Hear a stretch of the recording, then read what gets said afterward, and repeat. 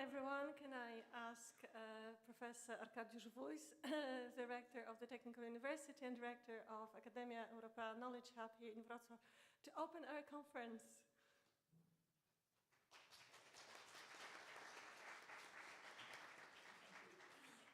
Okay, of course, I'm happy welcoming you to Wrocław Tech, to Wrocław, to this conference.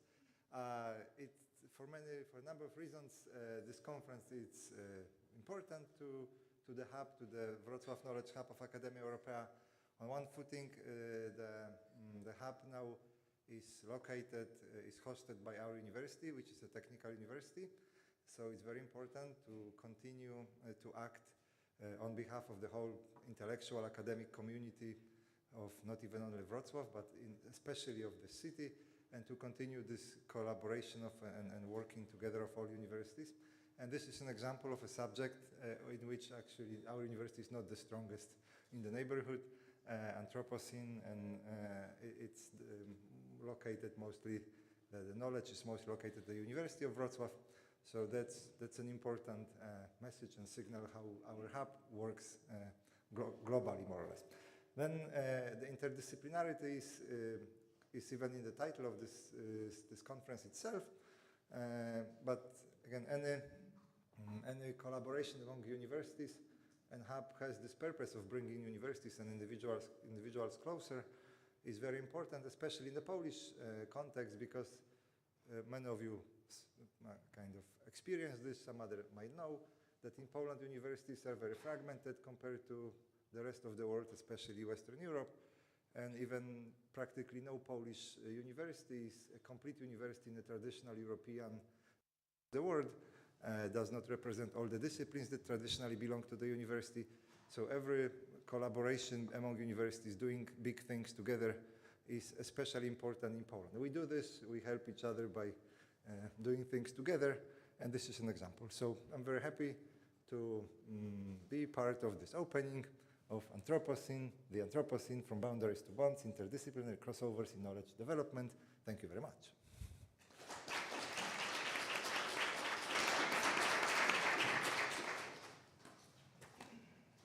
And now I would like to ask Professor Maciej Cesarz, Deputy Rector of the University of Wrocław, to also open the conference and welcome us all. Thank you.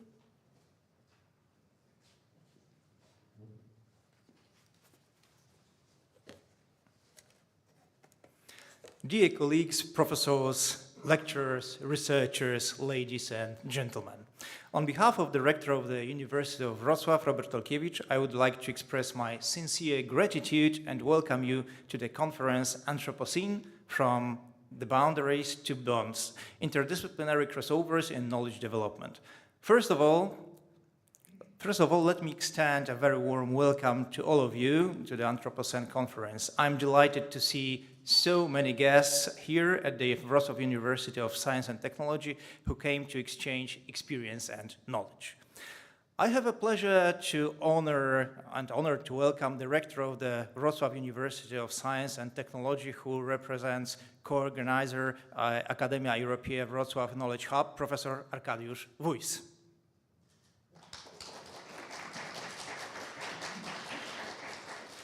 Let me also welcome Professor Lars Wollow, the founder and the first president of Academia Europea.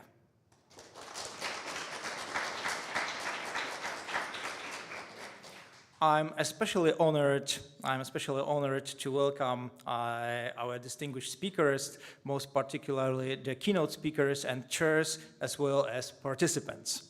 The conference was organized in cooperation with our partners, Olga Tokarczuk Foundation, Saxon State Ministry of Justice, Democracy, European Affairs and Equality.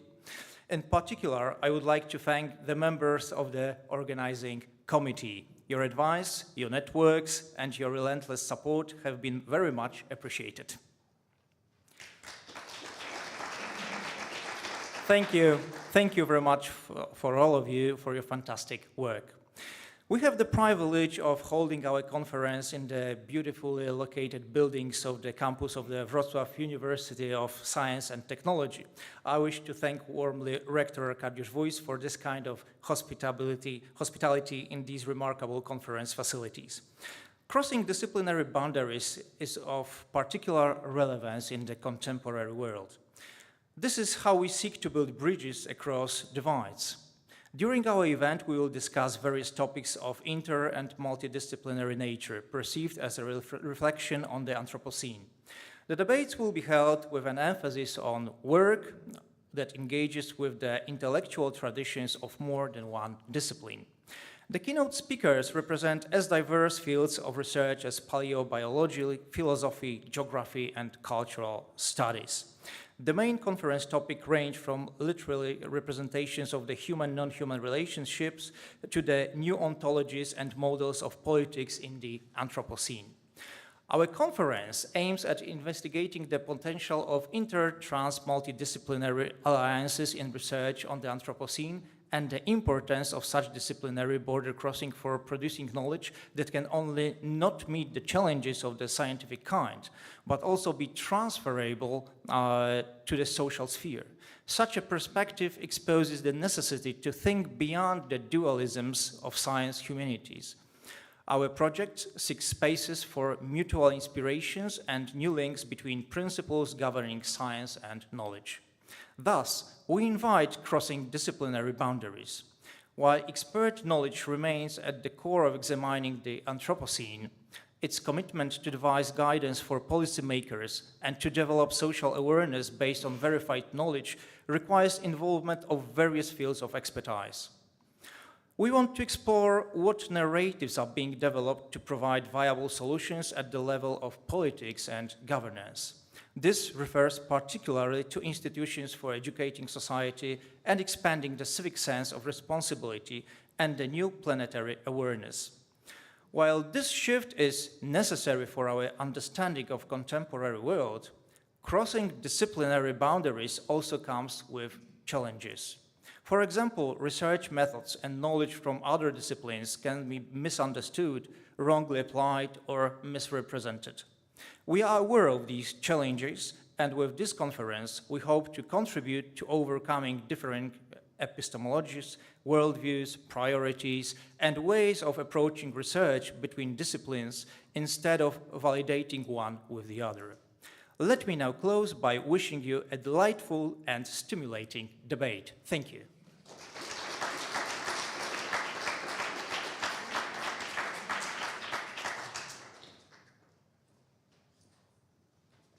And this is not the end.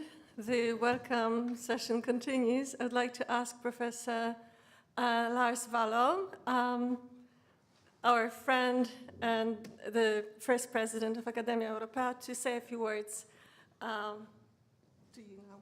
Thank you. So, good morning. Sorry for my little difficult walking, but that's a small problem. I'm happy to be here. Good morning.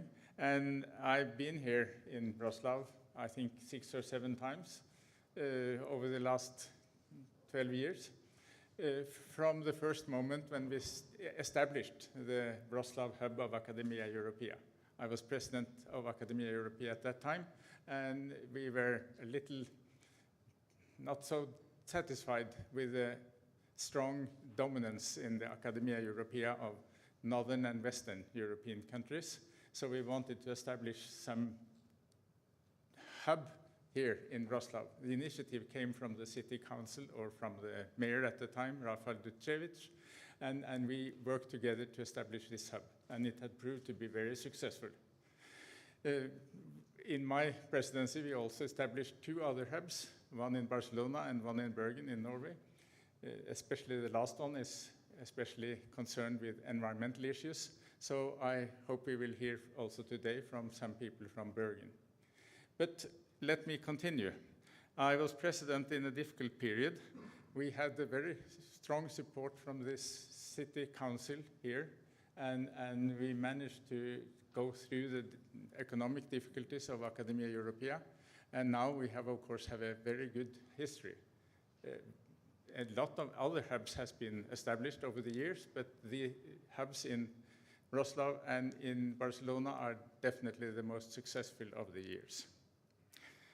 I've come here, I'm of course a scientist, I'm natural scientist. I publish and I still publish in my age, but I'm mostly published in different disciplines in natural sciences. And that's also true for the topic of this meeting, that I come from a special point of view from the natural sciences.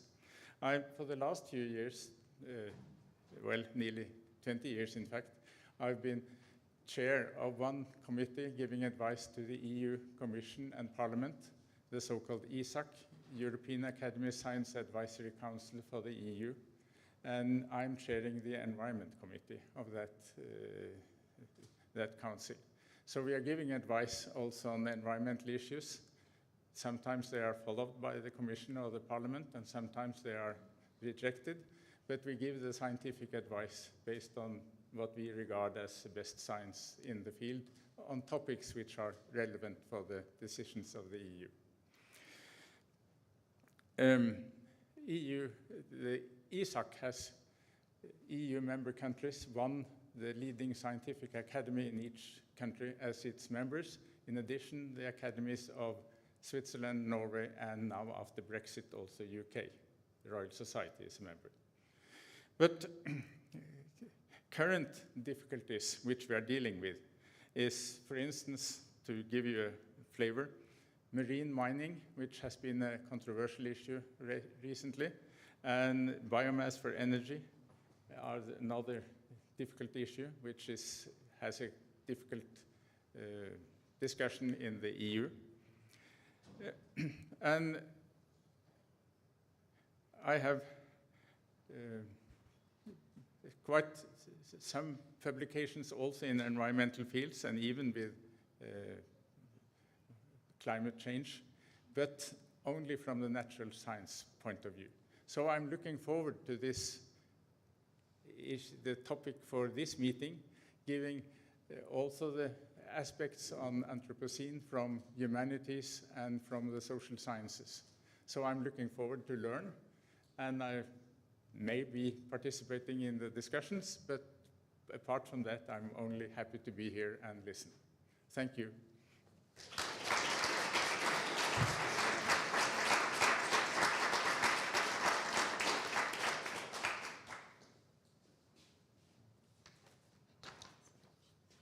Okay, so hello, Naomi.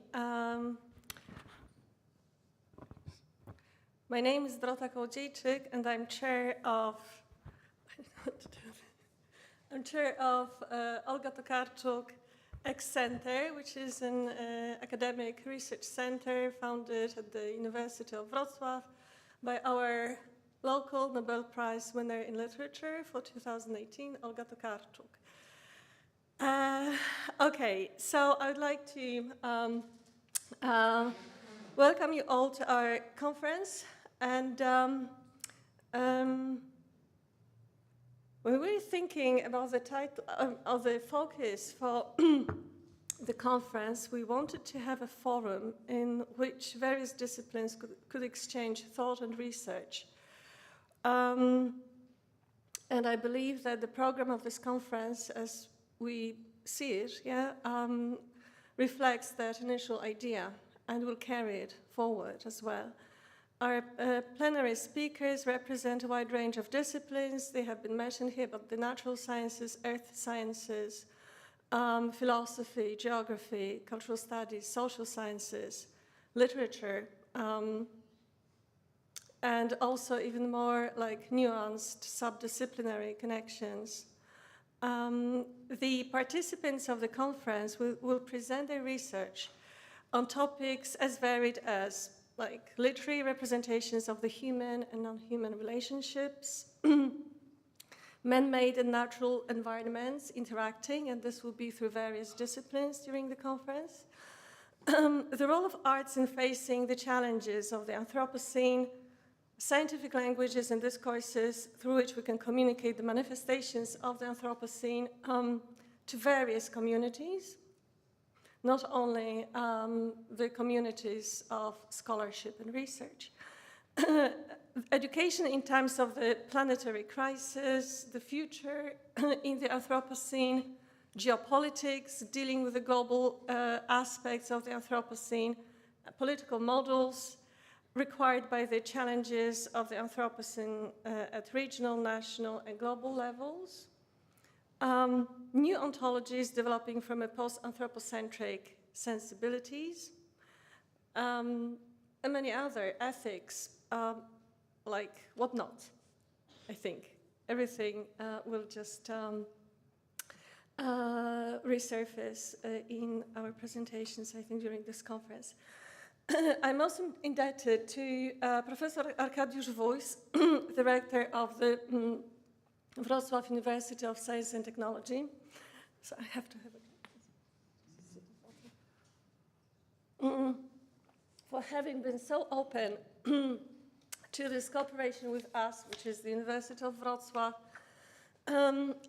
for a range of years now. The Olga Tokarczuk X Center has joined forces with the Academia Europea Wrocław Knowledge Hub for the first time, but we, like myself and, like, for example, Professor Siegfried Heuchen from the University of Wrocław, have collaborated with the hub for many years now, and we can, I think, have a look at our publications. We have published so far 3 volumes of the European Review, on various topics, new nationalisms, cultural landscapes, East Central Europe, and the colonial and post-colonial.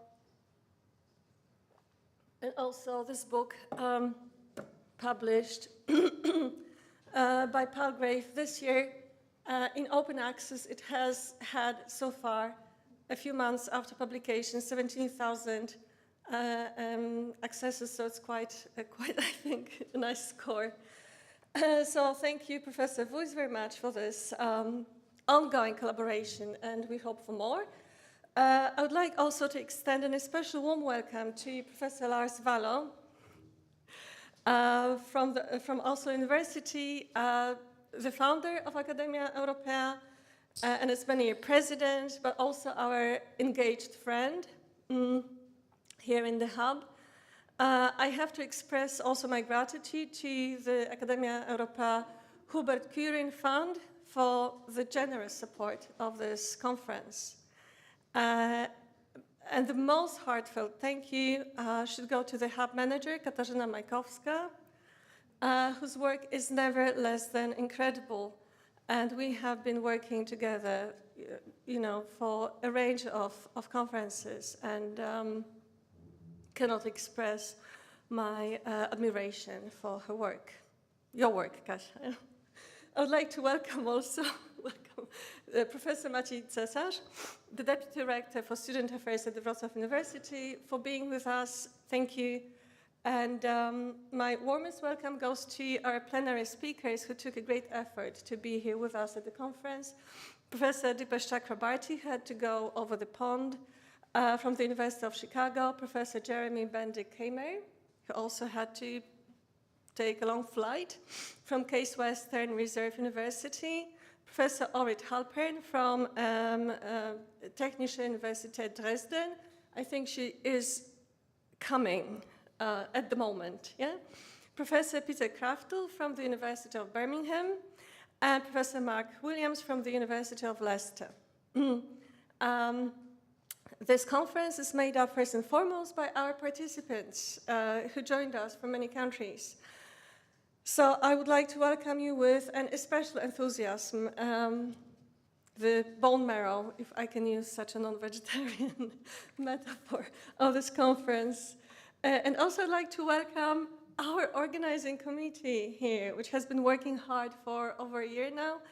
I'm happy that our international colleagues could join us today from the committee. Professor Joran Bolin from, it's so difficult to pronounce those names, Southern University, sorry, yeah. Professor Mark Jackson from the University of Bristol, Professor Mirja Leke from the University of Regensburg, our Olga Tokarczuk X Center, big committee. Thank you so much, and especially, if I can mention one name, you know, for the sake of time, Dr. Urszula Isowska, who is the mastermind behind the program, and our doctoral students who took care of the correspondence and organization, especially Anna Maciejewska and Ewelina Adamik. Thank you so much. And else. Also, I'd like to welcome our partners for this conference, the Olga Tokarczuk Foundation and the Saxon State Ministry of Justice, Democracy, Europe and Civil Rights, represented here by the Director Anna Leniart. Also our generous, could say, funder. Yeah, just thank you for the support. And also, I would like to welcome it's a long name, I have written it here, the Academy of Young Scholars and Artists here in Wrocław, and the Young Academy affiliated with Academia Europea and their representatives. So let the conference begin now, and just a few things. Dear chairs, please watch the time because we are very we have to be very time conscious. There is like a need for the regime, and speakers, please abide by the time regime so that we can have enough time for discussions. So welcome, the warmest welcome to all of you, and I think we can start working now. Thank you.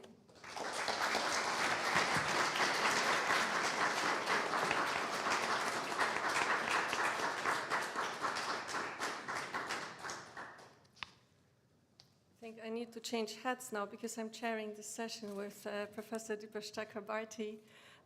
So before you start, I would like to introduce you briefly. I think the brief introduction is not possible, but it's necessary. I think everyone knows the work and the impact of Professor Dipesh Chakrabarty, who's at the moment Lawrence A. Kimpton Distinguished Service Professor of History, South Asian Languages and Civilizations. At the University of Chicago, the recipient of many honorary doctorates and many academic and non-academic community awards. Also, I think we all know that Professor Dipesh Chakrabarty has his hands not only in the humanities but also in management, which is quite a nice interdisciplinary as a span, and as to his publications, they have been groundbreaking and really, I think, developing a range of disciplines like in post-colonial studies and history, historiography, climate change studies in the humanities. So just a couple of his titles. For example, Provincializing Europe. This is what has been translated in so many languages, and also I had the privilege to be a co-translator of this book into Polish with Tomasz Dobrogosz, who is at this conference, and Professor Ewa Domańska as well. So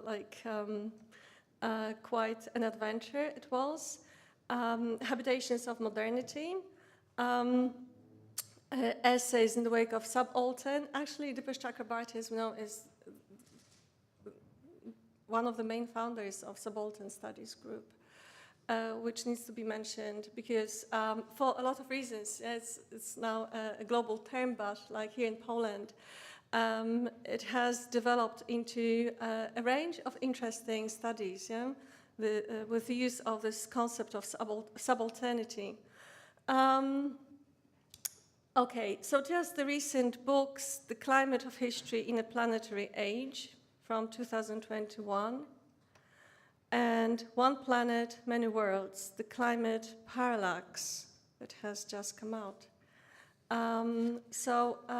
With this, we are very happy that we could invite Professor Dipesh Chakrabarty to this conference. Also, like, after the talk and the discussion, we need some 10 to 15 minutes to present the new book of translations of Dipesh Chakrabarty's work into Polish, edited and by Professor Ewa Domańska. And we'll have Professor Ewa Domańska will talk about this book.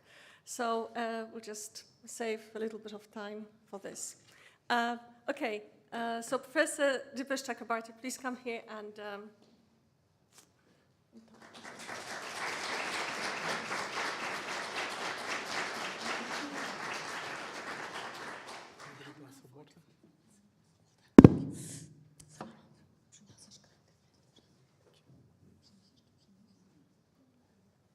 Thank you, Dorota, for the very warm welcome, and thank you, everybody, for being here.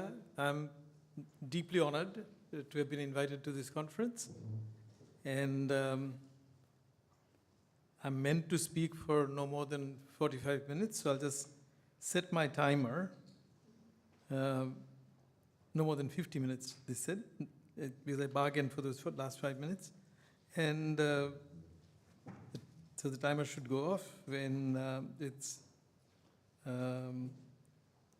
in 45 minutes, and then another 5 minutes left. Okay.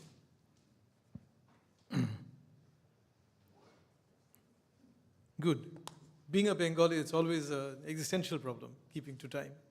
So I need technical help. So I call this session the Anthropocene and the Historian, but I really should have said a historian or an historian. I'm going to talk about what I made of the Anthropocene as a humanist historian. And there are many historian friends who would probably disagree with what I did. But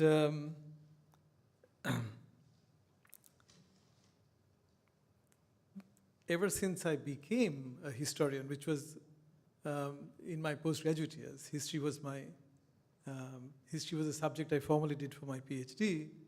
My undergraduate was I was a physics major for my undergraduate.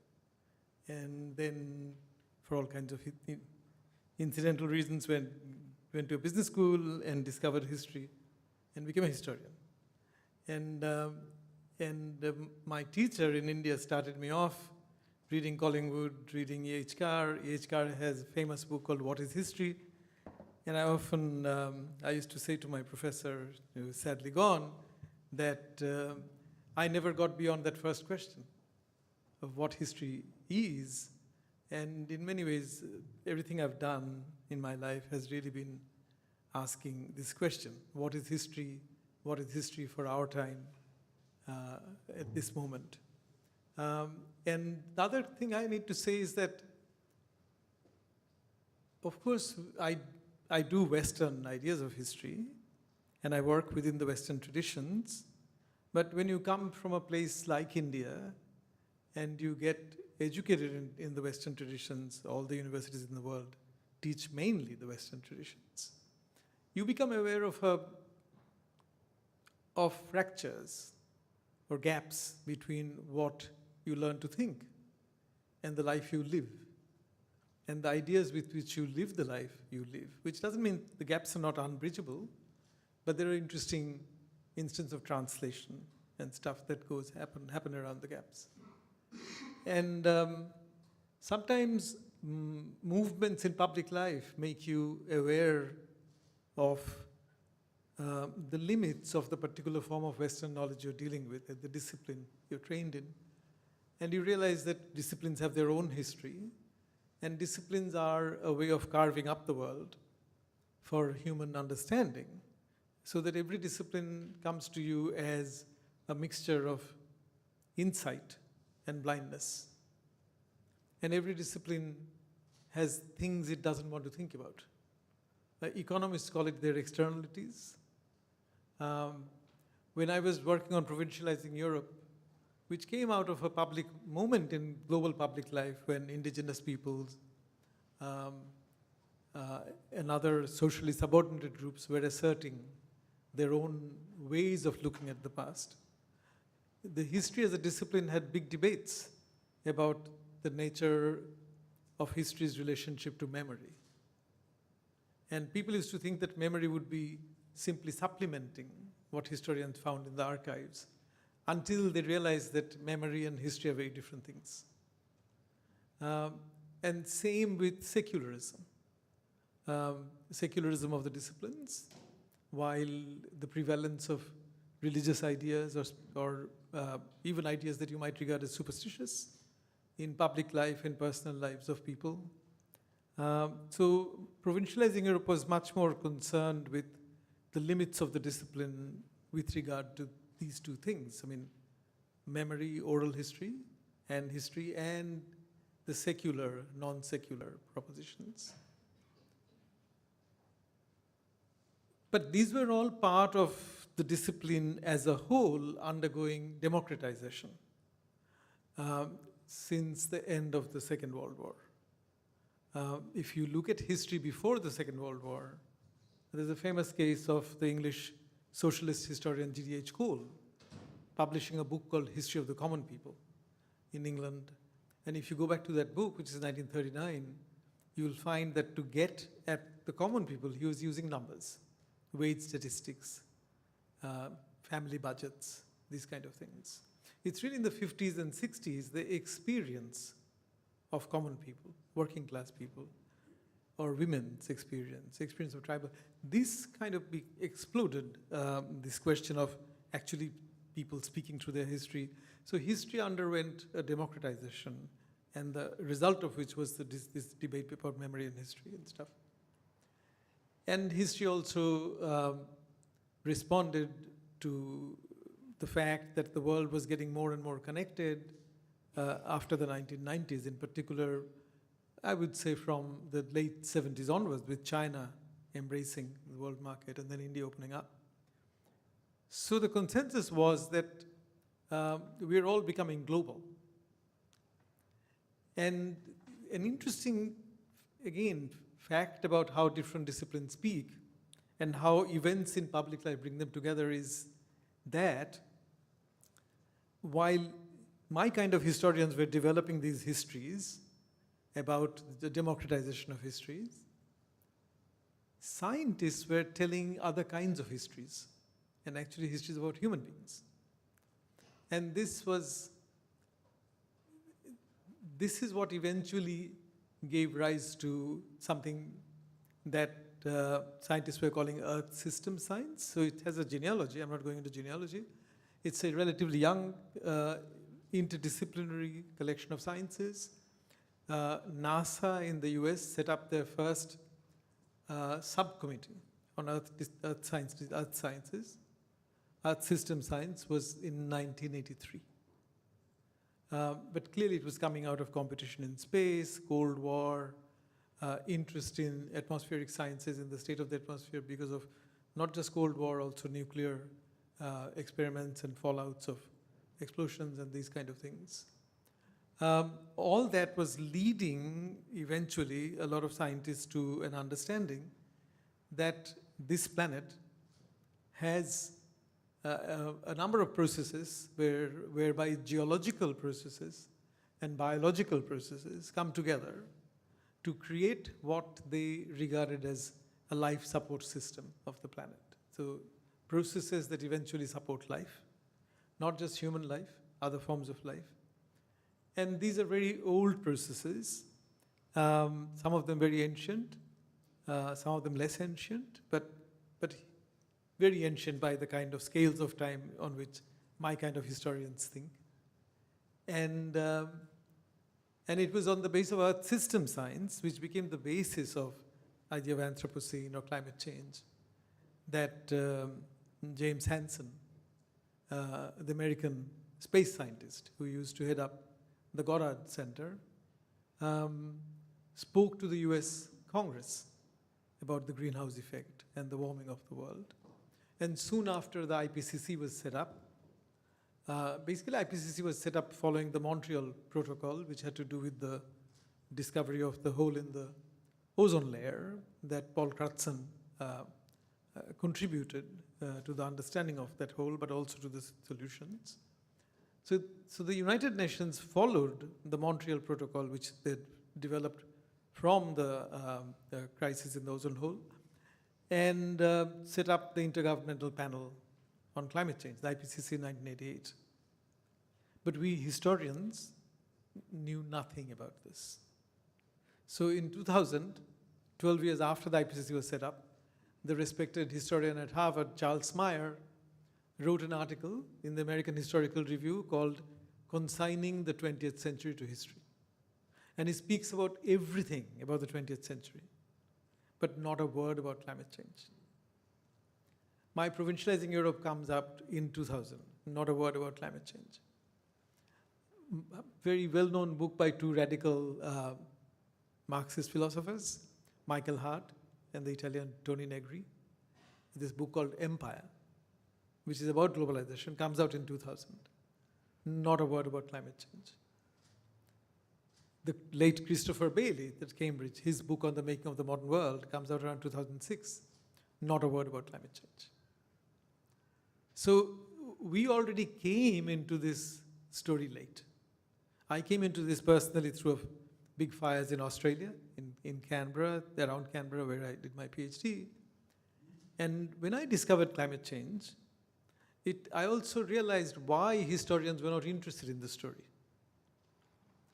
And why historians should be interested in the story. Because when I became aware of fires to which climate change had contributed, big fires in Australia, and I began to read up on climate change, I realized that one proposition that the climate change scientists were making was a proposition that completely undercut an assumption on which my discipline, humanist history of discipline, was based. The climate scientists were saying that humans, because of their numbers, levels of consumption, technology, connectivity, and all that, were now having an impact on the planet that was similar to the impact of, let's say, the asteroid that wiped off the dinosaurs. So they were in effect they were saying human beings with these institutions had become a geological force or a geological agency. So in effect, they were saying that you could conceptualize these humans, our technology, the animals we keep to eat, the animals we farm, our consumption level.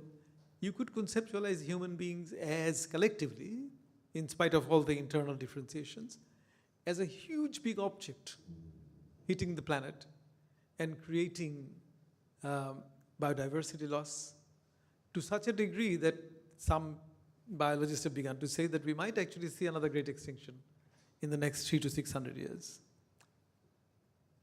Which means you could conceptualize us collectively as a thing. And,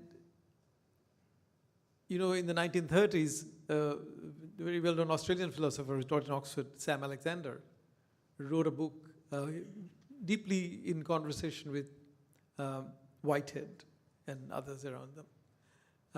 The essay was called The Historicity of Things. And Robin Collingwood, who was a philosopher of history who'd also taught in Oxford at the same time, was very upset by that. And his book, posthumously published, The Idea of History, is a kind of polemic against what Sam Alexander was saying. Because he was saying humans have an animal life, Collingwood, that could be studied by zoologists or biologists.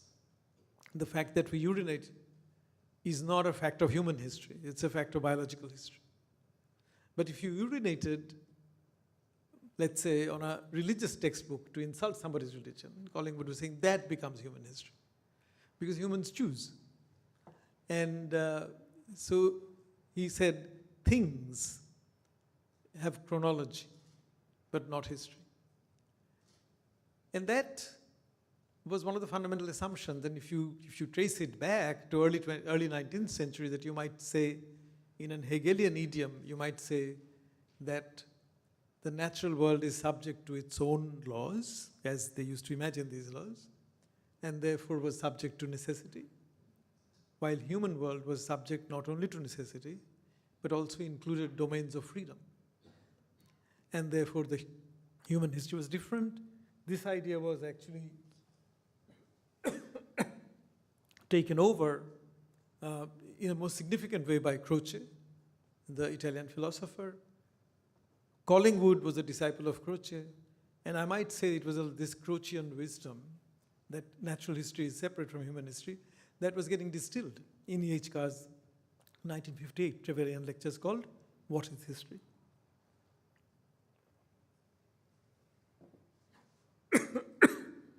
Once I realized, so the question is, another way of putting it might be to say that historians, it's not like they did not know about geology and evolution and these things, but they assume that these things happened at such a slow scale, or they happen in a repetitious manner, as Brodel would eventually argue, that they didn't really excuse me, affect the history of human institutions.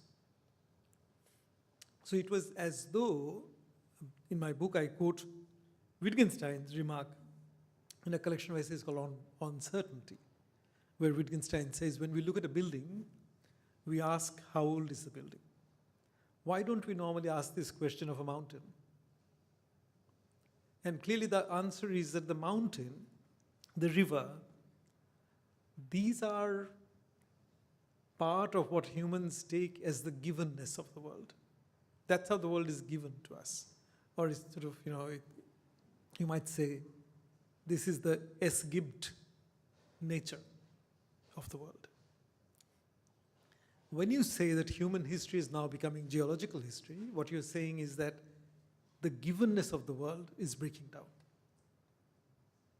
That the world is no longer given to us in the way a Husserl would imagine it, and say that the planet, for astronomers, spins. But as far as I'm concerned, I take the same path from my home to the university every day. And therefore, for me, this earth does not move. I stand on an earth that does not move. Today, interestingly, when India and China, for instance, fight over the Himalayas have become the most militarized mountain range in the world.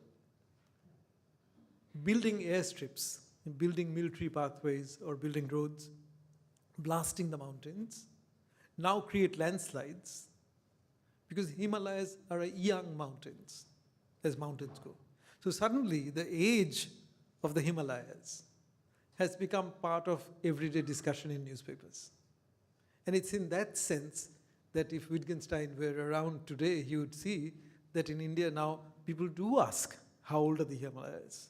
But when I was a child, even though people knew geology, we always thought the Himalayas at the top and the sea at the bottom are there forever. Right? Just as we used to think that the Ganges is there forever. So basically, once this distinction between the natural history and artificial history of humans is broken down, you begin to get different scales of time mixing together. Because you realize that the now of human history, this present, is both geological. So we might be bringing about such a fundamental change in the history of the planet that the planet may be exiting the Holocene and entering a new epoch that Mark and Jan would probably call the Anthropocene. I understand that if it ends up with a big extinction, you might have to upgrade it to Anthropozoic era or something. The epoch is the smallest geological unit. But I was very struck by this, and I try to develop my thought eventually into a distinction that I made between the globe and the planet. And I should say my distinction, first of all, it's not a binary, mutually exclusive distinction. I was actually arguing that the intensification of globalization is really what gives rise, makes us see the Earth system more clearly, even humanists, that it brings Earth system, which is what I'm calling the planet, into view, even in everyday life. So ordinary people who take no interest in geology might now be talking about the seas warming up, extreme weather events. I mean, these are entering everyday vocabulary. So today, if a Koselleck was to rethink our basic terms of our age, he would be speaking of these things. So I was actually beginning to argue that we are not just in the global age, we are transitioning from the global to a planetary age, where we become planetary. Now, these are perspectives. Just as if I tell you human beings are global, it does not follow from that statement as to what you might do with that knowledge. Similarly, if I tell you that humans have become a planetary force, it does not follow from that statement what you might do with that knowledge. You could do absolutely opposite things. Somebody might, from that knowledge, say scale back. Somebody from that knowledge might say, just let us become even more planetary and geoengineer the climate of the whole planet, take charge of it. And you see scientists saying both. So what I'm going to develop is basically this perspectival distinction. So maybe I can start with the slides then. Kasha, thank you. So the first thing, of course, the history that the scientists were telling and the history of the kind that I would write, or my kind of people would write, were brought together in this famous graphs called the Great Acceleration Graphs from around 2012, revised in 2015.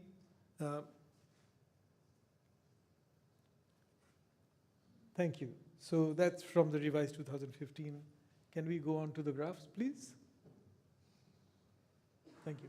So basically, the scientists were giving us, they were working with some environmental historians. They gave us the two sets of graph, one in orange and one in blue. The fundamental point here is that you begin to see that from 1950, everything goes up exponentially. One of the most significant fact is that, look at population.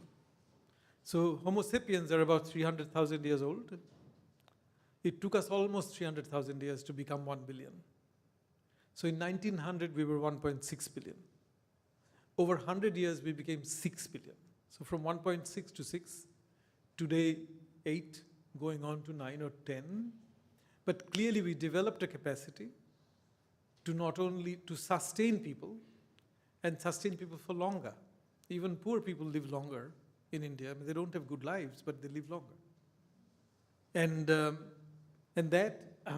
So interestingly, if you forgot about climate change and read the Harvard psychologist Steve Pinker talking about how well humans have lived in the last 70 years, and all the graphs he shows for human well-being accelerating are actually great acceleration graphs. You could superimpose them on these graphs and see that humans have been living well because we've been accelerating. And some quick facts I might share with you.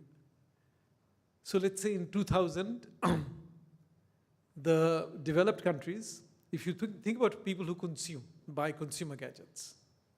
So in 2000, the share of the Western countries, including Japan, of total consumption was 70%. Today, it's about 35%. So a lot of the consumption now happens in China, India, Africa, the new middle classes. It took us again to get to a figure of 1 billion consumers. It was in 1986 that we had 1 billion human beings whom you could think of as consumers. Today we are about over 4 billion consumers, and every second billion has been added faster than the previous billion. We have industrialized, so we industrialize lives of animals because as we become richer, we eat more and we need more protein. We industrialize the lives of birds, so chicken, 31 billion is the most populous bird. broiler chicken, 21 billion of them. And the next most populous bird, Mark, you might remember the name, it's an American bird, which is 1.5 billion naturally. Humans have become the most important geomorphological agent. We move more earth around than all the rivers taken together, right? I mean, this is in a way a story of human well-being. It also includes the story of antibiotics. I mean, I myself is a beneficiary of antibiotics. I had diphtheria when I was 17. Without antibiotics, I wouldn't have been here today to talk about all this. So everything goes up exponentially, and if you would resolve the graphs further, you will find that they become even sharper, the gradients, after China and India open up, these populous countries join. Okay, can we go on to the next slide? We'll just skip that. That's just the breaking up the distribution. Can we go to the next slide, please? And this is so it's not causal, but it's correlational. You can actually see that if you ask the question, so the first top three are the main greenhouse gases. Water is left out. Ozone is actually about the depletion of the ozone layer.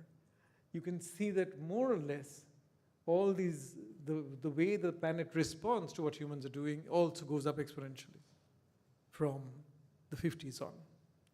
So, okay, let's go on to the next slide. We'll skip this. This is just basically bringing the data forward. Yeah, skip this one too. Please, thank you. So, I'll just quickly go on to the distinction I made between the globe and the planet on the basis of this. So, when we were saying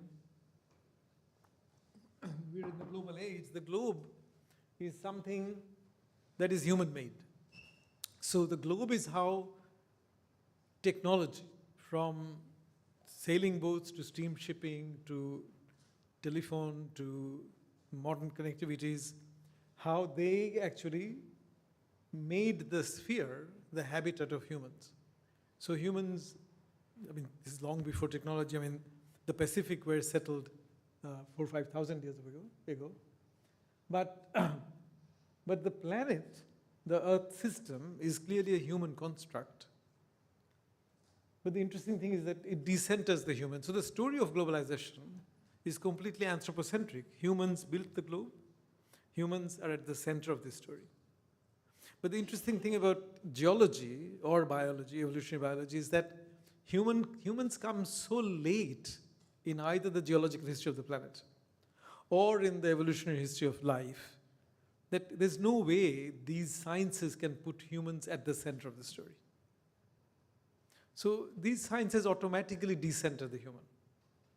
And this has certain implications for how we think about our place in the world, in this system. So the global belongs to the recorded history of 500 years. The planetary is about deep history, the geobiological history of the Earth system. So you can think that for humanist historians, deep history is the externality of that discipline. I mean, this is something they take for granted and don't want to think about because it takes very different sort of training to write deep history, to think about deep history, and to debate deep history. And in that sense, the global is uniquely and singularly human. So it is a singularly human story, humans built it, whereas the planet, the Earth system, if you look at its history, it comes out of comparative questions. So again, Jan Zalasovic, who is not here, but who headed up the Anthropocene working group and is a stratigrapher, he has a very interesting book called The Goldilocks Planet. And the question was always, why was Venus so hot and Mars so cold? And why was this planet exactly right for life, to sustain life? It's funny, after I finished my book, and the first book, and it came out in French, a French gardener, somebody who described himself as a French gardener, wrote to me and saying, you and Latour and others are falling for this trap of Earth systems in science. Can't you see that this is a rocky planet that has been trying to get rid of life, all its life, and hasn't quite succeeded? But that's what, life has colonized this planet. So I wrote to him saying, but then you'd have to explain the origin of life somewhere else, if life has colonized this planet. But see, this question, fascinating, the physicist Schrödinger wrote a book actually using ideas of thermodynamics to understand the cell in a series of lectures he gave in Dublin in 1939, and the book came out later. The book is called What is Life? That was a book that was taken up by Carl Sagan's unit, one of the books discussed, when they were discussing this question of whether Mars could be made habitable for humans. And it was in this context they were asking, okay, why is Venus like this, so hot? Why is Mars so cold? What can we learn about the history of life? What can we generalize from the experience of this planet? I remember in the 60s growing up in Calcutta, Time magazine showing an American artist's impression of what Mars would look like once it was colonized by humans. And you won't be surprised if I tell you that Mars looks exactly like Manhattan in the imagination of that American artist. But it was during one of their meetings, as they were reading more deeply into the history of life on this planet, that James Lovelock, the British chemist they'd also hired, who came up with the Gaia theory, suddenly said, don't worry about humans. Just make Mars inhabitable for bacteria, and they'll do the job, because they form the basis of life. So it was a comparativist category, and that's why when we humans think of simply humans and our relationship to the planet, and we think of leaving the planet in a good state for future generations of humans, we use the word sustainability. Sustainability is a purely human-centric word, even in the Brundtland Commission's definition of it. The word that the Earth system scientists were using was habitability. What makes a planet habitable for life? Not just human life, but actually of multicellular, complex life, but or often simple life. And that history of the Earth system, which is both deep, but it runs through us. You know, oftentimes I ask this question of my students in class. I say to them, so how old do you think your body is? And of course they say, logically, my body is as old as I am. And then I ask them, so and how long do you think it took evolution to design that body? And then you realize it's a much deeper history that you are actually inhabiting right at this moment.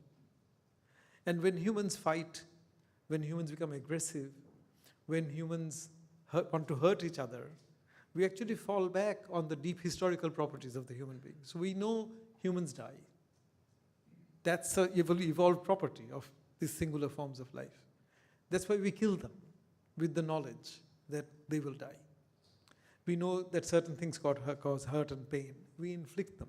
So, and Sartre actually made this very interesting point in his preface to Frantz Fanon's Wretched of the Earth, where he says, it is a perverse form of one human being recognizing another human being as a human being when they proceed on the basis of that recognition to enslave them, humiliate them, torture them, which is always a reminder that a recognition of one human being by another human being is not enough of a basis on which to build just and peaceful relations.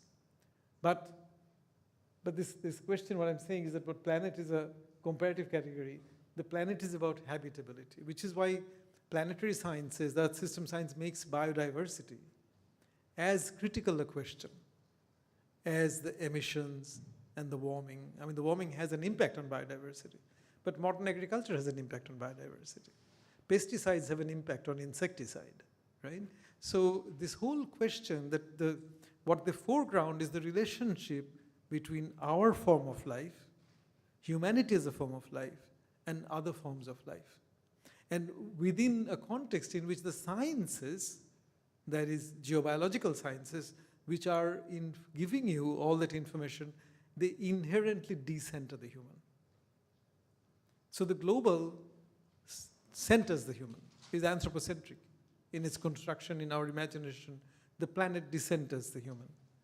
And that's why, so that's it. Can we go forward to the next slide, please? So the global then is a human dominant order of life.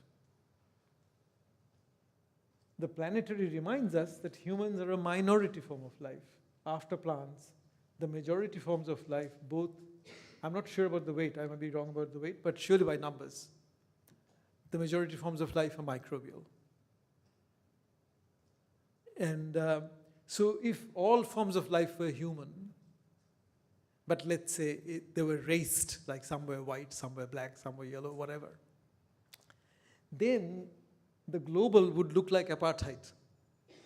The global would look like one form of life, dominating other forms of life to a degree where it's actually causing a crisis of existence for other forms of life, and thereby imperiling itself. And so there's a lot to think about in terms of, because there's a lot written in philosophical treatises on using one's minority status as a source of ethical thinking. But whether they apply to the planetary question is a different question. Can we go to the next? We can skip that. That's just demonstrating where we are in the form of life. Can we go to the next slide, please? Okay. So the sixth point I would make is that the globe, the earth, and the world are about an assumed mutuality between humans and the earth. So a lot of this thinking I was actually thinking with, but really against Martin Heidegger. Heidegger gave a lecture, a very famous lecture in Frankfurt in 1936, and Gadamer reminisces about the impact of that lecture. That lecture, I think, was published as the World as World Picture or something like that, or maybe it was a lecture on art, where he, for the first time, introduced the category Earth as a philosophical category, while rejecting the category planet as something useless for philosophers. Kind of the Husserlian proposition, where we're saying the planet is about this rocky planet, and we should let scientists and astronomers and astrophysicists worry about that. That's not a philosophical category. But the Earth is. Why is the Earth a philosophical category? Because the Earth provides for us. And he says, when I see a fruit hanging from the branch of a tree, a ripe fruit that I can eat, it is as though the earth is rising as the sap of that tree to greet me with something that would sustain me. And while he recognized that the earth can disrupt us through earthquakes, tsunamis, and other kind of quote-unquote natural disasters, his argument was that twofold. One was that this earth was as if the earth was waiting for an animal to come along that had language. Because he said, while everything existed here, it's only when an animal came along with language that that animal, which is humans, could ask, what does it mean to exist? What does it mean that there is a tree and a bird and a mountain and me? And therefore he said, the question of being, the meaning of being, was vouchsafed to humans. And language is the house of being. But at the same time, he rejected. So this mutuality, it's part of the givenness. So you can find versions of this in Islam, in Judaism, in Christianity, and other religions. But Heidegger philosophized it.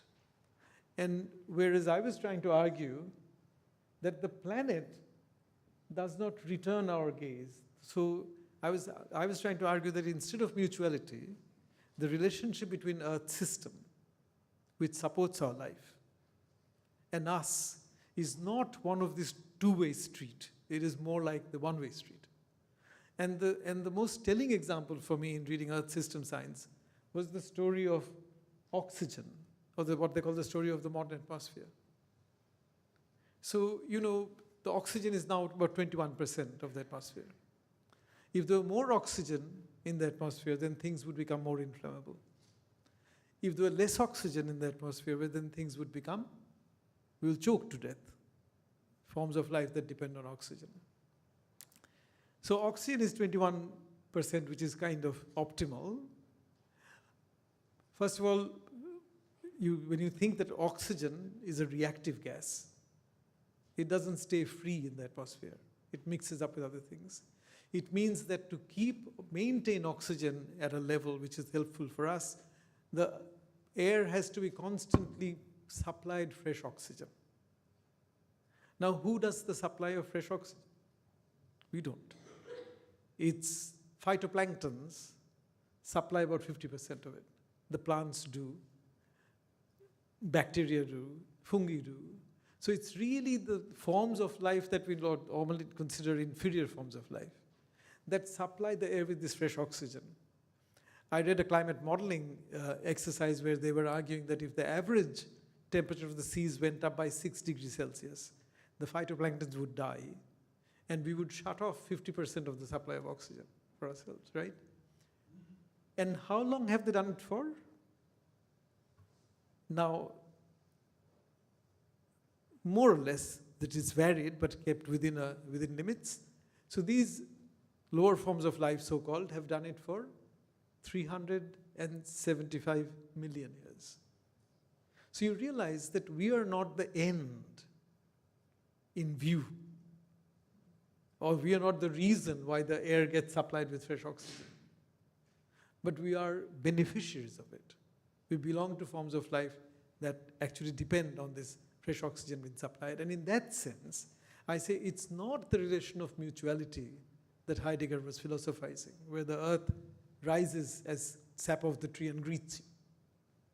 And therefore, he says, that's his conception of dwelling. Dwelling has strife built into it, but that's how we dwell. I mean, that's how we dwell, but we dwell because of this one-sided relationship at certain level with the planet. So that's why the globe is moral political. So when you think of climate change in terms of just the globe, the history of colonization, European taking of other people's lands, Europeans enslaving other people, dominating some other people, building technologies to hold this thing together, it's both moral, political. That we have, because we created it, we implicitly have ideal forms of it, which may be just, which may be democratic. So for instance, when we say that India may be more democratic than China, what allows us to say that it's more is because we have some ideal form, which we don't always articulate. But it's precisely because justice, the thoughts about justice lend themselves to this kind of algorithmic thinking that Rawls could write his book, A Theory of Justice. Right? Whereas when you look at the history of life on this planet, I mean, there is no ideal form. I mean, we are products of multicellular complex life. So we find this planet inhabited by multicellular complex life beautiful. But that's kind of a self-interested view of what is ideal, and fair enough. But that's, for me, is thinking globally, not thinking from the position where the planet places us. And that becomes, and so the planet is moral and political. I'm not saying it's wrong. So it's, when you think globally, questions of climate justice are very important. The fact that affluent countries have done the emissions, it's going to, the poor suffer more. In any situation, whenever a situation is bad, the poor are the first to suffer. And so that's entirely right. But at the same time, the planetary forces reduce us to our creaturely lives. And I use the word creaturely in a biblical sense. And the example I give is what happened during the 1920 firestorms in Australia.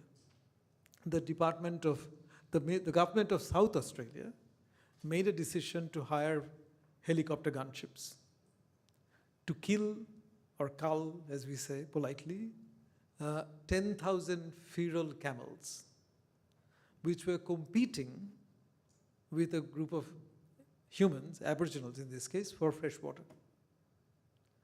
And that was a sheer struggle of survival. So I kind of think when we use helicopter gunships to kill 10,000 camels, it's like we're acquiring artificial claws, acquiring artificial muscles, just to fight over survival. For a long time, from Aristotle, but especially from Kant to Hannah Arendt, political philosophers have argued that survival, sheer survival, does not constitute the political, because the political is based on moral. And it's only when you rise above sheer survival that you actually have political, that you actually have the moral. But when you're desperate to survive and fighting with camels or fighting with some other animal because either you get killed or they get killed, that is not politics. That is survival. That is you being reduced to your creaturely life, or what Kant called animal life, as opposed to your moral life. And that's why I say that the globe is moral political. The planet is not. Earth system is not a moral political category. Can we go to the next one, please? So technology, urbanization, and the marginalization. So one could actually, I read from two things I take from Mark Williams, and Jan produced a very interesting book called The History of the Cosmos, A History of the Biosphere, right?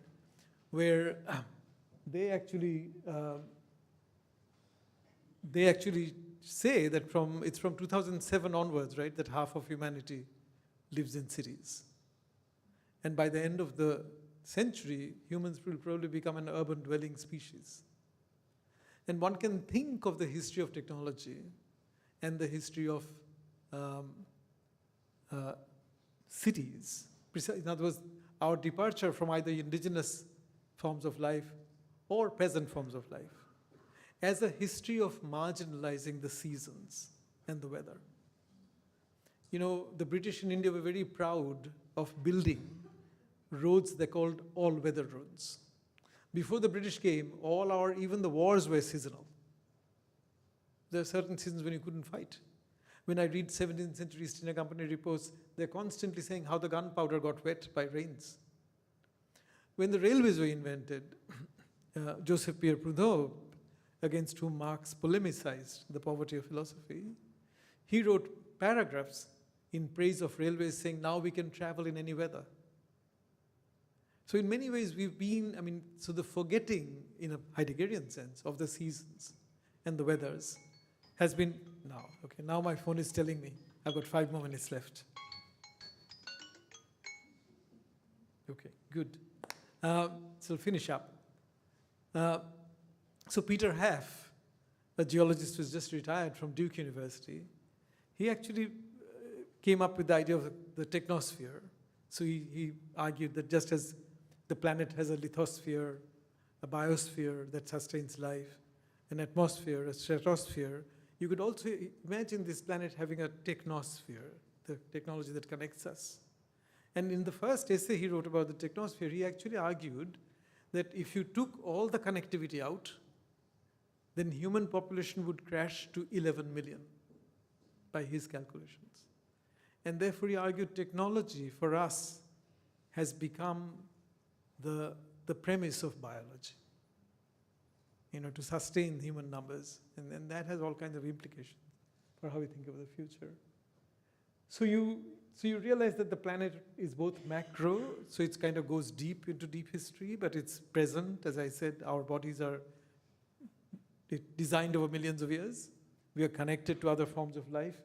But it's also micro. In the last 20 years, as we have heard more and more about the microbiome inside our bodies, right? So our bodies are also zillions of bacteria and viruses. The pandemic was a very interesting reminder of the importance of virus and macros. And you should realize that the planet, the Earth system, is not the same as nature as a category. The planet, this category refers to places where humans have never been. Deep oceans, oceanic currents, the Siberian permafrost, the glaciers in the Himalayas, and their role in maintaining the climate system of the planet. So a lot of it's really taking into account, normally nature indexes human experience. Like if you read Marx on nature, it's what humans see, what humans do, what humans, even Wilson's idea of biophilia indexes human experience. The Earth system, it creates a construct which is not necessarily indexing human experience. And this last point, I'll just say this and complete. So the personal is political. Feminists taught us in the 1970s. But as I was saying, but the person, your body, is also planetary because it's taken a long time to design it. And once I wrote statement saying humans are outscaled by the planetary. And a German scholar recently critiqued me by mentioning the facts of the microbiome and saying we're also inscaled by the planetary because it's also inside us, right, as micro. So it is also planetary, and maybe I won't tell you these other stories in the interest of time and take questions. But thank you very much for your patience.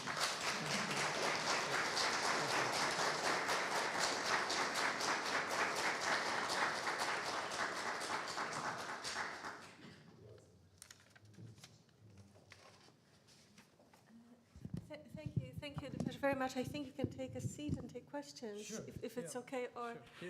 and now we thank you so much for this fascinating lecture, and we can see how humbled but also challenged we can be with this concept of the planetary. Yeah, and without much ado, then, not to take any time of the questions and answers and comments session, please. The floor is yours now.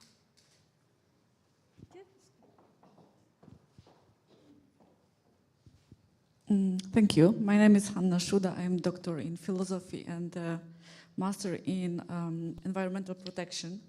Thank you for this interesting lecture. My question is, first is the philosophical and second is biological. And the question is about the order in between the numbers on your list. So in the beginning of the list, you said that planetary is a human construct. Global. Yeah, sorry. The planetary is also a human construct, as well as the global. Yeah. I think I saw. You're right. What you saw is right. You're right. So last two questions. Okay, because it was somehow weird. Yeah, because then the question is, what are these ingredients of the construction? If the planetary is a human construct, then Right. what are these materials that this construct is based on? Okay, so if it was the mistake in your list, so the question is answered. And the second little question, biological question, am I wrong that you said that fungus, also mushrooms, product oxygen? No, I said certain Thank kinds of fungi, but if I'm wrong on that, I'm happy to be corrected. Protists, but I'm just saying, but basically the point is that the microbial forms of life have a very important role in the production of oxygen, but phytoplanktons produce 50% of it, as I said. No, but microplankton is not fungus, yeah? So if you correct me on that, I'm happy to be corrected. But going back to the first question, what I was saying was that the global was actually a creation material of human beings. So this technology that connected the world. Earth system science, I was saying, was a construct in the sense that, see, they use Earth system. They don't say systems. They actually use it in the singular, in naming it.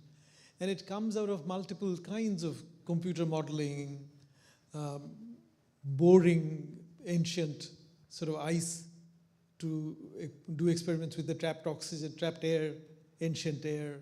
So basically this is based on certain kind of modeling and comes out of systems theory.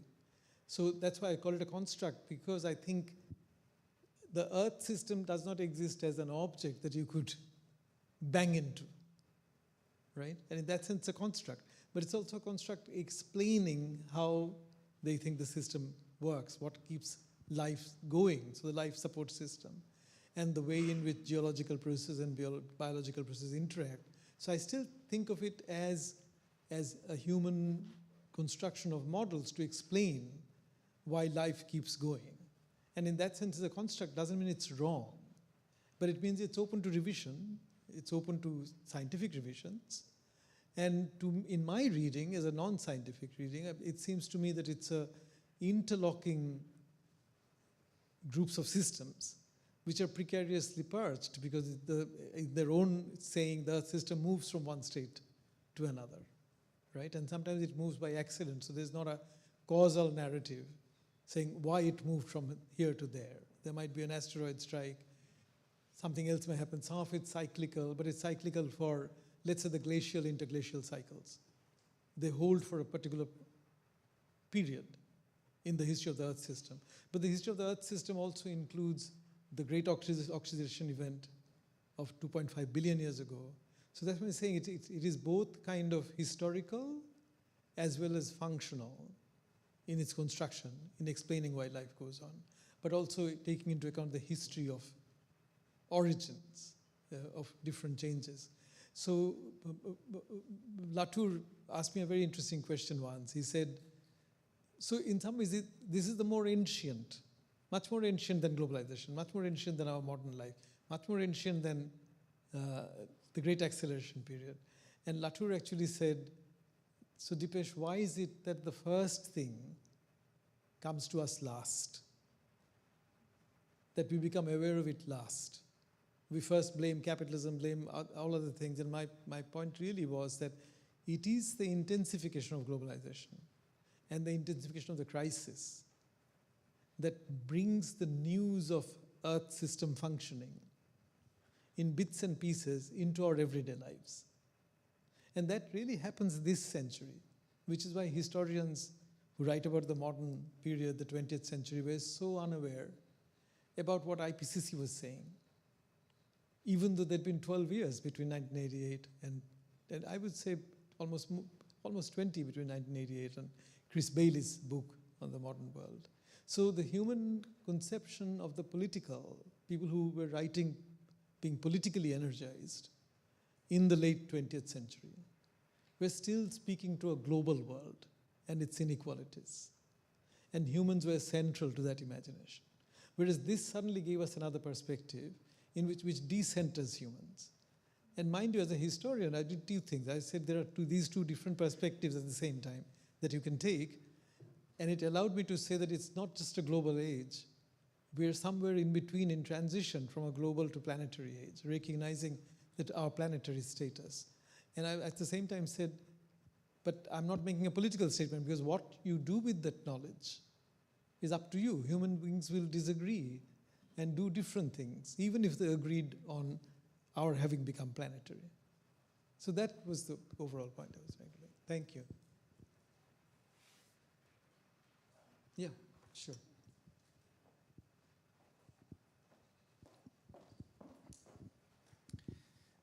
Thank you.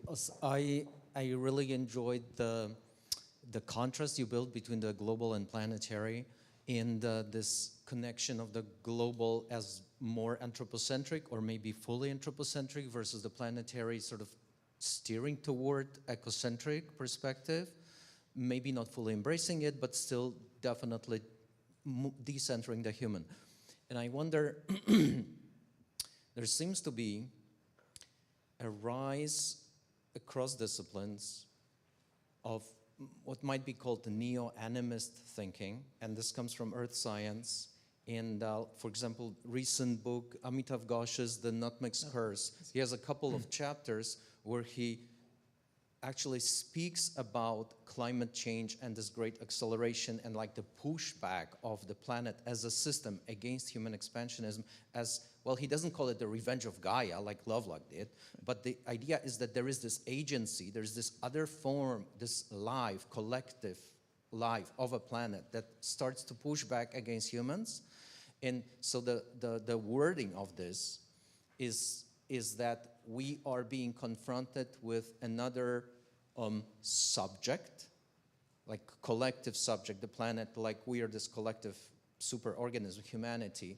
And I wonder what your thoughts are about, like how do we, the importance of framing this discussion, like what are your thoughts about this neo-animist type of discourse versus a more sort of detached scientific, objective discourse? So, so this question, I mean, again, Latour raised it in Modes of Existence, where he was saying we need to reanimate the planet. And clearly it comes out of, it's a response to the Weberian idea of disenchantment. looking on things as just things. See, but the question of agency in English language, there are two words that actually, I think, originate in the sphere of commerce, but then become very political words later on. One is interest, and the other one is agency. And what happens with the word agency, it comes to stand in for the autonomy of the agent, right? Your autonomous, proactive intervention. So therefore, an intention-endowed intervention in the world. Whereas the original word that Latour used, which I find more interesting, useful, is actants. So there are multiple actors, but they're not actors of the same kind. So they have agency in a broad sense, but these are not, in our sense, intention-endowed agency. So this becomes very clear. See, when people talk about humans and animals, there are certain animals we can imagine, at least we assume we can imagine into their being. So people who do bird studies, animal studies, Vincent Desprez, for instance, has a very interesting book called What Would Animals Have to Say if we ask them the right questions, right? But when it comes to microbes, for instance, first of all, you didn't even know about them without the microscope, right? And the image that people used to talk about, a war going on between humans and microbes, viruses, that has changed. Now you know that they can be friendly, they can become unfriendly in certain contexts. They're commensal with our bodies. But, and in fact, what I find remarkable is that the Earth system science and allied sciences have already animated the world. Whereas when Latour was writing, and in a lot of other kinds of writing, I find this assumption that somehow science doesn't animate nature. You need to go to other systems of thinking to see it as animated. But actually, when I see science talking about connectivity, and what you move away from, see, for many people, for instance, capitalism is still like an Aristotelian final cause that runs everything. Whereas in Earth system science, I find that causality is very distributed. It's more like a complex system.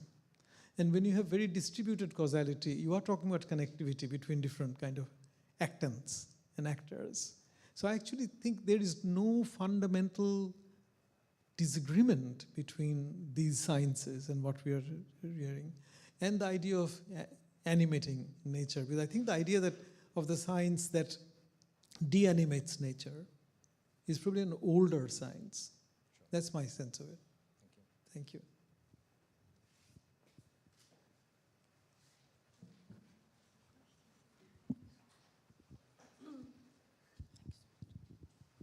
Thank you so much for the thought-provoking talk. It was very interesting to listen to your ideas. I have a follow-up question regarding the transition from global to planetary. And I was wondering whether there is a risk of falling into the trap of radical ecocentrism when we are arguing for planetary discourse. Because you are quite right, of course, humans are a minority, and most of the moral and political implications of our social discourse are determined by humans, and we can end up with the extreme of radical anthropocentrism. But on the other hand, if we forget the fact that humans are the only moral agents who can actually take care of other beings, treating them as objects of concerns and stuff, we might end up with this kind of radical ecocentrism when we are arguing for a planetary discourse. Are you saying egocentrism or ecocentrism? Yeah, they're kind of related in a sense if we, join the group of non-human beings. But no. G and not C. Yeah, absolutely. Okay. At some points it is, but maybe not exactly in this one. So I think that there are lots of risks regarding radical ecocentrism. Right. And how can we overcome this kind of risks, especially when you are claiming for building this kind of mutuality? If it's not underlined by moral and political implications in the broader sense of the term, what do you think would be the framework of arguing for this planetary justice, so to speak? So as I said, I was trying to say that Earth system science gives us another perspective on ourselves, which global studies don't, because global studies are humanocentric. And this actually gives you another history of looking at yourself, including your body, in such a way that we get, as humans, we get decentered. Now, what do we do with this knowledge that we are planetary? So on the one hand, I have somebody like a physicist who is now my colleague, David Keith, who is trying to create ways of geoengineering, climate engineering the whole planet, right? And he thinks that'll give us time. Now that's like saying, okay, we are planetary, let's become even more planetary. Let's take charge of the planet. Whereas Edward Wilson, who is also an evolutionary scientist, has a book called Half Earth, where he says notionally that we should leave half of the planet surface for other forms of life, other creatures. And then he has a particular practical proposition, which is to restore all the national parks, and I forget the figure, 147 or whatever, to restore them to the ecology they had before humans took a capstone species out, right? And so these are two scientists with very different responses to becoming planetary. So one person is saying, let's expand the human realm and take control of the climate of the planet. Another person is saying, let's contract the human realm. And so I'm basically producing just a perspectival distinction. It's not binary. One lets you see the other. And in my book, I left the political open. Clearly, humans will do different things. And in the second book I published, I try to argue why, historically, it's always been very difficult for humans to agree to one rational solution. So the human capacity to disagree, which we otherwise value as the basis of democracy, basis of creativity, the fact we disagree, also makes it difficult for us to act on this scientific idea of oneness of the planet. So in many humanities scholars, what I find is a tendency to what I call split the planet, make it local. But if you make it totally local, then the IPCC talk about carbon budgets. When do you decarbonize by? Wouldn't make sense. And I was saying to Mark that IPCC said, let's decarbonize by 2050. Then China says 2060. India says 2070. Now, these are acts of splitting the planet, right? It's one planet, but these are saying, but the planet will give us 10 more years. Or India thinks the planet will give us 20 more years because we've started late, right? So that's why there is no one politics that follow.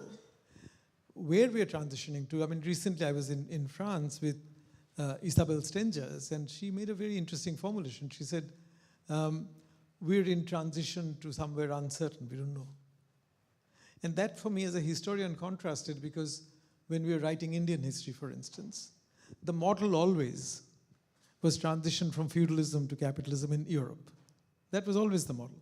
And then there have been great, very well-known transition debates that we all read in order to write about Indian problems of transition, right? So, but there you kind of thought that at least the future you're transitioning to is already known in outlines.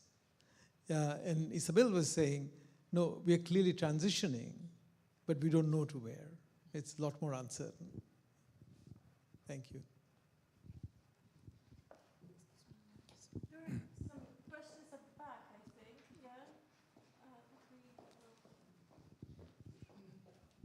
Yeah. Hi, thank you for a wonderful talk. I think that I was able to recognize some of the thoughts from the fourth thesis essay here. And I was wondering perhaps about one thing that I'm not sure if it quite came across entirely, which is the idea of a negative universal history. Yeah. And if you could maybe expand on that a little bit here, and if that still fits into the framework that you're putting forward. Right. Thank you. Yeah. Well,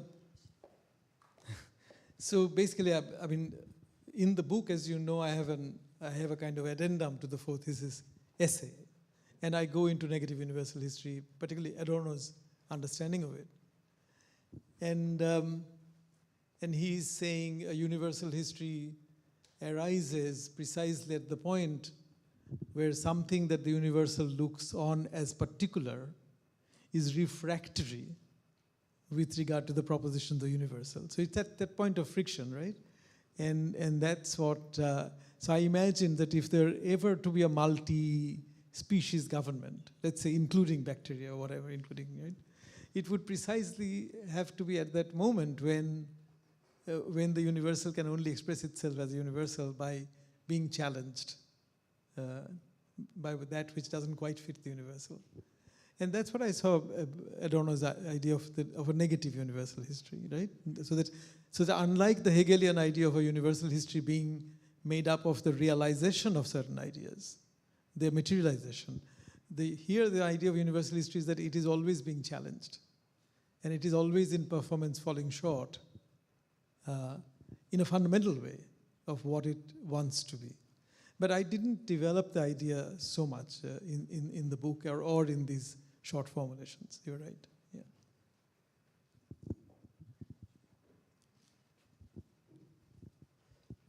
Thank you very much. I really, really enjoyed this talk, and I really enjoyed the way in which the planetary decenters the human. And at the same time, I was kind of a little bit confused and wanted a little bit of clarification on where you talked about this kind of distinction between the mutual and the one way. Right. Because you were talking about the global is based on or Heidegger's notion of the mutuality, but that we are kind of, we live at the benefit of the planet, but at the same time we've been talking about how we shape the planet, move more earth than rivers combined. That was fascinating.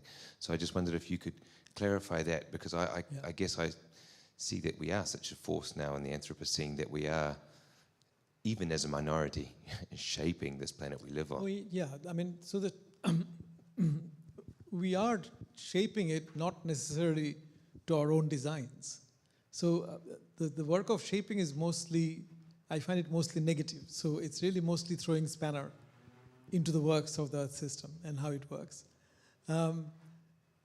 I use the word mutuality to describe a series of thinkers who assume that there's a fundamental assonance between humans and the Earth. And Heidegger was a primary example of it, because on the one hand, I was trying to develop the concept of the planet as a humanist category, as a category in the humanities. So it was interesting to see Heidegger rejecting it. And in his writing, he actually has, in another piece, he uses the expression planetary imperialism, but what he means by planetary is global. So I was trying to separate it, and basically, so I give the oxygen story as an example of our not being the end of the story of oxygen. So oxygen is critical to our life, but it is not produced so that only humans can thrive. And it has been maintained at that level, if Tim Lenton and others are right, for 375 million years. For me, it was very interesting to come across the expression. He said, Earth system scientists call it the modern atmosphere of the planet. And because, we historians debate about the word modern. Some people say it's 500 years, some people say, okay, it's really since the Enlightenment. Chris Bailey says it's 1815 to 1916, whatever, 1914 or whatever. And for us to think that you're using the word modern, and modern here has no reference to humans. It's just a shift in the nature of, in the oxygen content of the air.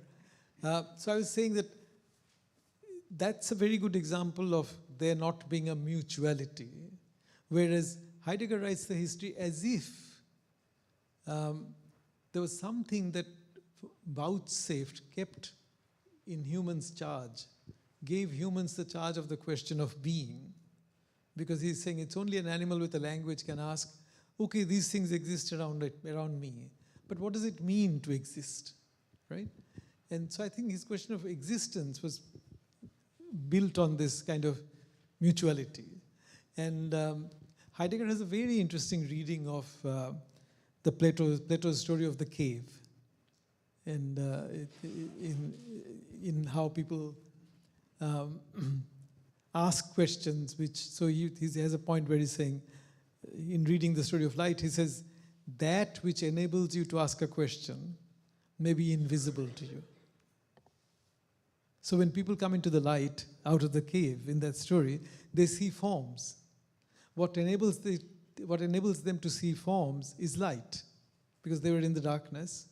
but they don't see light, right? They see with the help of light.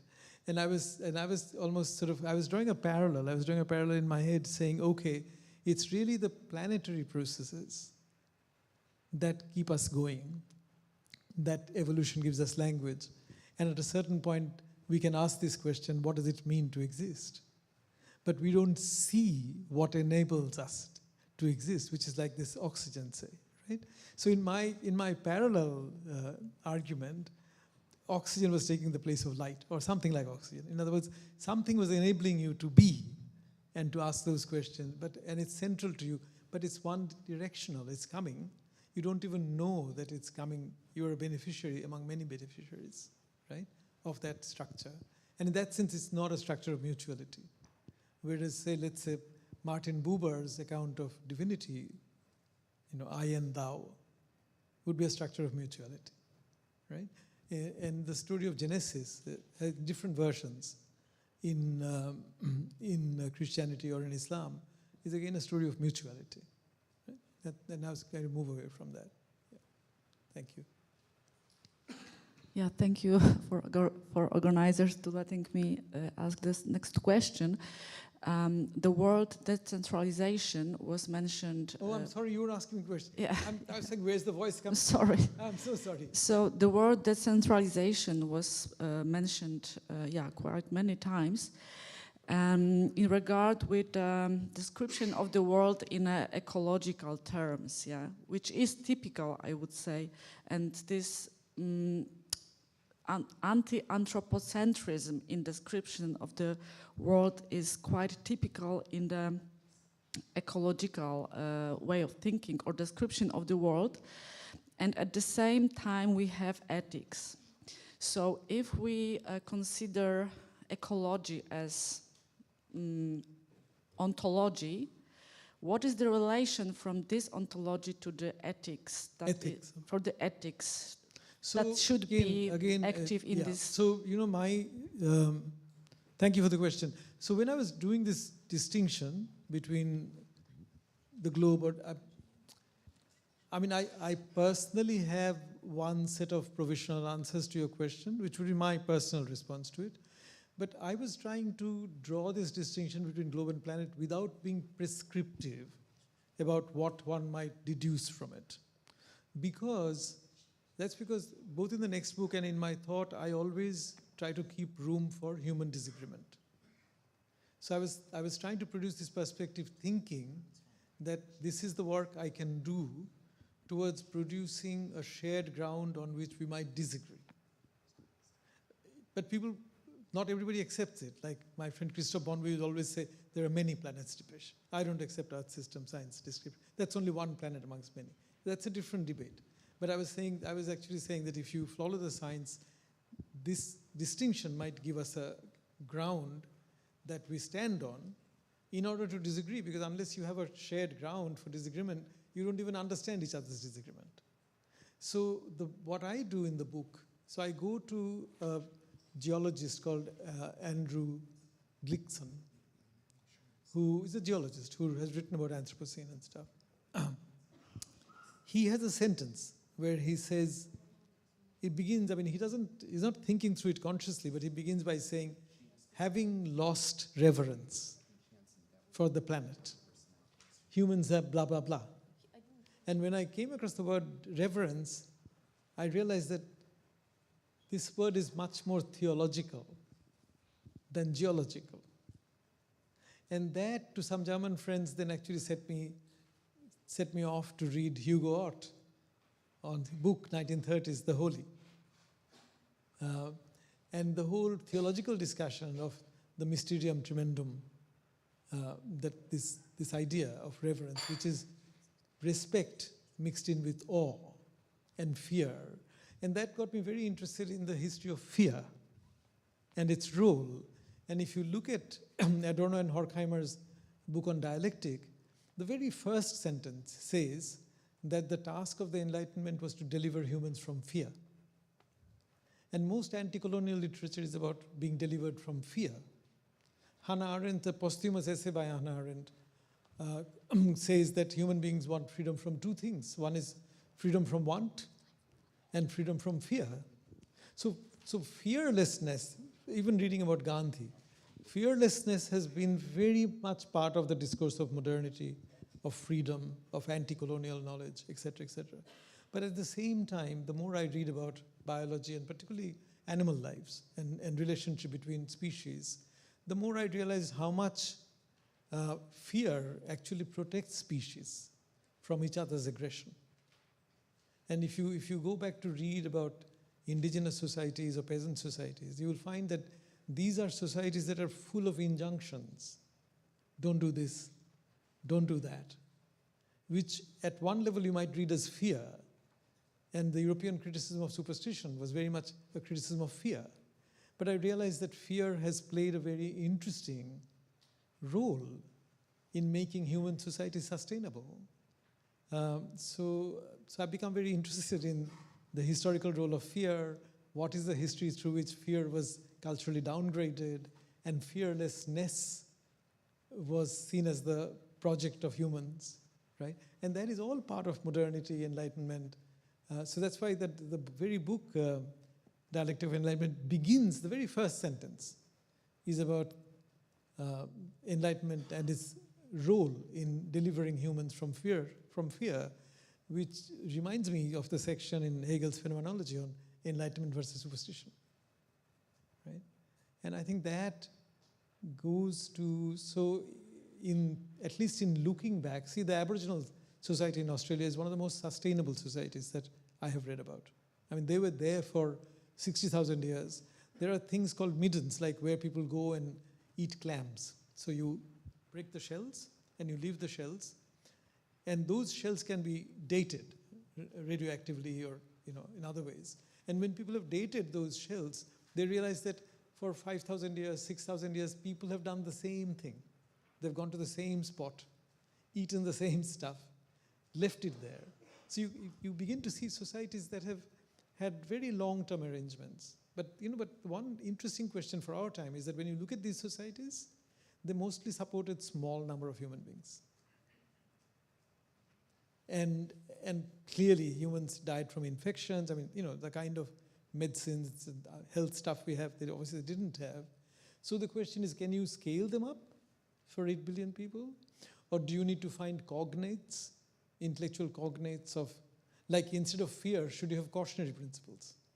So the whole business of planetary boundaries that the Swedish, Johan Rockström and others have worked on, that's not producing fear, but it's really saying we should accept certain cautionary principles, rational cautionary principles, into what we do. And I see cautionary principles as a modern intellectual cognate of what fear used to do.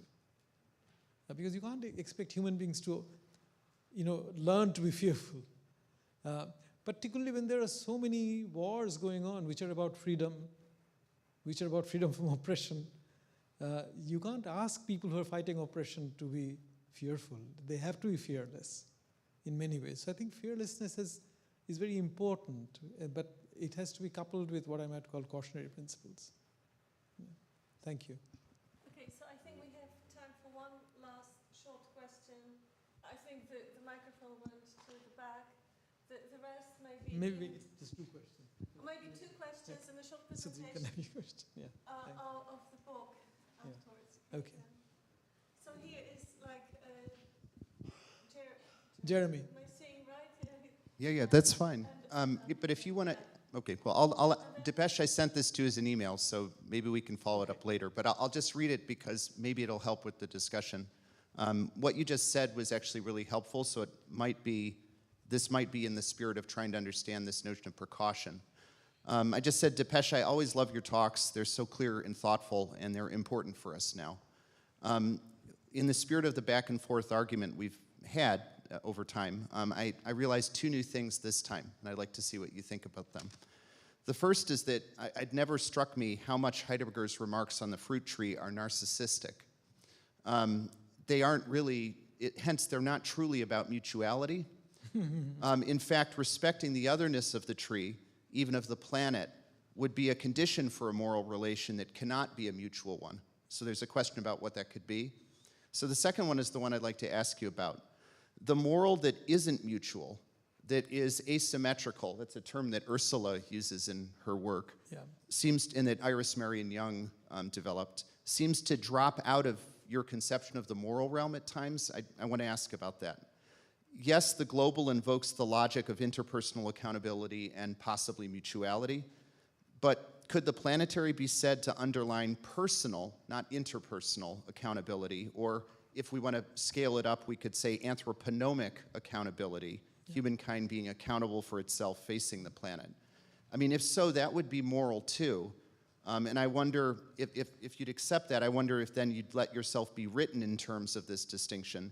One of the benefits for me is it will allow me to underline how, I think I read you as a moralist in the best sense, but I wonder if you'd be willing to accept this as a form of morality. No, if I've understood you, Jeremy, and we'll talk more, I think the whole different options that people have displayed at different times of unconditional, one-sided withdrawal is an illustration of that kind of morality that I think you're talking about. And I read Edward Wilson in that spirit. I read many episodes in Gandhi's life in that spirit. And I think, yes, it's entirely possible. And, even with Bruno in discussions, and in print, I've actually said, Bruno used to sometimes use the metaphor of war between humans and non-humans, or whatever, between the Holocene humans and the earthbounds. And he would often say, we are not going to win the war, there should be diplomacy. And I would often say to him, yes, but it's one-sided diplomacy. The other side is not at the table. So it's more like the Chinese withdrawal from India in 1962, which was very humiliating for us. And even more humiliating because it was so one-sided. We did not force them to withdraw, right? And I think that's where I side with, as a person making choice, I side with Edward Wilson rather than David Keith on those questions. Yeah. Do you want to speak into the microphone? All right. Thank you. Elżbieta Klimek-Dominiak. I'd like you to expand briefly on this last point that you didn't have time to cover. The personal is not only political, but it's also planetary, especially in the context of climate justice that you mentioned. Right. Okay. The poor are the first to suffer from environmental damage, and some concepts like Rob Nixon's concept of slow violence of environmental damage. Thank you. Yeah. So, first of all, with respect to Rob Nixon, I think it's it's an excellent concept, but sometimes what is slow in human terms is very quick in geological terms, and sometimes in the geological disasters can also be very quick in human terms. So a tsunami, an earthquake, those things can be devastating very quickly. But let me simply tell you a story, then you will see what I was getting at. Maybe two stories. One is that, so in the part of India that I'm from, which is Bengal, the delta is called the Sundarbans. And the waters have not only risen, the salty water has gone into the fresh water. So there are very poor fishing communities in that area. And the women stand in water waist deep all day, catching small fish in their baskets. And of course, some of the fish they catch has changed because of the temperature change. But the salt in the water, it gets into their reproductive organs and creates all kinds of infections. What has happened recently is that a number of very mischievous rogue doctors have moved in and were charging these women more money than they could afford to do hysterectomy. And it became so bad that the feminists were lobbying the government, the state government, to regulate hysterectomy. I would have never connected hysterectomy with the Anthropocene. That's what I mean. The planetary becomes personal when you are exposed in that kind of way. The other interesting example is this whole talk about moving people out of poverty. And one of the things that entails is giving people housing. Bill Gates in his book says that if we have to move people out of poverty, and he thinks we should, then we have to, the scale is such that we have to build, he says, for the next 40 years, a New York City every year. the equivalent of it. The interesting thing is, I read in one of the scientific papers that humans are now using up sand at a rate that is faster than the rate at which the earth produces sand. So sand is becoming a rare commodity. Mainly because you can't use desert sand. The desert sand is, the wind makes them into spherical objects and they don't bind very well. So sand has to come from either river sand or beach sand. All over India there are sand mafias. If you Google for sand mafia, India is the top country. And the rivers are dying because once you take sand out, the ecology of the river banks changes. But it's all done in the name of providing housing. So you begin to see how even a desire for a house, which is a normal desire of justice and everything, creates a planetary story about sand. I mean, Singapore has expanded its area by 1/3 with sand, with sort of getting into the sea. Most of the sand was bought from Cambodia until Cambodia stopped selling sand. And I think they're now buying sand from Scandinavian countries, if I'm not mistaken, including Norway. But so, it's really interesting, this whole, that's like modern agriculture. This whole question of how do you sustain the welfare of 8 billion people and at the same time be true to justice. When the objective of that sustenance is to give everybody a share in what we consider the good life. And you cannot say that the aspiration to good life is unjust or unfair. The aspiration is fair, but that is the biggest conundrum, I find. So that's what I meant by personal becoming planetary. Yeah. Thank you. Thank you very much for the questions and answers session. And now I'd like to ask Professor Małgorzata Sugiera and Professor Ewa Domańska to briefly present the book that is coming out now in Polish of Dipesh Chakrabarty's text and translations. I have a proposal. I think that we all need coffee. Yeah, we do need coffee. So we move to the foyer and we invite you to gather with the coffee and cake and Okay. tables, and we will talk about the book. Okay, so let's go for coffee. Thank you very much. Thank you.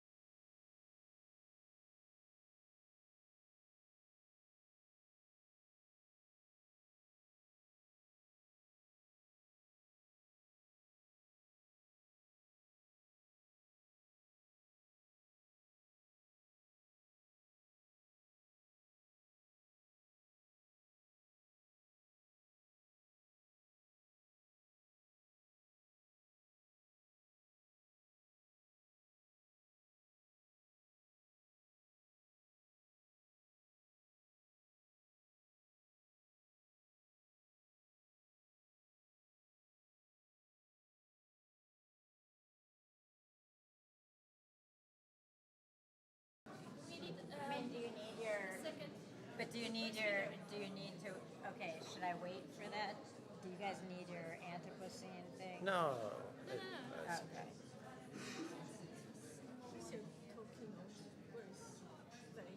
Oh, Peter, you want him up here?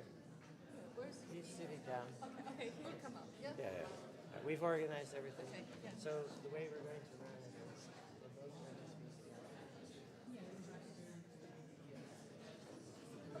speak.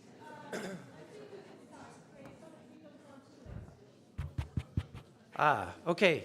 We are ready to begin. So I'd like to welcome everybody to the second plenary session. After the wonderful talk by Professor Chakrabarty, we're now going to continue with keynotes number 2. My name is Mark Jackson, and I'm a human geographer at the University of Bristol, and I'm going to be chairing the session. We have 2 talks this morning, and I will introduce both speakers at the same time. And then the way we're going to run it is we'll have both talks back to back, and then we'll have space for questions after the talks. So it's my pleasure to welcome you to this session and to introduce our first speaker, Professor Orit Halpern. Orit Halpern is a full professor and chair of digital cultures at the Technical University of Dresden. Her work focuses on the histories of science, computing, and cybernetics, and bridges these with design. Her PhD is from Harvard, and she has held various scholarly positions, including at the Max Planck Institute in Berlin, the IKKM in Weimar, and at Duke University. And she's the author of numerous books and important articles, including her first book from 2015 called Beautiful Data, and her recent MIT Press co-authored book on our obsessions with smart technology and AI called The Smartness Mandate. Orit will be speaking to the title Resilient Futures. And as I take this theme to be organized, moving from thinking about history and thinking about the meaning and the question, what is history? This session organized around themes of hope and futurity, and the question of, perhaps the question, what is the future? It might be something that our children, and certainly ourselves, are asking. This question will be picked up and discussed by our second plenary lecturer, Professor Peter Kraftel. Peter is a professor and chair in human geography at the University of Birmingham and is a fellow of the Academy of Social Sciences and the Royal Society of Arts. He's the author of 10 books and well over 100 articles, and is better known for his work on children's geographies and children's interactions with environmental processes, including sustainable urban design, environmental resources, and pollution. And he brings a special interest in his post-human, non-representational, and new materialist concerns to his work on children and alternative education and sustainable design futures. Peter will be speaking to us today on, with the title, Children, Young People, and the Anthropocene. So the talks are going to each be around half an hour, maybe slightly less in Peter's case, and then we'll open the floor to questions. So I'll hand over the floor now to Orit. Thank you so much. Do people hear me? And thank you so much, Dorota, and the entire amazing staff that has put this together and invited me. Thank you all for being here. It's kind of daunting to go after Dipesh Chakrabarty, since you've been such an enormous influence, actually, for me, in terms of both your post-colonial and now thinking about planetarity. And anyway, so without further ado, this is going to be a little different on Register, and it's going to be kind of a I think, a little bit of a performance in decentering myself because, anyway, we couldn't get everything to work, so like all my slide notes are over there, and I have a lot of pictures, so it's going to be interesting. So we'll see how it goes. But anyway, this is work that has come out of my recent book called The Smartness Mandate with Robert Mitchell. So I'm got to make a plug. But I'm going to open actually with a kind of more classical, and actually I kind of feel like this intro is probably simple, but you know, we have long had, cities have long followed ideals and imaginaries that incorporate ideas of both nature and technology within them, right? The forms that we construct and the technology and both our imaginings of technology and futurity, as well as the way we actually end up building things, often follow our models of nature, following models of society. And here with Thomas More, kind of maybe for European audiences starting the 16th century, the concept of utopia emerges. And he says of their cities, he who knows one town knows them all, of this perfectly rationalized society. And of course, this kind of birthed the concepts of not only, of course, substantiated colonial and settler colonial projects, but also produce certain concepts or ideals, right, of both the social and the way the social would cohabit with nature. Throughout European colonialism, form has often followed not so much pragmatism, but ideology or political economy. This is Jakarta in 1619, and the Dutch kind of produced all these canals that they kind of thought would be more ideal, better for the administration of populations. There's a deeply racialized geography of the city as well, where different segments were kind of, different groups or populations were cut apart according to classificatory categories. And this importation of this ideal form and supposedly a particular form of containing quote-unquote nature imported by European colonizers. This is, and these kind of ideas of rationality and rational planning are kind of well known and well critiqued. This is in the Americas, Philadelphia. Again, ideas of natural order and social order following each other in the ways we actually build environments and imagine the future of habitat and maybe human life. In this case, this is the ideal plan by William Penn of Philadelphia, of the grid. But of course, this takes up massive proportions in cities like Chicago, which was kind of considered kind of a metropolis, William Cronin's kind of nature's metropolis, where the grid becomes a way to actually kind of standardize and rationalize these plots of lands across the plains that, of course, radically different, but also allows them, therefore, to build these commodities markets in Chicago, because you could make bushels of corn, like a certain amount of space, you know, kind of equivalent to other forms. And also underpinned agribusiness. And this also, of course, these forms always follow politics, right? So this is Broadacre City by Frank Lloyd Wright in 1931, kind of imagining this kind of suburbanized area and the kind of nature that always has plenty, right? So democracy, we have started towards a new integration, to an integration along the horizontal line, which we call the Great Highway. So kind of a fantasy of both resource abundance and sort of freedom of mobility that underpins kind of certain concepts, emergent concepts of a kind of American liberalism, I guess one could say, as well as the actual suburban forms that we've taken.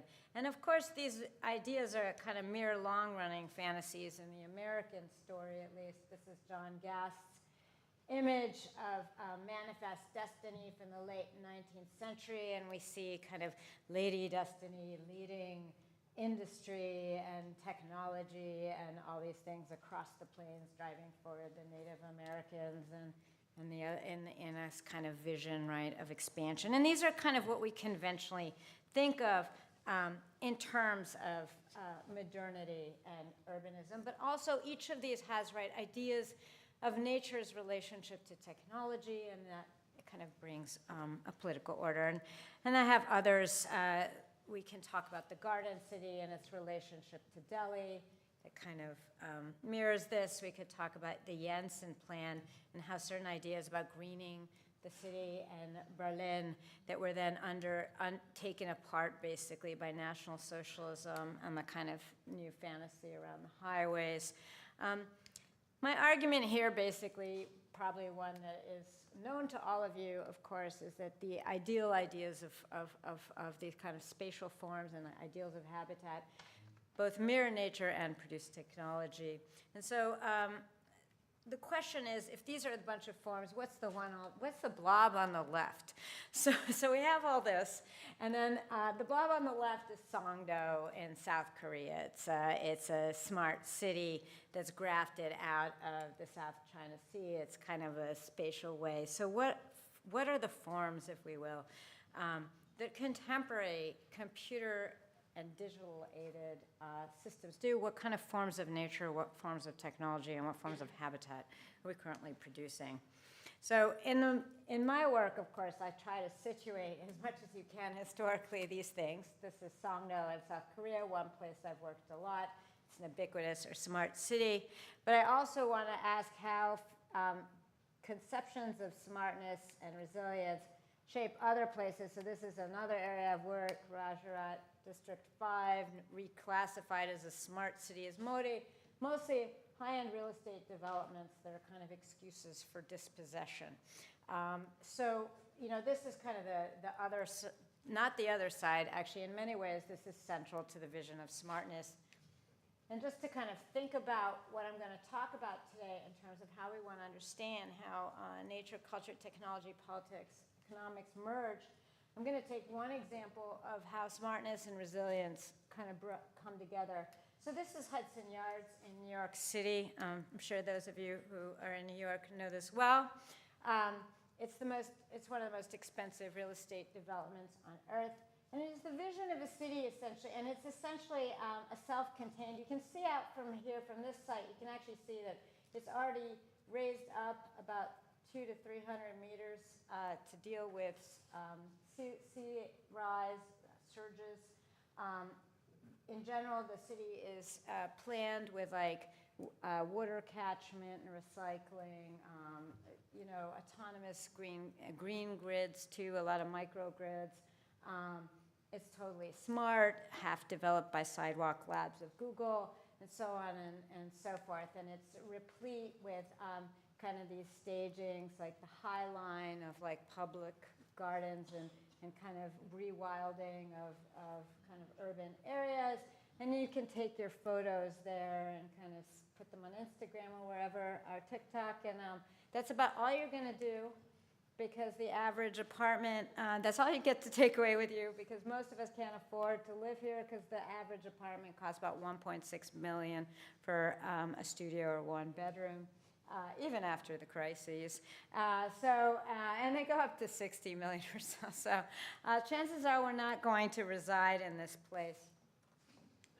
And not only is it absolutely luxurious, but they'll let you, like I said, look at it from the High Line and be with nature. New York's $25 billion can withstand a superstorm or terrorist attack, and now they're not very different, even if the entire city shuts down. And this sort of thing I'm calling a kind of pessimistic optimism or resilient hopefulness, where the worst will happen, but certainly the super elite will get off fine in these sort of what my colleague Gökçe Gönel calls spaceships in desert, like spaceships or kind of arc-type construction projects. And this is kind of the image of the future that we kind of want to avoid, I guess. But it's the one that's propagating. It's very common.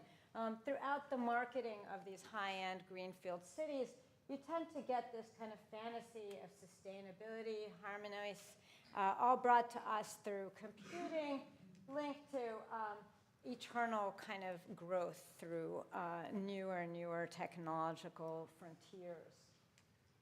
So I'm calling this resilient hopefulness, or it's called being pessimistically optimistic. Things are going to get pretty bad, but somehow technology will defer that end. And it's come to be about how increased introduction of digital infrastructures, i.e. smartness, has come to equal resilience, has come to be equated with like survival maybe of the species itself, but that's not really well understood. So how have we come to understand like bandwidth as equivalent to life? I mean, there's no real reason for us to believe this because computers are not green, but somehow this has become a naturalized assumption, and certainly, maybe not in this group, but like certainly if you go to an engineering or design school, it is. And these are the kind of geographies that are now beginning to kind of colonize our planet, which are, this is Dubai, Hudson Yards, Rajat, the kind of high-end luxury development that's a contained sort of escape pod, if you will, from everything and perfectly managed. So these are the kind of issues as how have we naturalized this situation and how do we think about it. And one of the central features of these is, of course, this kind of concept of a negative future that's coming but's going to get deferred. And that's kind of one of the problems. And these sort of complexes, I would argue, in many ways mirror other ideas that we have about the current planet, which is that we can't actually say stop the pandemics. We can only kind of mitigate them, right? So these classic curves from the COVID are, for me, deeply illustrative of a new idea that sees shock and trauma as a consistent and regular feature to everyday life, and assumes volatility as kind of a norm, but that tries to figure out ways to transform what might be catastrophic into a managerial opportunity. And I want to actually think about also how this links to how these kind of naturalization and of precarity, violence, and shock that's going to be kind of managed links to both our outright politics, but also more broadly the tactics of things like of disruption and war that have become kind of standardized and even accepted kind of normative, naturalized states now that we manage.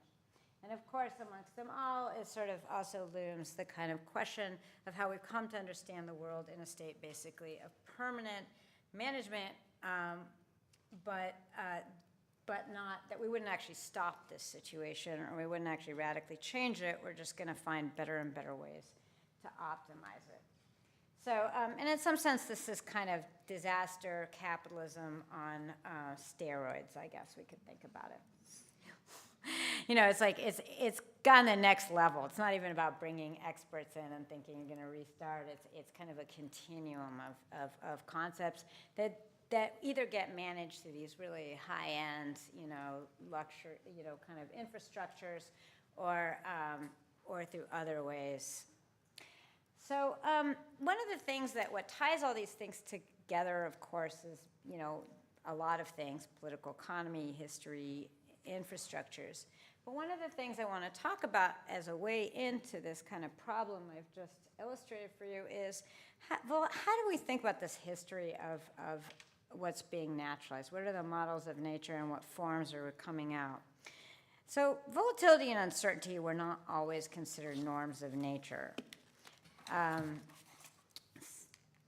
Since the Second World War, cybernetically informed ecologists had built models that understood the world in terms of homeostatically organized network systems, such as this image by Hutchinson, given at a famous set of conferences in New York called the Macy Conferences on Cybernetics, well, later titled that. Initial models were grounded in these communication sciences and came out of basically work on nuclear blasts, first the atomic bomb, and began to use these kind of ideas and used basically these kind of staging areas like the Marshall Islands that you see portrayed here. Also, of course, these are sites of, you know, of indigenous dispossession with these tests and kind of new forms of science that are producing a different relationship to nature. But obviously what the radiation from the bombs allowed us to start seeing, for example, here you're seeing a famous study by the Odoms where you see the accumulation of radiation in these fish, and you could actually kind of track, if you will, the movement, the carbon and nitrogen and other cycles throughout the throughout the ecosystem. And in fact, the idea of an ecosystem first emerged, right, through these sites, and people started creating these flowcharts and diagrams, and influenced back and forth by cybernetic science and ideas of communication, control, and information, people began to model ecosystems as fundamentally comprised of feedback loops and relationships and communication that you can see here. So these were a fundamentally cybernetic idea of kind of closed worlds with little boxes all talking to each other, but also one where homeostasis was highly valued in an analogy to the way people were also understanding the political scenario right between the superpowers.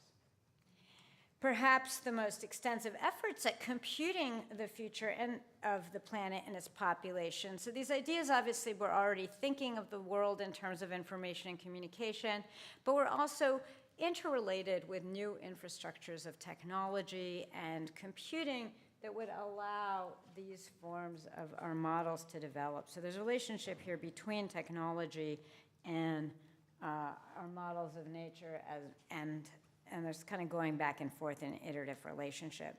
So the most extensive effort at computing the future was the Limits to Growth report of 1972.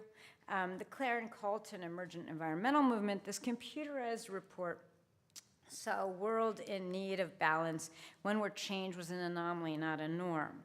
This traumas on the environment would lead to catastrophe in their ideas, and the answer was to restore the balance of the planet through the careful management of feedback loops and return it to a sustainable state. The problem being that many ecologists, environmentalists, and economists, amongst them people like Friedrich Hayek, but also ecologists just didn't agree. And situation after situation, this is just a case study of the collapse of the Atlantic cod, a kind of classic situation. Despite the fact that Georgia's bank and all the fishing gets cut off after the collapse, the stocks just don't come back. The system can't return to its previous state. Balance can't be returned, even if supposedly the disruption is removed. In 1973, the ecologist, but there's economic features to their thinking, wrote a famous article titled Resilience and Stability in Ecological Systems. C.S. Holling was working on forestry management in Canada and also with the fisheries. And so he was very interested in kind of industrial management of resources. This is a classic piece of the study, which basically is showing to you a series of population curves and their derivation. It's showing you a bunch of possible futures. For Holling, the idea was the system wouldn't go back to where it had been, but there are different possible future states for it, and that we had to begin thinking about that. The study opens with a classic frame. Individuals die, populations disappear, and species become extinct. That is one view of the world. But another view of the world concentrates not so much on presence and absence as upon the numbers of organisms and the degrees of constancy of their numbers. These are two very different ways of viewing the behavior of systems, and the usefulness of the view depends very much on the properties of the system existing. So basically, absence is number of the numbers of organisms and degree of constancy. So these are the two frames, and he wants to say, you need to stop counting. It's not about how many organisms are there. It's not about just how many species. It's about the relationships, the constancy of their relationship that matters in terms of managing a system. Holling posited an alternative world to the homeostasis of limits to growth and the earlier kind of cybernetic ideas of balanced ecosystems.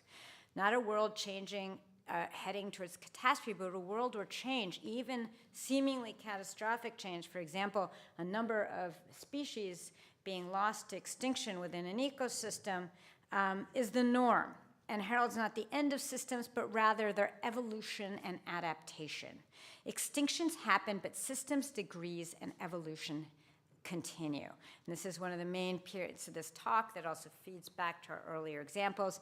every model, every one of these systems is also about how we understand evolution and change, both as a social and a supposedly natural or biological phenomena. Halling developed the idea of resilience to contest the premise that ecosystems were most healthy when they returned quickly to an equilibrium state after being disturbed. His argument was that overemphasis of predator-prey relationships often ignored more complex interactions and overvalued, therefore, equilibrium between the species. Nitrogen, carbon, and other cycles, interactions of mutual aid, collaboration, and competition between many species, not structured as predator-prey relations, all mattered and needed to be accounted for. Extinction might not be a limit in his argument to growth or change of a system unless it fundamentally transformed a complex web of interactions. The seeming absolute limit to life, therefore, extinction, could actually be extended through a complexity and a new value for biodiversity. So just to give you an example of what he's kind of talking about, these are topological models of budworm population densities compared to pine and spruce trees. And what you're looking at actually is a new information technology infrastructure, because these were some of the first, this was a later information, but imagine there were like fewer satellites. But nonetheless, Halling's work is predicated on the rise of GIS GPS, some of which was pioneered in Canada. So the ability to be able to visualize these species and these kind of territories is fundamentally also co-produced with a new technological kind of infrastructure.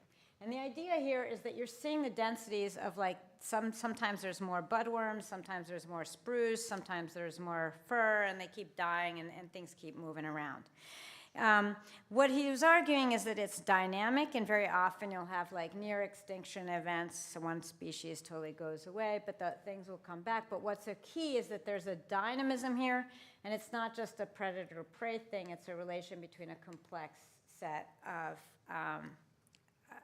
of entities. So managing ecosystems, he argued, with focus on stability was an error.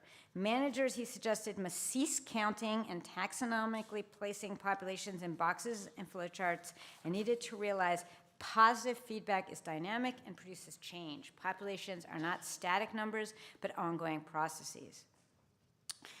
So for him, resilience, which is what you're seeing in this article, denoted for Halling the capacity of a system itself to change in periods of intense external perturbation as a mode of persistence. For him, for him, what this meant is that managers had to emphasize the need to keep options open, the need to view events in a regional rather than local context. So you had to change the kind of territory that you were thinking about into the idea of ecosystems in a broader way. And you need to emphasize heterogeneity. And that last point is really interesting. So fundamentally, and I'll come back to it, a few key points about how resilience is in ecology fundamentally linked to questions of diversity. So managers had to create multiple strategies for future actions, think regionally, which is to say in terms of networks and connections rather than just like localized space, and emphasize, like I said, biodiversity. And he would later call this form of management adaptive management, and out of these studies came the idea of ecosystem services, which is today what we fundamentally call. Interestingly enough, out of this is also a new epistemology. So it's a new way to know the world, according to Halling. Flowing from this would not be a presumption of sufficient knowledge, but the recognition of our ignorance, not the assumption that future events are expected, but they'll be unexpected. In some sense, maybe Donald Rumsfeld put it back, you know, there are known knowns, there are known unknowns, and there are unknown unknowns. And now we kind of accept that we constantly have to manage under situations of uncertainty. So this is fundamentally a concept of uncertainty as a grounding principle upon which you're going to found whatever managerial strategies you're going to develop. So there's a couple of key points I want to accentuate here. First, stability does not equal resilience. In fact, in many ways, it's an idea of constant evolution and adaptation of systems. Systems are always changing, even if it appears catastrophic or shockful. It's a fundamentally probabilistic view of the world. There's a vast amount of assuming ignorance and uncertainty about future events rather than thinking you could plan a utopia or like have some final wonderful idea. And finally, diversity is fundamental to the idea of resilience. Only systems, so basically optimization and resilience are at cross purposes. If you over-optimize your system, it can't adapt to change.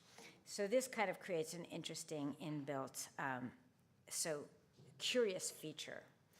So managing for resilience vacillates also along other debates involved in evolution, mainly nature and nurture. Except now they've been sort of revamped into code and context. You focus on the singular genome or the singular action or the singular species or the entire landscape of biodiversity. The term allows both ideas to advance. And from these ideas, we get these new concepts of ecosystem services. So again, what you're doing is you have to manage for this, you have to keep the forest foresty. So the boreal forest job is to be a boreal forest. If there's 10 types of trees and 3 of them go extinct, but it's still a forest, it's okay. So the sacrifice is kind of a built-in allowable, like as long as the service continues. That's the kind of both up and down, we can discuss it. Ecologists have battles with all the time about this idea of kind of resilience. And on the other hand, there's this incredible value rate for biodiversity as being necessary. It's also a new way to visualize space, territory, and rethinking things like human habitats. These are ecosystem bundles being plotted out all over the world: Toronto, Shanghai, Mumbai, Las Vegas. What you're seeing here is you're seeing a whole new relationship between like the urban and the hinterland, what we call hinterlands or rural areas or nature, where you're kind of seeing things. You're kind of seeing relations being developed territorially. And of course, it's a new idea of population. And I want to accentuate that these ideas of assuming volatility and this new idea of managing systems for change and volatility come in the context within the United States of things like the post-civil rights backlash, where cities are suddenly re-rendered as kind of dangerous zones that are constantly undergoing shock and trauma, and decolonization more globally. So along with adaptive management that comes out of ecosystem, you see things like scenario planning and the development of new sets of tactics to deal with a world that is no longer seen as homeostatic, but constantly undergoing these resource constraints that need to be turned in certain ways to frontiers for technical advancement, including things like the energy crisis and, like I said, decolonization. In turn, urban planners and a lot of technologists turn to new computational and statistical thinking, like in the case here of the rise of ideas, for example, of mathematically modeling urban development through ideas of how populations like each other, hate each other, through things like homophily. And here's Jay Forrester ahead of Limits to Growth, kind of showing you urban plans and trying to apply computational methods. By the 2000s and following 9/11 and the 2008 financial crisis, resilience has now taken a central discursive place in fields ranging from business management, as I mentioned, and logistics to psychology. Adaptive management, business continuity management, climate resiliency planning are central to all of our cities, and many related terms are the direct outgrowths from ecological resilience and largely shape our understanding of how climatic and security conditions are to be dealt with. A search, for example, so whether it's climate crisis, political crisis, this has become like a regularly accepted thing. And this is kind of a classic exemplar of this. This is Hurricane Sandy, I guess in 2010, 11. Does everyone know what the gleaming building is? Goldman Sachs, of course. Someone did their resilience planning. So the whole city can go down, but it's ecosystem services, if that's finance, have kept going. Of course, we see endless amounts, right, of supply chains and corporations such as SAP and IBM. Resilience is necessary for business continuity. just-in-time manufacturing is now just-in-case manufacturing, and corporations are urged to increase their options to diversify supply chains geographically and begin thinking about plasticity in manufacturing infrastructure, and to identify vital services and processes ahead of time. For the Trump administration and much of the world's leaders, resilience is also a call. So at the time of COVID, when I first was thinking about this, obviously huge racial disparity. And again, the way that resilience and survivalism that underpins it and these kind of logics make the assumption that you can sacrifice certain populations in the interest of keeping the system going is kind of acceptable and becomes kind of a logic that justifies these sort of structural injustices such as the disparity and death from the COVID pandemic. So what do we have to say about this kind of brief history of ecology, thought within a broader history of how technology and nature and model kind of reflect and refract themselves in both the built environment and technology? So ideas of nature, technology, and the human, of course, shape our imaginaries, but also often realities. As we model systems, we need to ask for whom, what is our model, and what histories are impacting and shaping our present. And how do different ideas of nature and culture and technology shape our data collection practices? What is the relationship between our models and the world? What do different models allow us to do, and what do they foreclose? So in thinking about that, there's also many benefits to resilience. I'm going to end here. So this is a kind of classic 1930s New Deal project to kind of drain the Everglades in order to stop flooding in places like Miami. Today, of course, this is sort of the upside of resilience, is that it fundamentally rethinks our relationship between nature and culture, and you're always thinking, right, relationally and about ecosystems. So these are plans for Miami Beach that are using nature-based solutions. Whether they'll be implemented or not with DeSantis, we don't know. And these are from my own field work in Boston. Here are experimental kind of wetlands where people are beginning to think of soft infrastructure as kind of part of urban infrastructure. And in fact, going back to Kolkata, the East Kolkata wetlands are actually and actually they go into the Sundarbans, are a critical kind of site for kind of contestation right now about how climate change is going to be managed there. Of course, biodiversity is also linked to resilience. And so the question is there a way to activate these discourses of diversity to envision new or different futures that are non or anti-catastrophic? And what kind of, if we will, faint messianic capacities to invoke Benjamin might we open up from thinking this way? Obviously, many designers and speculators, this is kind of a very famous Scape oyster texture project to kind of use oyster beds to both clean the water and mitigate climate change. On one hand, there's a kind of dark side of this where life becomes infrastructure and thing, but there might be a new set of relations both between ourselves and more than human creatures that we could somehow activate in doing this. And of course, there are also many places where resilience is being rethought. So in the Black Lives Matter movement, for example, resilience is imagined as an alternative possibility. They argue that we affirm our humanity, our contributions to the society, and our resilience, I'm quoting here from the website, in the face of deadly oppression. As the race theorist Kara Keeling has recently argued for resilience, or citing Nassim Taleb, anti-fragility, which is kind of an interesting turn about how we might use these kind of deeply neoliberal thought in our own reimaginings of futurity as a figure for thought for Black liberation, the possibility of getting stronger through ongoing shock. However, this is not a concept of shock that legitimates the sacrifice of lives, but one that recognizes that for Black humans and many others, trauma has been ongoing, has been continuous, and can be survived. At the center is an argument that shock may make one stronger, but resilience always admits to our ecological relations to others, the necessity for diversity, and the possibility that the future of a system will never be its past. Resilience might recall from ecology demands change and diversity, and I'll end there. Sorry for that.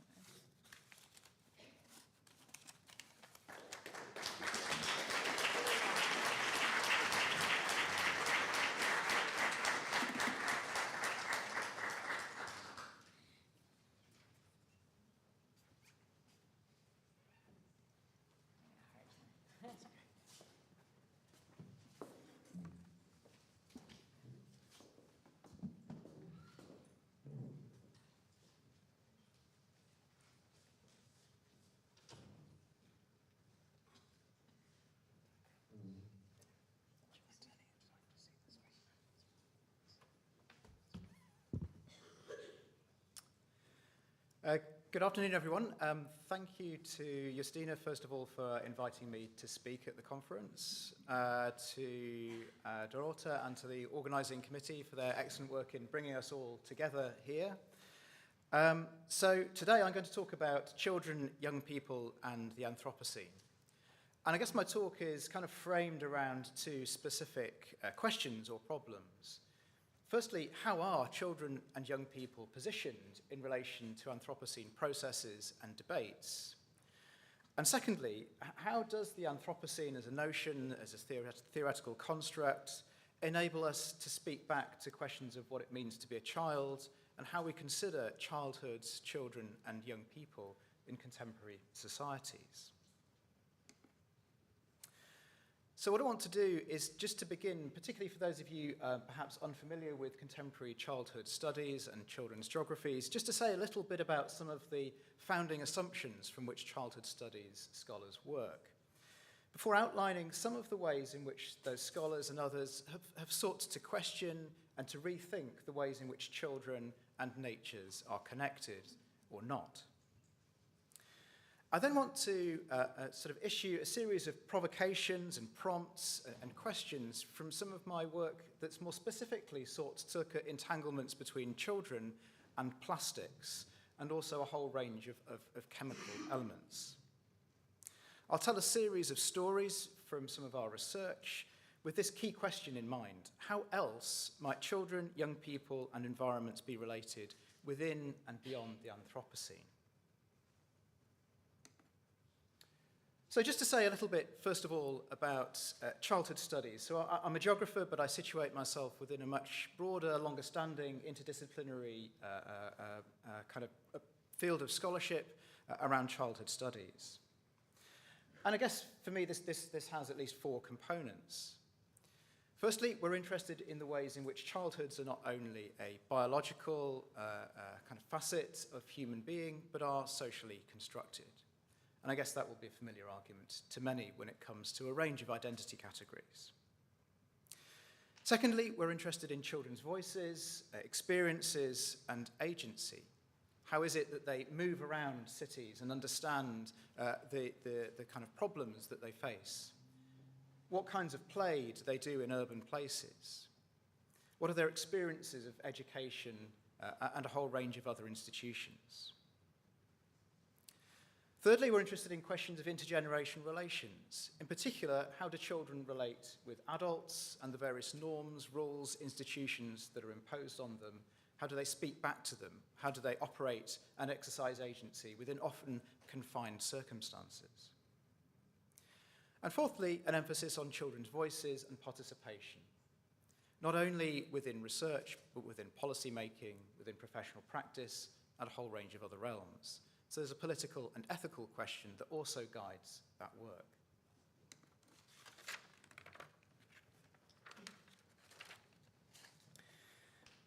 And so within contemporary scholarship on childhood and youth and on the environment, and increasingly on the question of the Anthropocene, a whole series of questions and debates have been raised about the ways in which children and young people might be related to the Anthropocene. Firstly, and taking that last point around children's voices and agency, well-known examples of children and young people operating as activists, making their voices known on the political stage in terms of the environmental change that they feel they're inheriting. So questions of intergenerational relationships and justice in, for instance, the Fridays for the Future movement. Secondly, on the top right there, we know that for a whole range of reasons, children and young people are some of the most vulnerable to different forms of environmental change. That is in part because in most societies, they don't have the same legal rights as adults and therefore access to resources. It's also because of their physical and physiological age. They're physically smaller and therefore may be vulnerable to different effects of, for instance, climate change. Thirdly, on the bottom left there, a whole range of debates about apparent questions of nature disconnectedness amongst children and young people. The idea that children and young people don't understand and don't know much about their local environments. For instance, their inability to name local or apparently endemic species. And fourthly, as a result, a whole range of questions and critiques about the apparent rise of insidious material cultures and artificial forms of childhoods associated with contemporary consumer capitalism. However, I and a range of others are very critical of a number of the assumptions that sit behind those initial critiques of the ways in which children and young people are associated with environmental change. Firstly, and I guess these points will be familiar to many of you, particularly those who engage with different forms of post-human and new materialist thinking, they're based on false divisions and assumptions about humans and nature. So, for instance, attempts to use forest schools and other forms of outdoor learning to somehow re-engage or reconnect children with nature are based on a slightly flawed assumption that simply kind of throwing children into a forest will mean that suddenly they become more exposed to the environment and more knowledgeable about it. Secondly, there are exclusionary and minoritizing politics associated with forms of nature connectedness, for instance. On the one hand, in some of the work that we're doing with inner city children in diverse communities in Manchester, in Northern England, we're interested in how and why children and young people don't feel that the natures that are at play here, for instance, pristine forests, are in any way accessible to them. They're directly and also implicitly excluded from those kinds of spaces, in part because of their ethnicity. Also, the work that we're doing in Brazil with young people living in favelas, their notions and experiences of climate change and anxiety don't tally with the Fridays for the Future movement. They have other interests, other concerns, and articulate their politics and their experiences in other ways.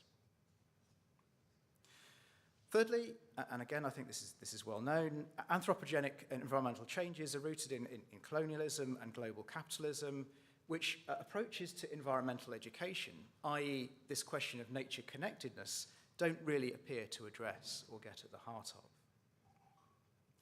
And so, and I think here, all right, there's at least one immediate connection with your paper.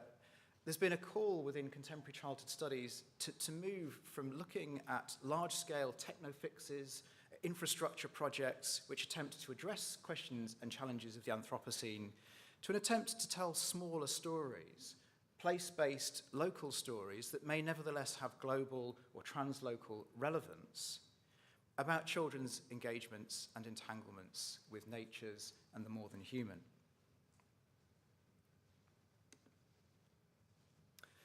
So what I want to do is not actually to talk about children's relationships specifically with the more than human world in terms of what we might understand as natures, but rather to hone in on one of the objects of concern when it comes to children and young people and consumer cultures. That is the question of plastics.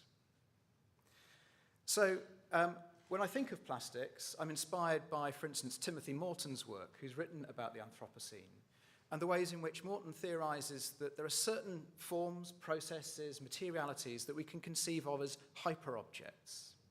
That is, these, kind of tallying with your talk, Dipesh, these objects that are so large that they hit the planet, almost in that sense that you argued that humans are hitting the planet. But also, as you argued, they're so small, but equally at the same time so large that they're ungraspable by humans, that they phase into and out of human existence, and that we might need to think of new ways to witness and tell stories about our entanglements with them.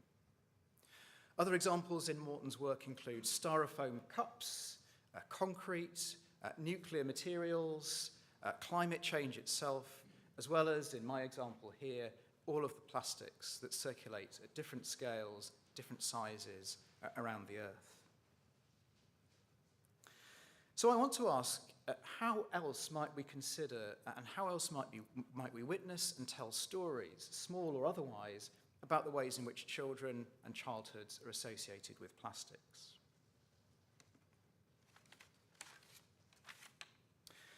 To do this, there's a challenge, I guess, which is how to do post-phenomenological, new materialist, post-humanist forms of thinking and practice, whilst also trying to sort of hold on to a subject position like childhood.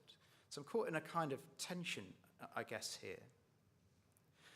So this might mean a kind of decentering of the human, as we've heard about already.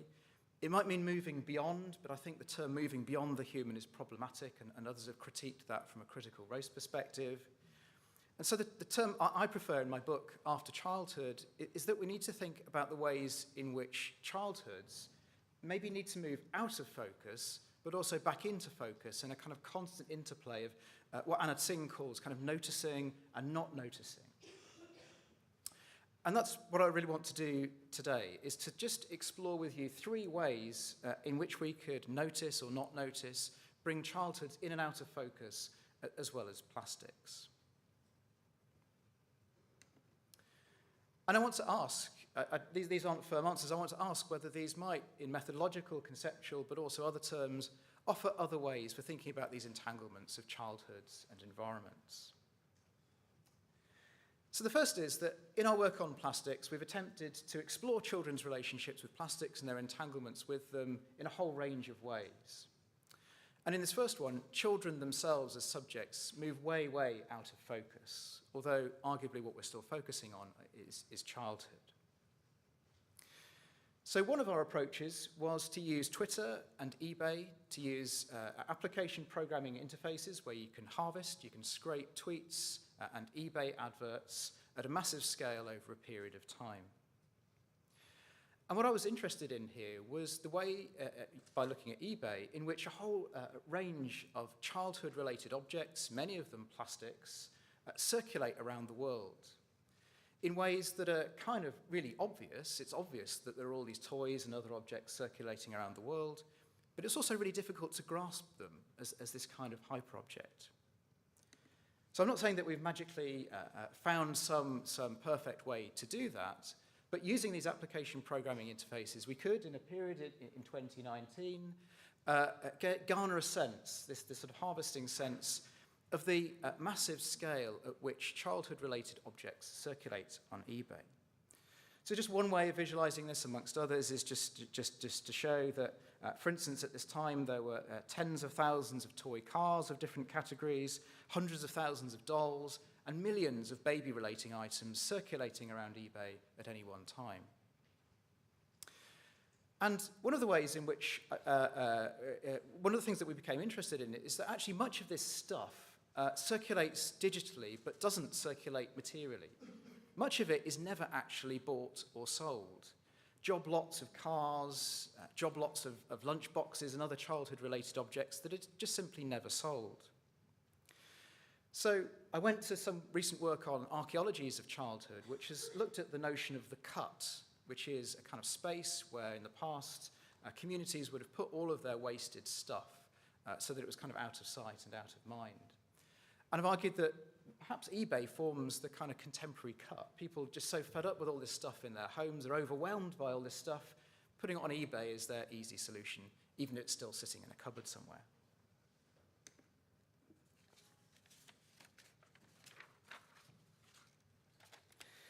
So, following Erica Berman, who's a childhood studies scholar, we could argue on the one hand that these are kinds of notions of, or examples of found childhoods, the circulation of childhood objects that recursively tell us something about how childhoods are interwoven with contemporary cultures of massification, of consumption, and attempts at divestment.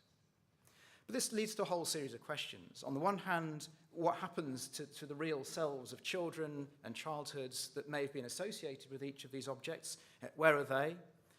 And on the other hand, I guess the question of, so what? What do we do once we've visualized all those objects in this way?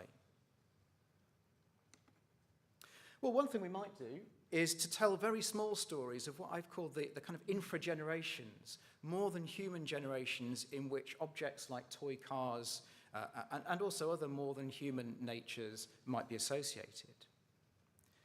So I won't say too much about it right now, but one of the things that we've done is to then pick individual items to look at their object biographies, what they can tell us, for instance, this toy car, which was manufactured in the 1950s, what they can tell us about contemporaneous processes of manufacture, contemporary consumer cultures at the time, and the ways in which notions of childhood and play were bound up in those.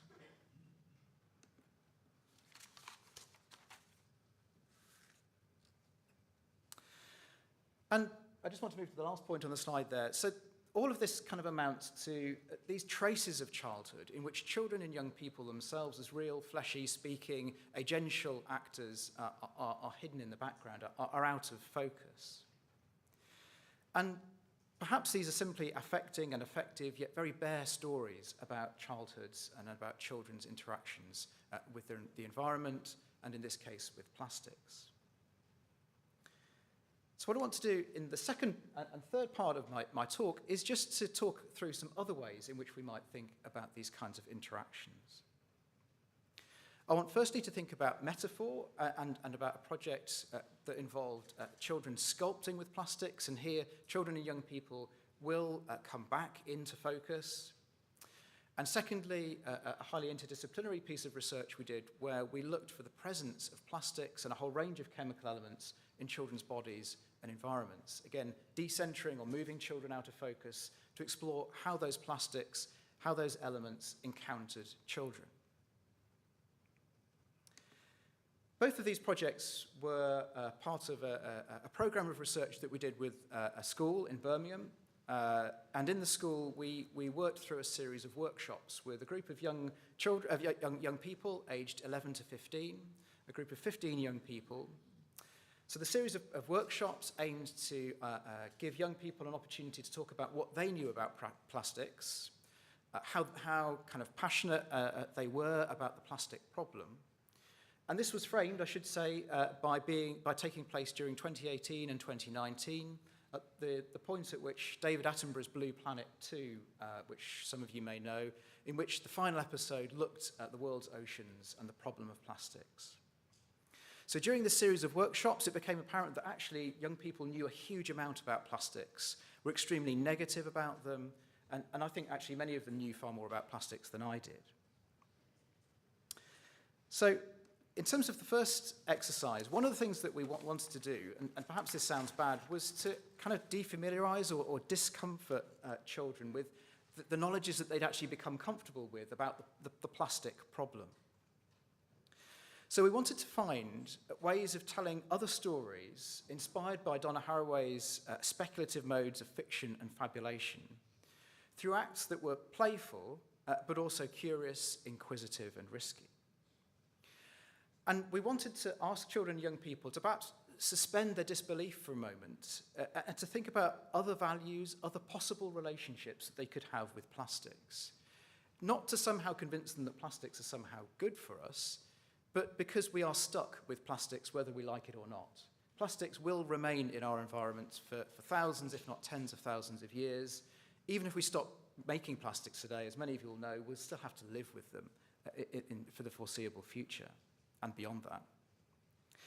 And so we're interested in fiction as a process of sculpting, and I'll explain what I mean by that in a moment, of planning, collecting, selecting, building, joking, reflecting, and learning with plastics. So to do this, we worked with some local artists in Birmingham who spent several weeks collecting wasted plastics from skips around the city, from their own garden shed, from recycling plants, and a whole range of other places. They then got all of these plastics together, tipped them onto the floor of a geography classroom in the school, and into each of these objects, they drilled a hole.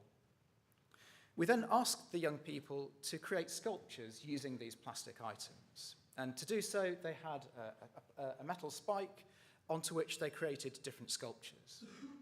One of them, we just asked them to create something they thought looked nice. Another, we asked them to create something that demonstrated the different values of plastics. Now, a number of things happened through this process. Firstly, there was a lot of silliness, joking, messing about, but that was constitutive of and part of these different kinds of speculation. Secondly, we were struck by how many of these sculptures ended up being quite anthropomorphic, how they created these human-like sculptures out of these objects without any direction from us to do so. Thirdly, young people generated a whole range of stories and associated these sculptures with different aspects of popular culture. So, for instance, this doll, a group of boys told me looked like Annabelle, who's from a horror movie. Unfortunately, I haven't seen the film, so the joke fell completely flat on me. But they were making these associations with different aspects of the very popular cultures that so many people are critical. Fourthly, they did begin to think about the ways in which plastics perhaps have become, if problematically, instrumental to our lives, at least the lives of young people living in a place like Birmingham. Talking about how you can't have safety without having a hard hat, or you can't have clean teeth without having a toothbrush. And it was interesting how they formulated this as you can't have X without plastic Y. But perhaps most interesting, there were also quite emotive ways in which they began to think about plastics. So not on this sculpture, but another, they chose some plastic flowers, which they said were really important and had value because people could place them on a grave where they weren't able to tend to real flowers. So they associated these plastics with questions of life and death. Perhaps these are very minor ways to deal with the kinds of uncertainty that you were talking about earlier. Perhaps minor stories that young people were telling, but nevertheless, they helped us to articulate with them these different modes and dispositions of interacting with plastics.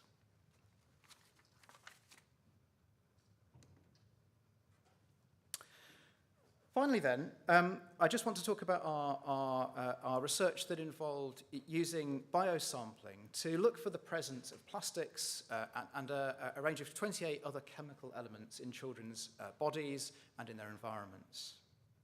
I termed this instrumental interfaces following Levi Bryant's discussion of interfaces in his work. To do this, we worked with young people to train them to take samples of soil and and water from tap water from their local environments. We also asked them to take samples of breath and urine. As you can imagine, this involved a very complex and long ethics and risk review process that took about 9 months. But what this led us to be able to do was to think about the presence of these different chemical elements and how they encounter, or at least as we put it, how they encountered children's environments and bodies. The question was then, what do we do with that data once we've collected it? So we collected all of this data about the exposure of children and young people to these different elements. To me, this was totally meaningless. And actually, something that's quite interesting here is that all of these numbers were kind of categorized by color in terms of the levels that we found within children's bodies and environments. They don't necessarily indicate anything dangerous, though. So the red doesn't equate with danger. And that was a lesson that we quickly learned when we presented this to young people in the classroom. They're kind of like, well, why is silicon in red? Are we at immediate danger of silicon poisoning or something? No, there was no immediate danger. Now, I'm under no illusions here that by doing this research which we did with environmental nanoscientists in our school, we somehow come to an answer of how we can decenter the human, move children out of focus, decenter children as a way of trying to witness the presence of these environmental processes. Rather, what we did was to use and to bring children back into focus by asking them through a series of interviews and discussions where they'd been, where they'd used plastics, where they might have encountered these different elements. And we then speculated. Now, the scientists on the team didn't like the term speculate, so there's some interesting interdisciplinary conversation to have there. We then speculated about where these elements might have come from in the environment. Because, I should have known this, every particle of aluminium and titanium looks very much like the next one. So it's not possible to tell specifically where it's come from. But piecing together knowledge, working with young people, working with what we knew about the history of Birmingham and its industrial past, we were able to construct a sense of where children, young people, and in their environments, where they may have encountered these different elements. And I should say that we never found any plastics in children's bodies. If we had, that would have indicated a serious medical concern.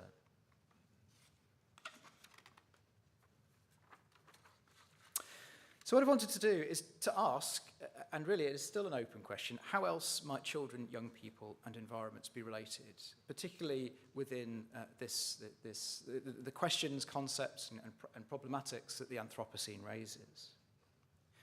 Could we and should we move beyond this notion of reconnection with nature, which, although valid in some circumstances, I argue and have argued is problematic? What is the role of telling diverse stories and enabling diverse knowledges through the kinds of methods that I've tried to show today? Perhaps more pragmatically, what might be the implications for thinking about the skills that children and young people and the forms of learning that they might require moving into the future?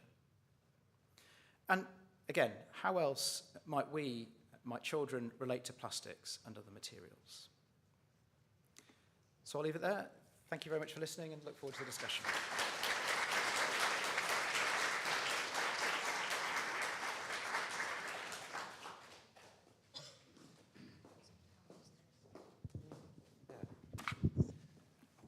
So, thank you very much.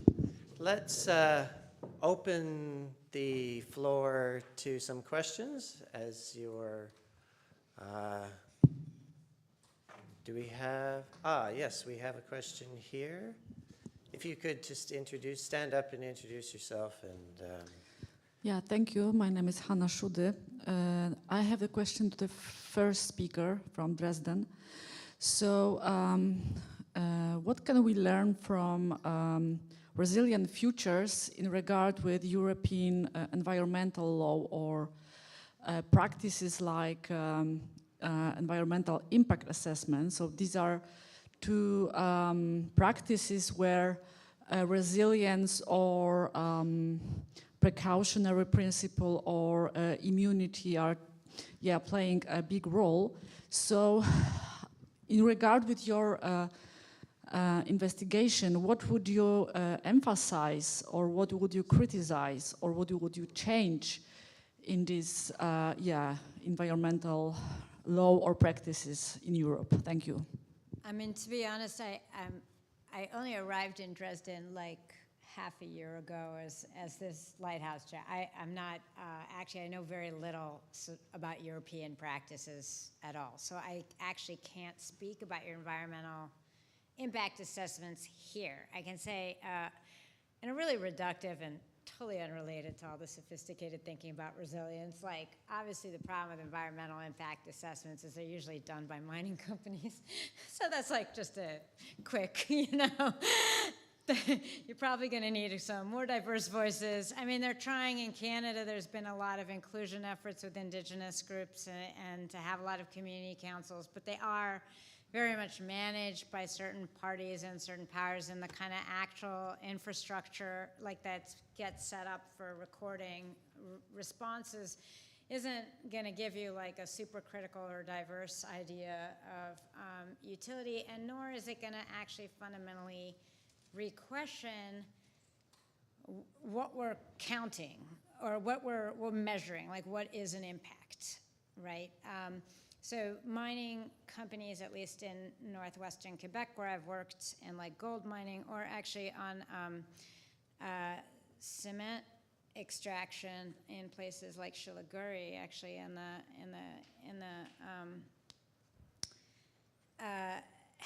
on the kind of Ganges River system in the north, is that people have a tendency to sort of just want to look at things like water runoff. They'll go for just acidification. They'll go for the least dangerous thing that they can say, oh yeah, sure, we're going to grow some trees over this, it'll be okay. I don't know what's going on in Europe in terms of how people are thinking about measuring, but what we learned from the history of resilience is that it opens many new forms of action. It both allows people to understand things as an ecosystem, have to rethink territory, like you saw when we're thinking about urban spaces as ecosystem bundles rather than just the locality. It offers you new ideas of zoning. For example, we used to zone like this is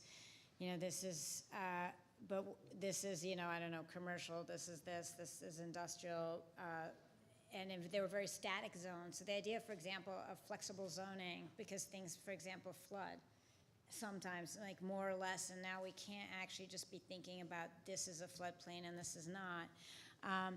Those sort of practices come in with that kind of model of resilience, but like I said, you can also turn resilience into like an exercise in kind of optimization, even though that seems contrary in terms of just being like, what are the least number of factors we have to maintain in order to maintain the service we've defined as defining this ecosystem? Do you know what I'm saying? So I can't speak for the European system, but I can say that there's a lot of things that it opens in terms of thinking about complexity, territory, relationality that might really transform our environmental assessments. For example, just thinking about toxicity as a time-based event. You know, things are toxic over time. They, you know, that sometimes things get released. It's about touching water. It's about flows. You know, these kind of things could be part of this new kind of systemic, you know, variable model, but we can also exclude them. So.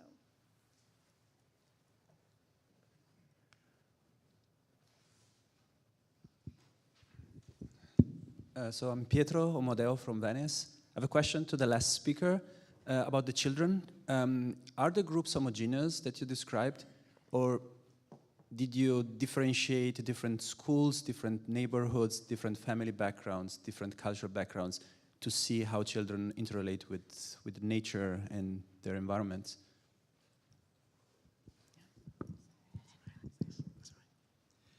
Yeah, thanks. So specifically in the school that we're working in Birmingham, the school takes children and young people from two kind of areas of the city, both of which are very ethnically diverse, specifically. So Birmingham is one of the most diverse and also youngest cities in Britain. So most of the young people involved actually came from British Asian families. We didn't, because of the numbers involved, seek to kind of try to differentiate between their experiences or their kind of knowledges by those or any other kinds of categorical indicators. Partly because we were also doing a lot of kind of group collaborative work with them. So we were less kind of interested specifically in individual experiences and more how we could come together to create these knowledges together. Having said that, some of the other research that we're doing, so the research that we're doing in Manchester and a couple of the northern cities is about children and young people's interactions with trees. And there we're working with much larger numbers of young people.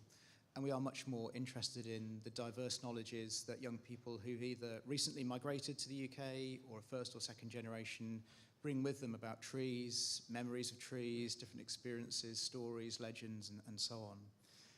We're partway through kind of analysing those materials, but there we are much more interested in kind of the role of kind of cultural differences and experiences in terms of their interaction with trees.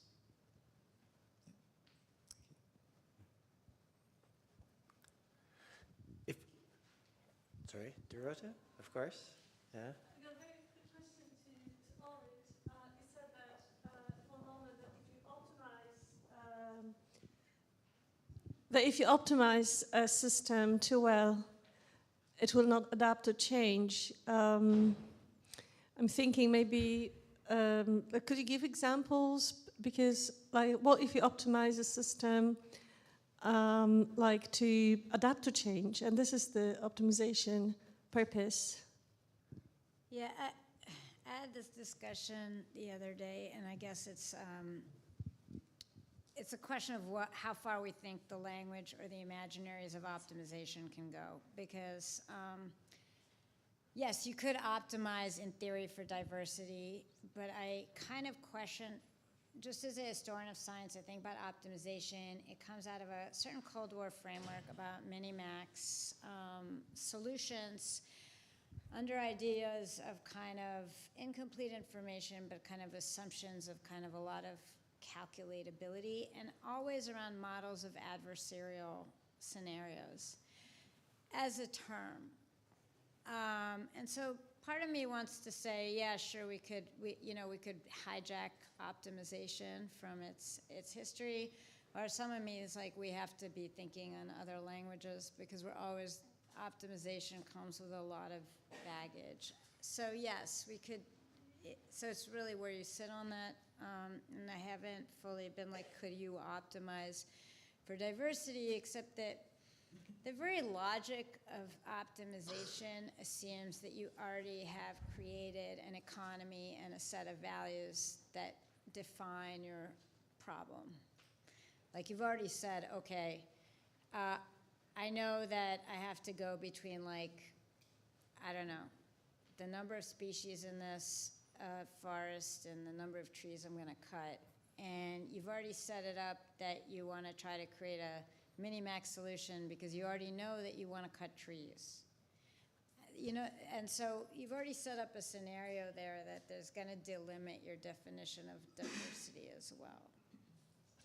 So I guess that's part of the broader question. But like I said, there's a lot of engineers fighting with me. They're ready to take on optimization and find creative uses. So that could be like a cool thing to do after this. Creative uses of optimization. It'll go with like the plastic, creative uses of plastic, but then how? There was a question in the front here. Yes, I have a question as well. Oh, sorry. Sorry. I'm Filip Ryba, Jagiellonian University in Kraków. I also have a question to the first speaker. I would like to ask if you found any dangers in the context of using the term resilience by itself, especially in academic context. And maybe I explain why I am asking this question, because I conduct my research in the Middle Eastern context. And there, using the term resilience, it's very, let's say, difficult, because in the Western context, we perceive, for example, Lebanese or Palestinians as a kind of super resilient people, and we perceive it as a, let's say, superpower, which they have, but they are actually forced to live in difficult environment. So I would like to ask if you found any other dangers in connection to this term. Let me say, I was trying to be positive. For the most part, I am not a fan on resilience. I think it's actually a kind of necropolitical discourse that has shifted focus away from transforming structural violence to surviving it or managing it, or maybe enhancing violence, actually, because the idea, not only in these psychological, like in psychology, for example, where there's this whole thing about teaching workers and everyone, like you have to be resilient because you're gonna lose your job 50,000 times and you have to know how to change, and like all of this stuff starts to fold onto the person. And then also in the case of yes, groups like Palestinians or Lebanon, where there's this concept of resilience, but also concept that that people can take a lot of pain, basically, and sort of deal with it and wouldn't respond negatively or snap, or, like that resilience has to be inbuilt. And in urban planning, like I said, and resilience can often be not only literally a real estate hijacking ploy, but is very much, again, about not actually kind of, it's about accepting the climate crisis and mitigating it, but not always for everyone. Because again, there's always this fundamental problem of this idea of how to keep the system functioning, which is a kind of homeostasis, even though supposedly it's always changing. And those are the extreme negatives on resilience. Like I was surprised to see resilience come up a lot in the Black Lives Matter movement, stuff like that. So obviously people are trying to use or appropriate this idea. And there are things we can maybe develop if we think about resilience through the lens of certain histories of biodiversity or stuff like that. The majority of resilience, all this work has come out of initially a critique of resilience. and of the intimacy of like smart cities, smart borders, automated warfare, all this stuff as like smartness produces resilience in certain ways, and varying differently in populations. So. Can I just have something? Yeah, Peter, and then we'll, excuse me, we'll have time for this question in the front. Yeah, I was just about to say, yeah, so the notion of resilience, the discourse of resilience is one that has been mobilized in a range of particularly neoliberal educational contexts in the last couple of decades, particularly around notions of therapeutic and emotional education. And those target the very young people who are deemed to be hard to reach, which is a horrible term, excluded from schools, often structurally, rather than because of their individual behaviours, in ways that are even less accessible to them and understandable than other kinds of intervention.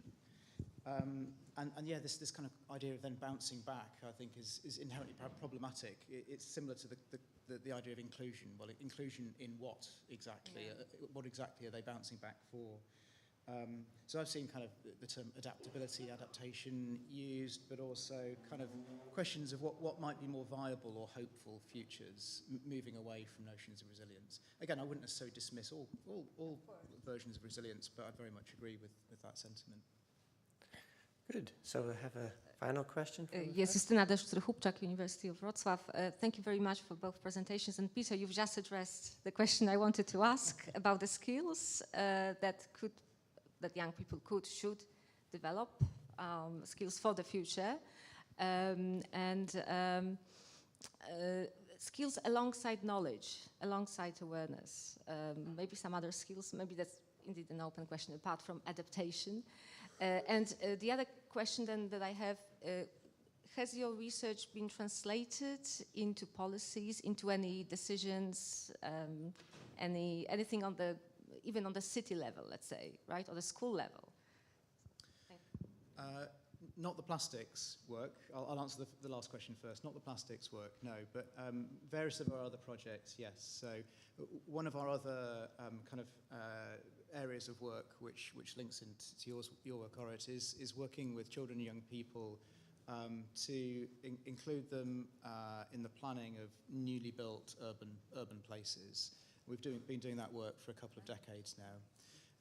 And to explore the kind of intersections of generationally inclusive places with questions of sustainability, ecology, and so on. That work has involved working with local authorities to directly inform the planning, the master planning of new communities, working with national agencies, government agencies in the UK, and also with UN Habitat to kind of inform kind of the national guidance that they provide for different nation states as to how to build more inclusive cities. I wouldn't necessarily say it's directly improved the lives of any specific individual young children, but that's the sort of direction of that work. And actually, the point about skilling also links into that point. So in the TREE project, we're working with the Department for Environment, Food and Rural Affairs, who are the predominant government department who work around the environment and environmental protection and so on. And there, our work is not about necessarily how do we plan better places or how can we listen to children's voices in the planning of national parks or whatever it might be, but rather do we need fundamentally new ways of understanding the very skills that are required in sectors like the forestry sector, new ways of understanding what value is. So how do children and young people generate value in their own stories and experiences of interacting with trees in other ways. So very pragmatically, we're working to do tree planting in schools, but that's kind of always the kind of iconic thing that you do with children and trees. So what we're also doing is working with the agencies who support tree planting, so regional agencies, to fundamentally try and shift their perspectives on how tree planting happens, how communities are involved in tree planting, and what that might mean in a longer term sense for the maintenance and stewardship of places. So yeah, the two things are kind of wrapped up in one, actually. Thank you. Excellent. So, keeping to Dorota's, the regime must persist. We need to end, and we need to have some lunch. So please join me in thanking our two speakers, Orit and Peter.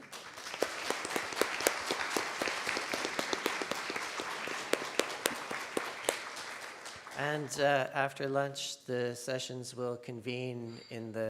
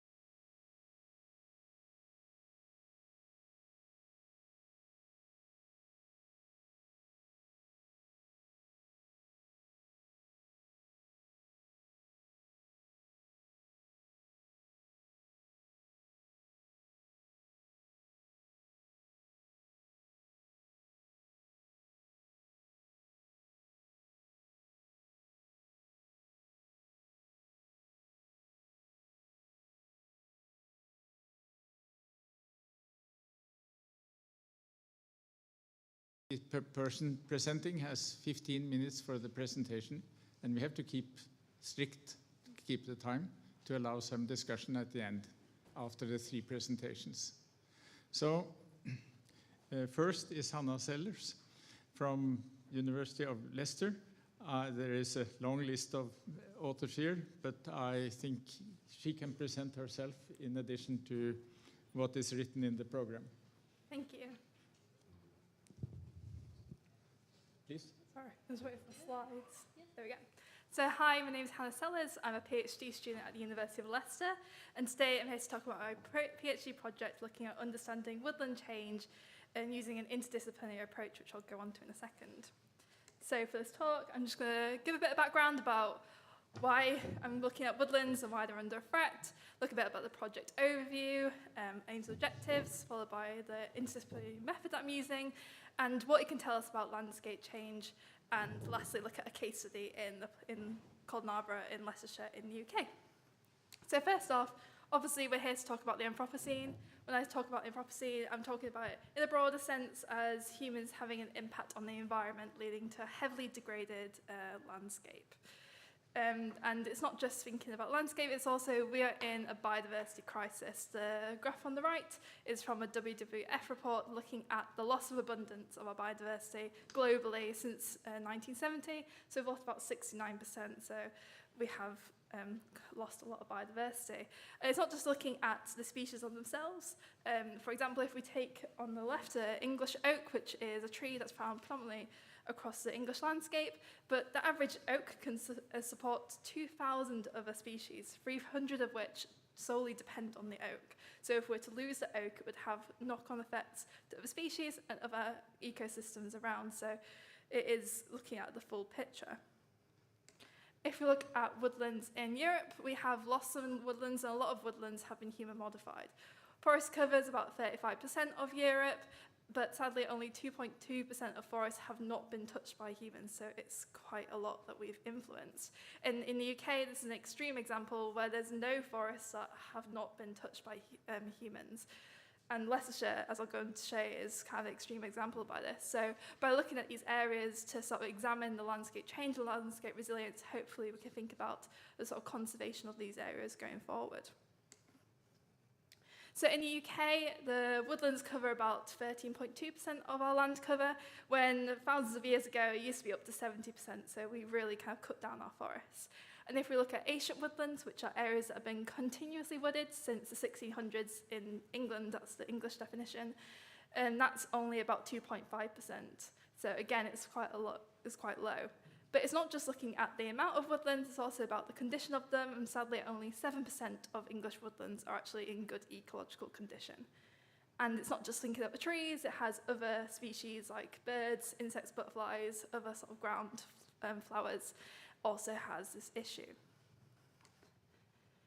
And this comes from a range of different threats, from deforestation and fragmentation, splitting areas up so people can't, species can't kind of go between them. There's climate change, changing conditions, there's poor management, invasive species leading to damage and death of trees and other species. And lastly, in England, particularly about planting non-native trees. So a lot of our woodlands were cut down. We planted non-native, fast-growing species to really kind of help with timber production. But this has a knock-on effect, and it has a really low sort of biodiversity value. So these are just a few of the threats that sort of English woodlands have faced in the past and in current day. So this is a quote by a botanist about 100 years ago, by Arthur Hallward, who, when talking about English woodlands, talk about how they've been cut down long ago, and artificial planting has obscured the true soil-to-tree association. And no better illustration is this in England than the present woodlands of Leicestershire. So if we look at Leicestershire, this is a county in the English Midlands, and around 80% of the land cover is farmland, so it's very heavily human modified. And woodlands cover about 4%, and if we think about those ancient woodlands that have been continuously wooded, that's less than 1%. So it is really kind of fragmented now in Leicestershire. And if we think about it in terms of protection, the national average for sort of protective sites is 6% in England, and Leicestershire is about 2.5%, so less than half. And Leicestershire has one of the lowest biodiversity values of any county in England, so sadly it really has been hit, their biodiversity. But that's why it's an interesting case study for me to look at how this landscape's changed, and also see if there's any patterns of resilience in the areas that are left. So for my project, it's sort of split into three sort of areas. Number one is using an interdisciplinary approach to look at the past landscape change, which I'll go on to in a second, about the different data sets. I'm also interested in looking at the Anthropocene signature in Leicestershire, so looking at these geological markers, comparing it to the biological markers and seeing how they influence and when sort of Anthropocene can be seen in our records. And lastly, looking at sort of future, looking at present woodlands, how they resemble the past, and how they've kind of come back from disturbance. Because like I said, none of the forests have not been touched by man, but these sort of ancient woodlands are generally still around or sort of come back from clear felling. So I'm sort of interested in looking at that to help inform sort of local policy and sort of conservation work. So if I talk about these interdisciplinary data sets that I use, the first is Palaeobiology, which is a study of pollen and grains. We can basically take some sediment cores, like on the left, and you basically split the core up, down the core in centimetre intervals. You can process the sediment through the lab. You basically extract the pollen. And through this, you can count and identify what species were there in the past. So I've got a few on the board. We've got a birch tree, daisy family, and also the oak, which I mentioned. So by looking at how it's changed over time, we can see what's happened to the landscape in the past. But one issue about Palaeobiology is that it's quite time-consuming to sort of process the samples and identify them, and you're only looking at a certain area and a certain snapshot. So I'm also working with historians to look at place name evidence, because place names are everywhere. So basically how place names in England, a lot of them originated within the last sort of 1,000 years or so, and some have sort of Anglo-Saxon, Scandinavian origins in Leicestershire. So I'm basically looking at these sort of terms which kind of build up these place names, and basically look for woodland-related terms in it. So whether it's a species like willow or ash, generic wood, or even like a description of the wood. So like Holt shows like single species wood, so maybe that's more of a plantation. And also looking for any evidence of sort of clearing. To bring in the more present stuff, I'm doing some botanic surveys and also looking at historic botanic surveys done the past 80 years or so. This is particularly in the ancient woodland areas, so this is looking particularly for indicator species of these areas, which is generally done on sort of an absence-presence basis.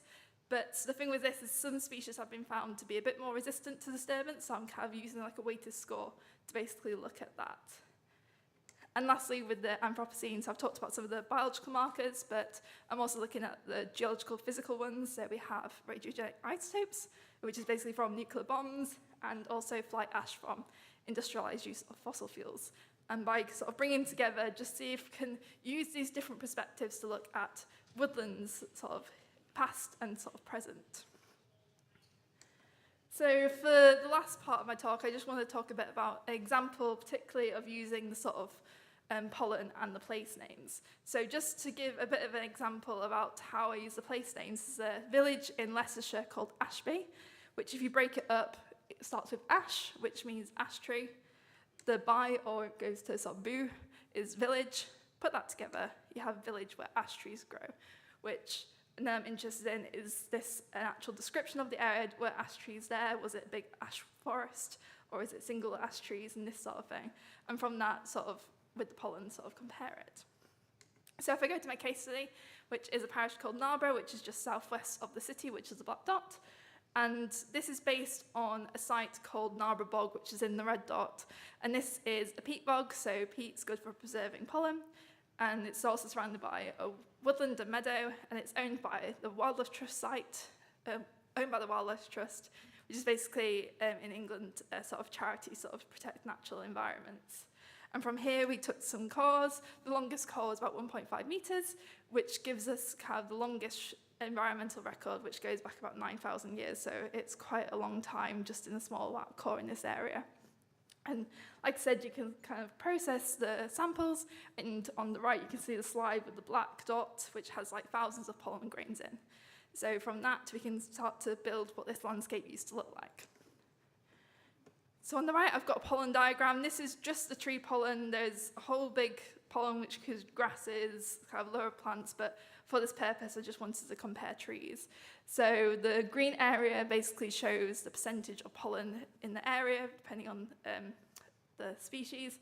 So if you start at the bottom, which is the deepest part, this part of the core goes about 6,000 years. And as you can see, for hundreds of years, it stayed quite stable as a sort of alder hazel forest, with a bit of oak and a bit of lime and elm sort of coming in and out in sort of small quantities, but it was quite a stable sort of alder hazel forest until about the Iron Age, between 700 and 100 BCE, when there's a deforestation event and we lose a lot of the tree pollen. And other pollen, which isn't shown here, is like agriculture and like grasslands start to come through. Until about 800 to 1200 BC is when trees start to come back in terms of oak particularly, and with a bit of alder and sort of willow.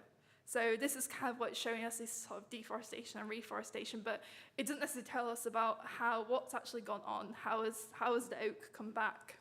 So I'm starting to look at the place names to see if that can tell us anything. And if we look at the place names, there is overlap between the species in the place names versus the pollen, particularly the species that have the highest percentage. The lowest percentage could just be either a few trees, or it could be trees from like the surrounding region. So it's interesting that the pollen diagram matches sort of place names in terms of trees that are quite a lot of pollen. If we just go into a few examples of these place names, we have alder, which if at the beginning it was quite an alder forest, but then towards more recently it's sort of a low amount of pollen, but it's still in the area. The place name is Auburn, which if you break down is Or, which is alder, and Burn, which is stream. And what's interesting about this is a type of habitat that you could find alder trees. So they tend to be in sort of wet areas, so they could be wet woodlands, but also found along streams. But people tend to plant alder in groups upstream because it helps hold floodwater. So it's sort of a flooding mitigation. So it's interesting that this place name sort of represents the human, where we would find these trees, both naturally but also potentially with humans planting. And lastly, I'm going to look at oak and willow. So the place names start to come through with Rayner's Oaks and Willows, which links to a landowner called John Rayner. So this also starts to line up with when the tree pollen really starts to come back. But another place name that comes through more towards recent times is called Copped Oak, which if we break down, means pollarded oak. And now pollarding is a tree management service. So on the right, you can see a tree. The main branches basically get chopped off at the top to increase sort of a lot of growth, so you can see a lot of shoots coming through. So it's interesting that this place name represents sort of the management of trees, and that is the tree which we see most of the pollen sort of come through. And it's interesting because oak, that wasn't necessarily the main tree back in the woodlands at the beginning, which was alder and hazel. Whereas now kind of oak is predominantly, so perhaps this suggests that humans are sort of driving this sort of the place of the oaks here. So that's my talk, just a brief sort of run through of my PhD project, but hopefully it shows sort of the importance of using interdisciplinary data sets because they can help tell different perspectives. Woodlands are a key habitat in the area, which we should conserve. And also sort of using this interdisciplinary approach, we can look at these, identify this landscape change, and then potentially also use it to sort of look at the human's relationship to the area. Thank you.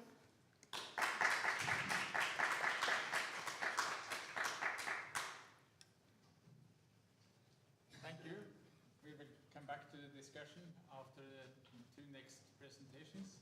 And that's Scott Kramer from New Zealand originally, but now from Bergen in Norway.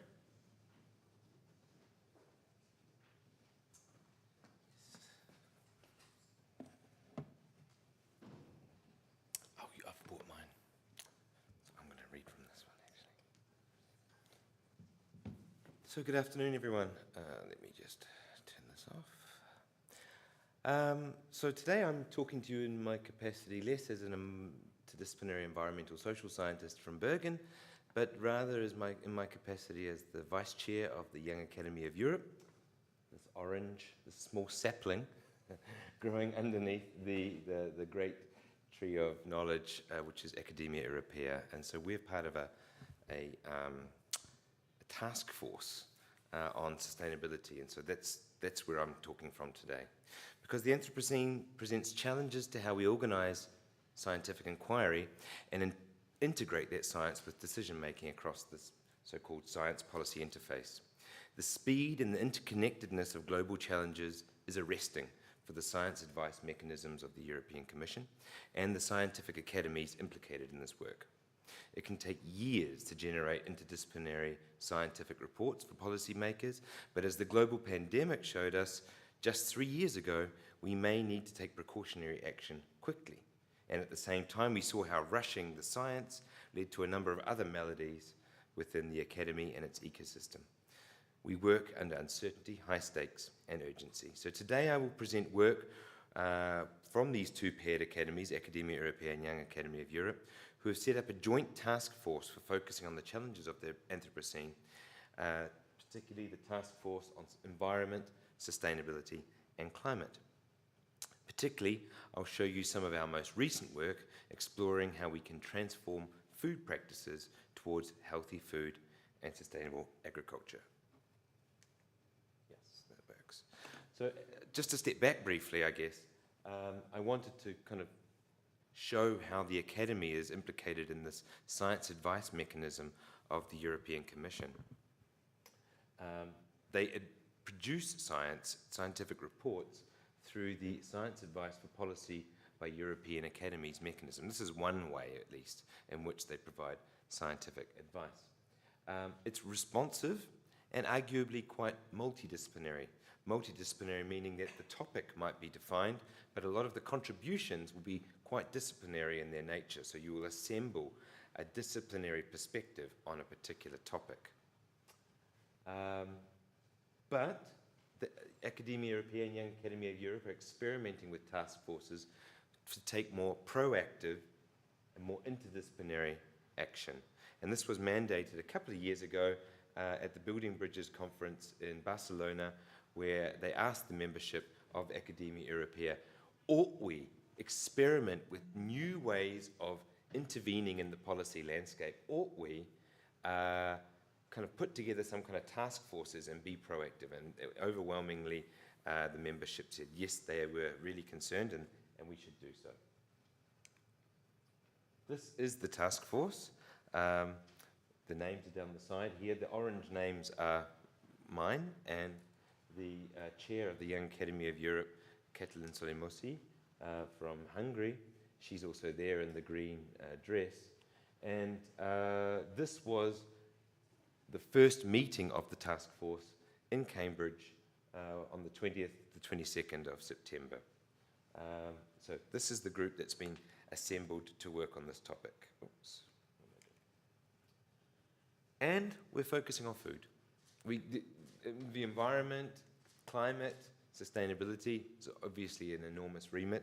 So they focused on food insecurity and sustainability based on a SAPIA report from 2021, which noted that food insecurity and sustainability are widely recognized as among the most significant global challenges facing humanity in the 21st century, linked to a range of other challenges, including malnutrition, biodiversity loss, climate change, soil degradation, and water quality. And they concluded that the Academia Europea has now the opportunity to champion a high-level intervention based on science-driven recognition of need for global action. So this was the background to us heading into to exploring some new, creative, experimental avenues in which the Academy could mobilize its membership towards transformational change. What they've been looking at is, I'll bring it up on my computer so I'm facing towards you. Exploring an intergovernmental level scientific body. Something similar to the Intergovernmental Panel on Climate Change, or IPBES. This is just the kind of mechanism or the kind of body that's being looked at the moment. And maybe that's unsurprising, given that the academies have been so deeply implicated in these kind of scientific governance bodies. But they did see, maybe following a little bit more on from IPBES than the IPCC, that anybody would have to engage with citizens, communities, NGOs and businesses. We would need to extend from the academy into society. A successful intervention must have the following characteristics, we agreed in Cambridge. It has to include all of the sciences and the humanities, which are often, actually, I should say, as there are probably a few humanities scholars in this meeting, obscured or left out from the IPCC. But they should be all charged with monitoring and developing research for food security and sustainability. There should be a clear measure of change that is traceable and engaging, built on established and trusted science and identifying multiple pathways for transformative practices. I guess this is, perhaps this is not so surprising and not so arresting for the people of this audience, but for when you think of very conservative institutions like academies, this is quite a significant change, looking at transformative practice, reaching beyond the academy, being interdisciplinary. And one thing that the meeting, the task force has identified was the power of having a single measure or a particular metric against which a kind of action can be consolidated around a particular measure. It can become like a common reference point, even if people ascribe quite different meanings and different ways of approaching that goal. It becomes some kind of common goal, boundary object, you might call it. And so they were looking at the global human trophic level as what could be a potential single indicator that any kind of intergovernmental body on sustainable food and agriculture could cohere. What is the human trophic level?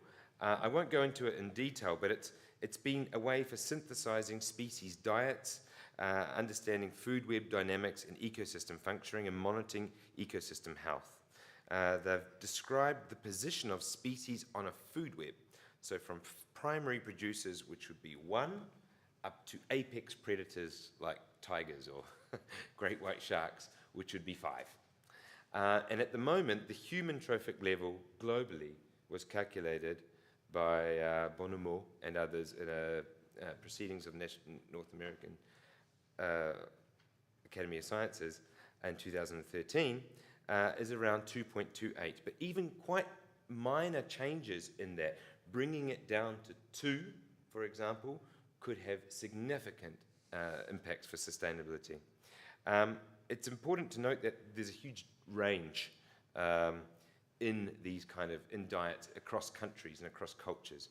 So for example, Burundi has a trophic level of around 2 because its diet is almost completely around 97% plant-based, compared to say Iceland, which in 2009, when that was calculated, had a level of around 2.57 because it had about a diet of around 50% meat and fish and 50% vegetables.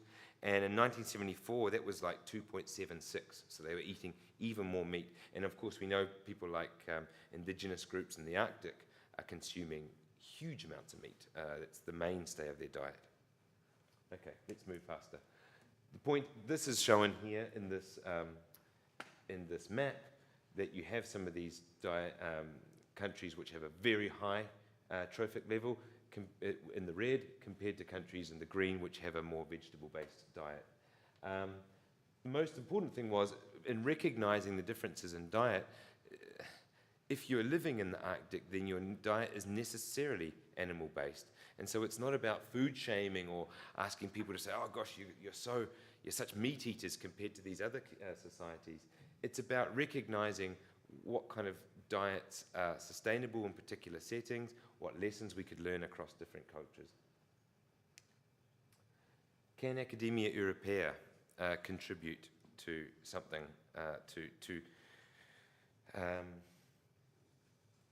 to mobilizing its scientific expertise, connections, status towards something like, is it not working now? Yes, it is. Towards mobilizing something like an intergovernmental panel or something of that nature. So one of the first things that the panel did was to actually map out Academia Europaea's transformative competences.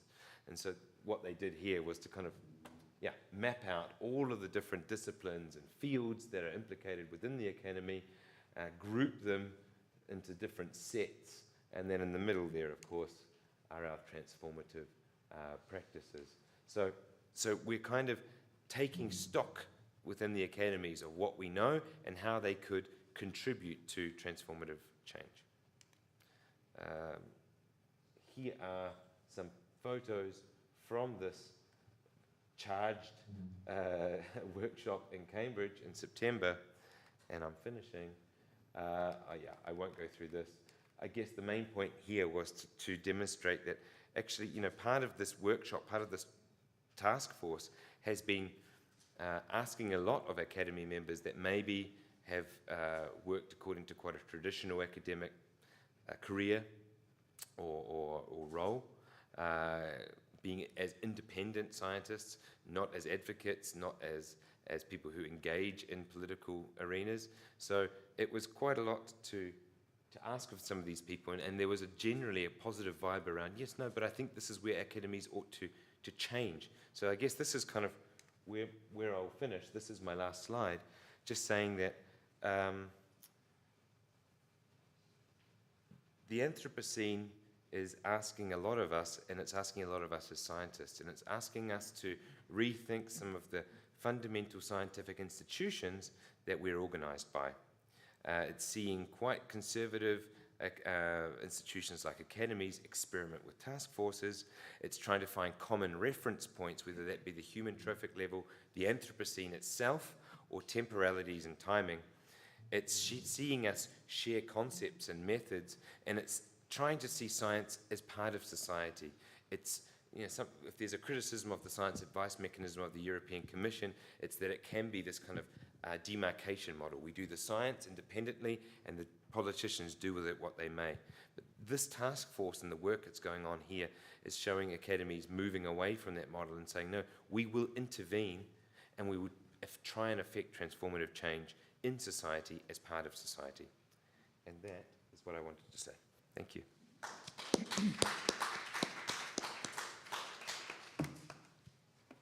Thank you. We come back to the discussion later. But then the last presentation, Marta Tomczuk. And Pavel Tomczuk. Sorry. We are literary scholars from University of Silesia, and from a few years we do research about communities in Upper Silesia. The title of our paper is Local Struggles and Resilience, Decarbonization Transition to Renewable Energy Grassroots Practices, the case of Upper Silesia. Moving away from using fossil fuels as a source of various forms of energy begins with economic processes and political decisions, but affects the everyday lives of many people, their places of work and long-standing traditions. Therefore, in the decarbonization process, working with local communities plays a key role, as they need to change established ways of living, thinking, and feeling. In the paper, we will focus on industrial region that has been undergoing a process of deindustrialization for several decades, economic transformation since 1989, and currently, at the same time, energy transition related to the abandonment of hard coal in the energy sector. Both of these transformations are now intertwined, creating a complex situation. The region is largely deprived of hard coal mines, but several towns are still strongly associated with mining.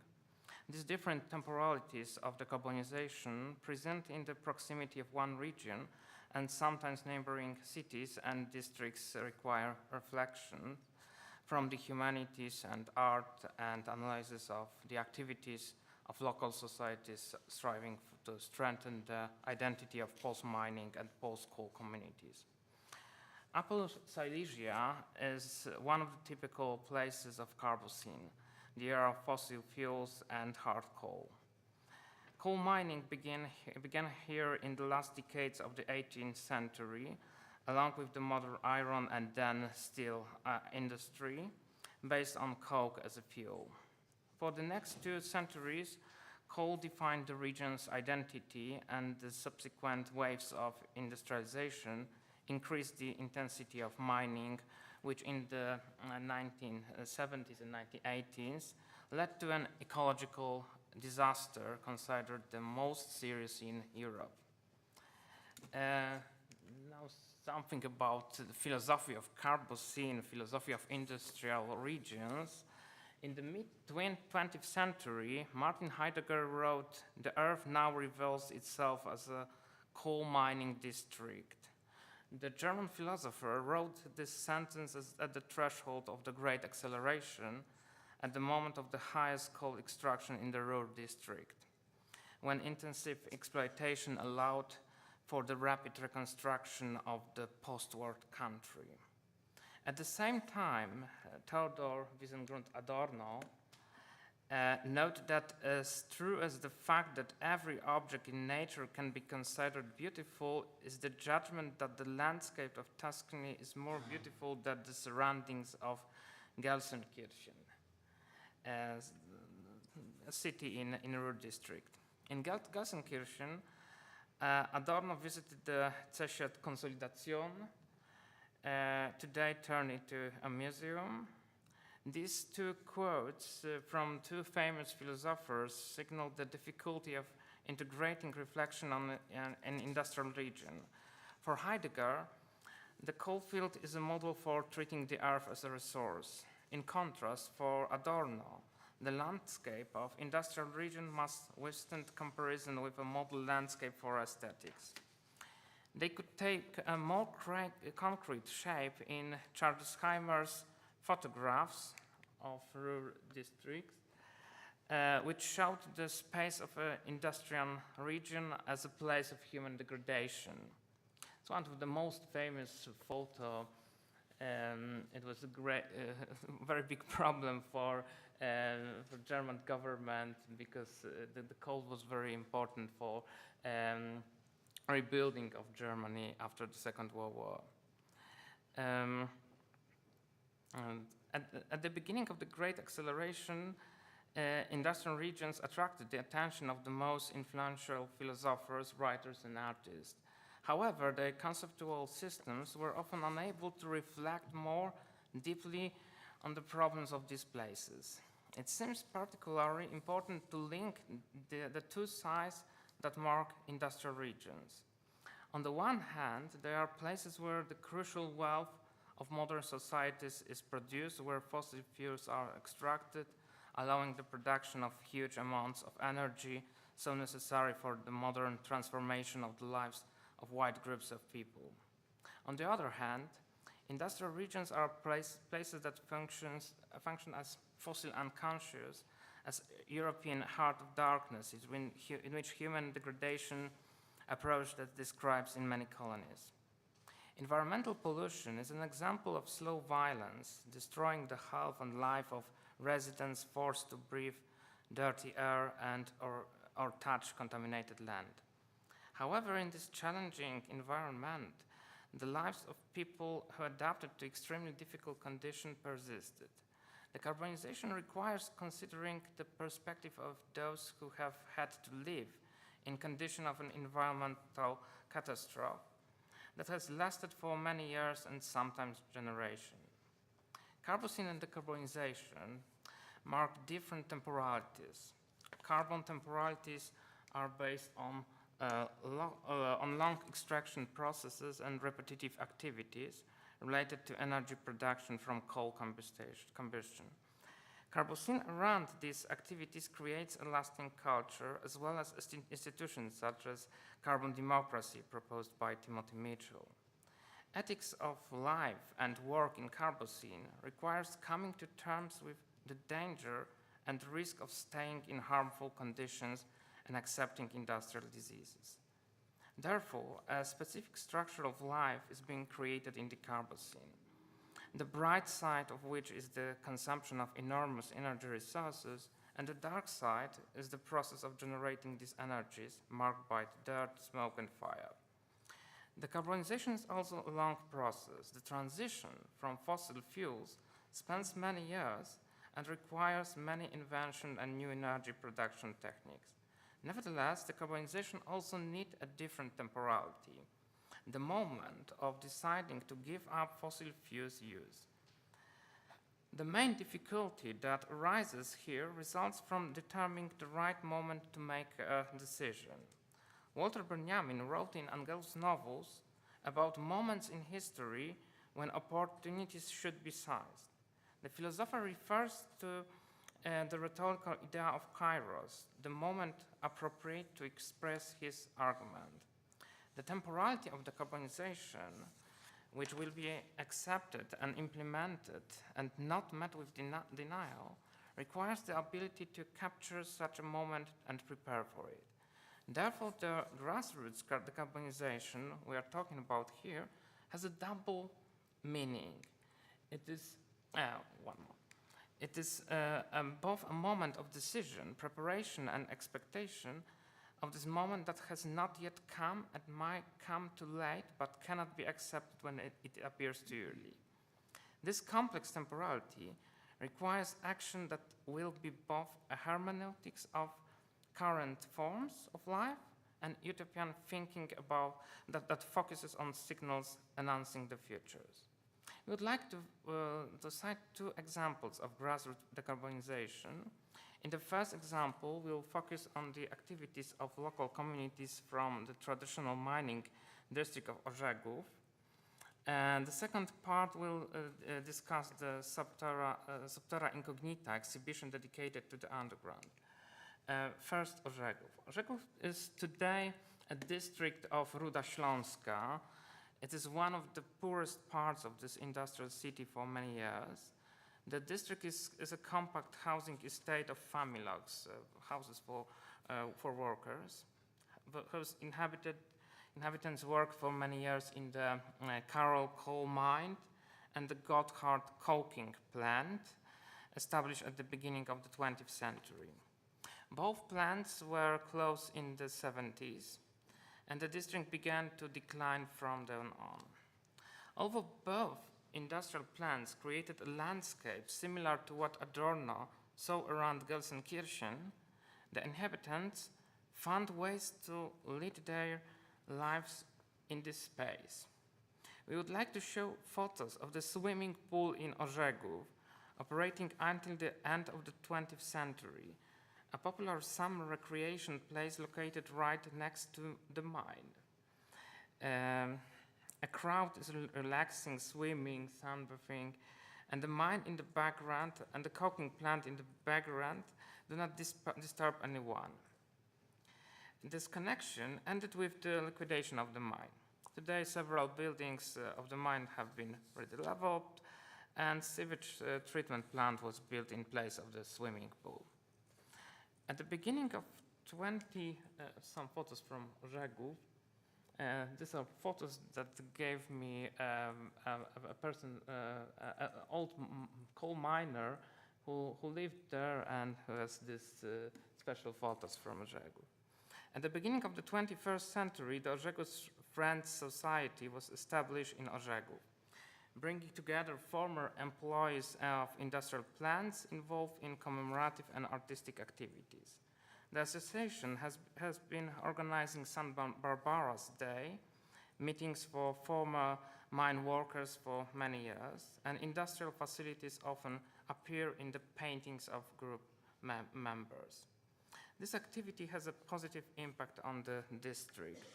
Orzegów has been undergoing revitalization in recent years. The area of the former coking plant was remediated and turned into a memorial park, and new houses appeared in place of the mine buildings, the first such large investments in the districts in many years.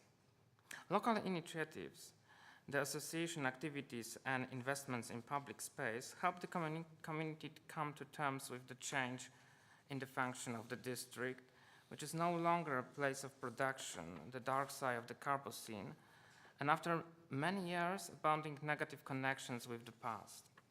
The new position allows us to look at the industrial past without painful nostalgia, but from the perspective of a different time that is redefining its identity, already in the times of decarbonization. The second example of bottom-up decarbonization refers to the category of subterranean, particularly important for the Carbocene, which is based on energy drawn from underground resources. Going underground and working in the dark galleries, fraught with many threats and fears, is still an imaginary vision of danger. Hans Blumenberg wrote about the absolutism of reality associated with exposure to danger in the open space. In the case of the underground, the danger, on the contrary, comes from the experience of being confined, but in a place that could collapse at any moment, and therefore one must listen for any cracklings that indicate a possible catastrophe. Blumenberg wrote that the absolutism of reality can be weakened by the absolutism of dream and image, as well as myths and narratives. During the exhibition, many paintings created in the 20th and 21st centuries, both by professional and amateur painters, were shown. Many of these visualizations can be considered forms of imaginary defense against the danger of the subterranean, attempts to tame the threat of catastrophe, for example, thanks to fantasies about the Carboniferous period or depictions of Saint Barbara, patron of miners. The rich iconography of the underground proves the need to invent images, narratives, and objects mediating between the threat to reality and the person living underground. In times of decarbonization, it is worth remembering the phantasmal threat of the underground and the fantasy that help cope with the terrifying close disaster of claustrophobic spaces. Today, in many situations, the climate catastrophe seems equally close. Perhaps a new absolutism of reality from which we can only distance ourselves thanks to new images and narratives that will allow us to act and exist in the face of imminent danger. An example of such spectacle threats is certainly mining damage, the possibility that Earth will collapse under our feet and that we will fall underground. This situation concerns one of the most essential environmental narratives in Polish literature, Miedzianka Kupferberg, the story of the disappearance of Philip Springer, the story of a mining town that began to collapse due to mining damage and was eventually demolished. This essay about the experience of the disappearance of the living space of a small city reflects the fears of the inhabitants of towns that have suffered various crises, economic, social, and environmental, in which everything seems to disappear, especially the inhabitants, but also workplaces and houses. Decarbonization also brings a fearful vision of the emptiness of former Carbocene areas, which will not find new functions and will be degraded or devastated. The temporality of decarbonization requires capturing the right moment of choosing a different historical alternative and making Benjamin's tiger leap into a better future. Thank you very much.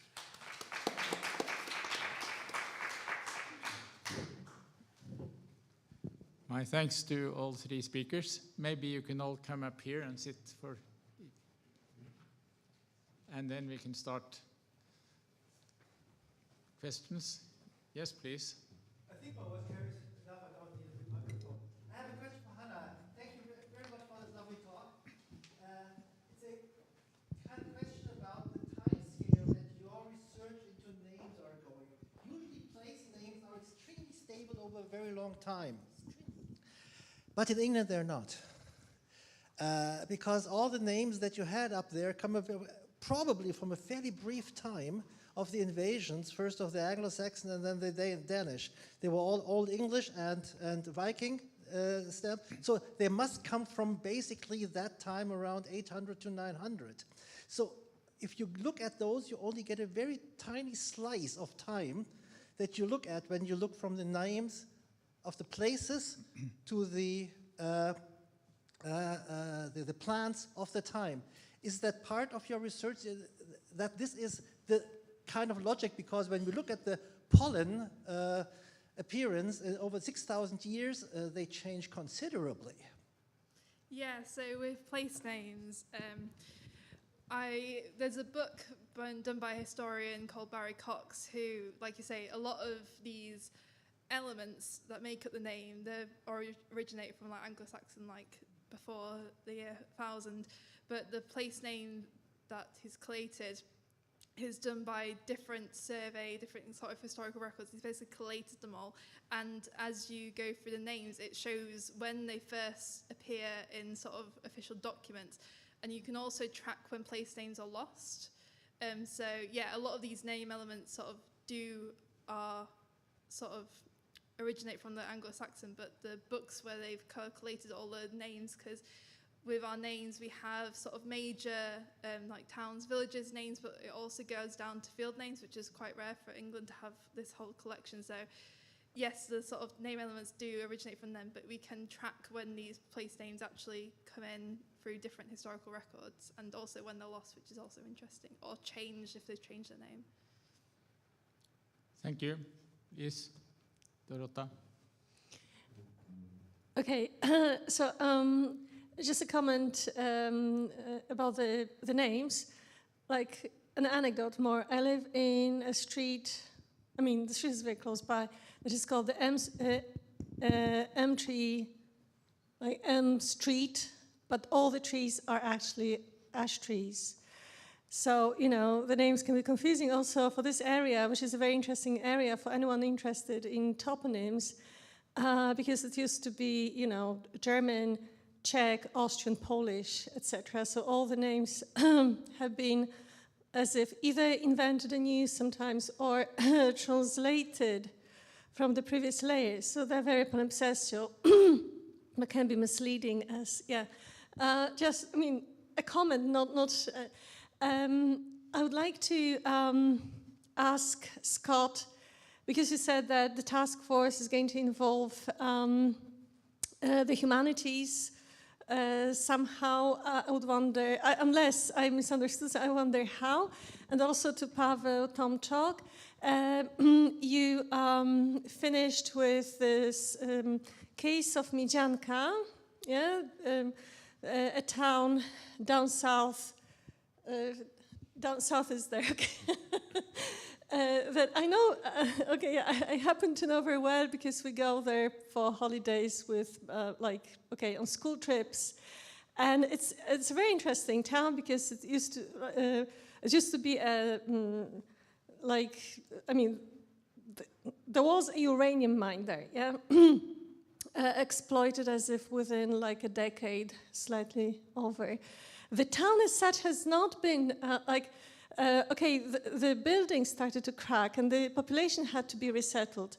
But the town itself, I mean, the place is kind of being revived in very many ways, including there is this kind of touristic boom because of Philip Springer's book as well, you know, book festivals, for example, and like the brewery functioning. So the story of the total disappearance is quite relative, and the city did not really, I mean, the town did not really collapse, I think, but it was like threatened. I mean, the buildings were threatened, yeah, because the mountain was simply, everything was extracted, and the mountain was as if like a sieve. So, which is a very interesting case, because there are a lot of uranium mines, at least 3 around, yeah, I mean, not are, but used to be. Now you can visit them. So it's very interesting to see how these, as if places, produce narratives, yeah, for various purposes.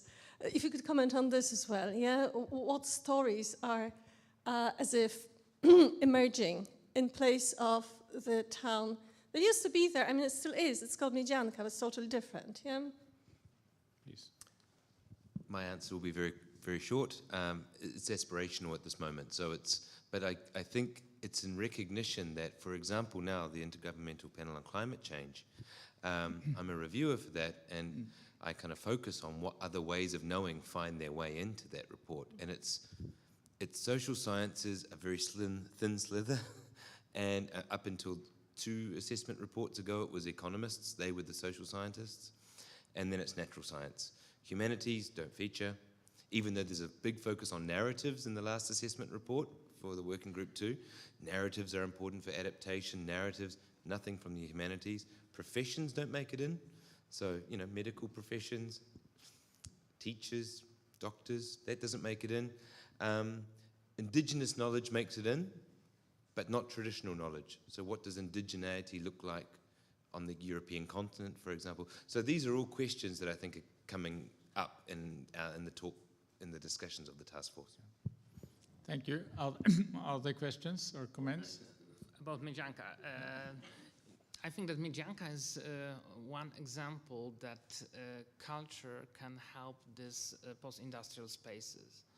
I cannot find another example so successive, but I think that it is possible, and we have to talk about this case of Philip Springer. In this summer, he organized Mijanka in many towns of Upper Silesia, in Ruda Śląska, so in Orzegów too, in Gliwice, in Bytom, in Zagłębie Dąbrowskie too. So maybe these post-industrial places need some actions like that, need someone who will search for narratives narratives that could tell inhabitants of this towns, and they take this together and make a new book, make a new big narrative about this experience of being in industrial and then post-industrial, and maybe then in empty space, and ask the question, what should we do with these spaces that are sometimes are contaminated, sometimes are endangered of mining damages and so on. So Philip Springer make a very good work, but we need such works in places like Upper Silesia too. For example, in Trzebinia, in last 2 years in Poland, in the part of town in another region.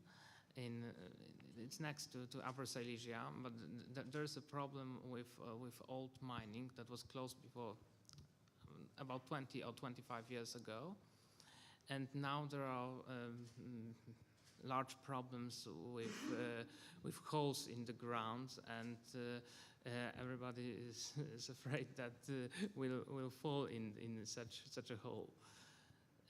And we need narratives about it. We need culture that will do something with this. Thank you. I have a question myself for Scott, if you allow me. I must admit I've heard this lecture presentation 2 weeks ago in Munich, so I had some time to think about it. And do you have any reflections about the variable you're using, the trophical level?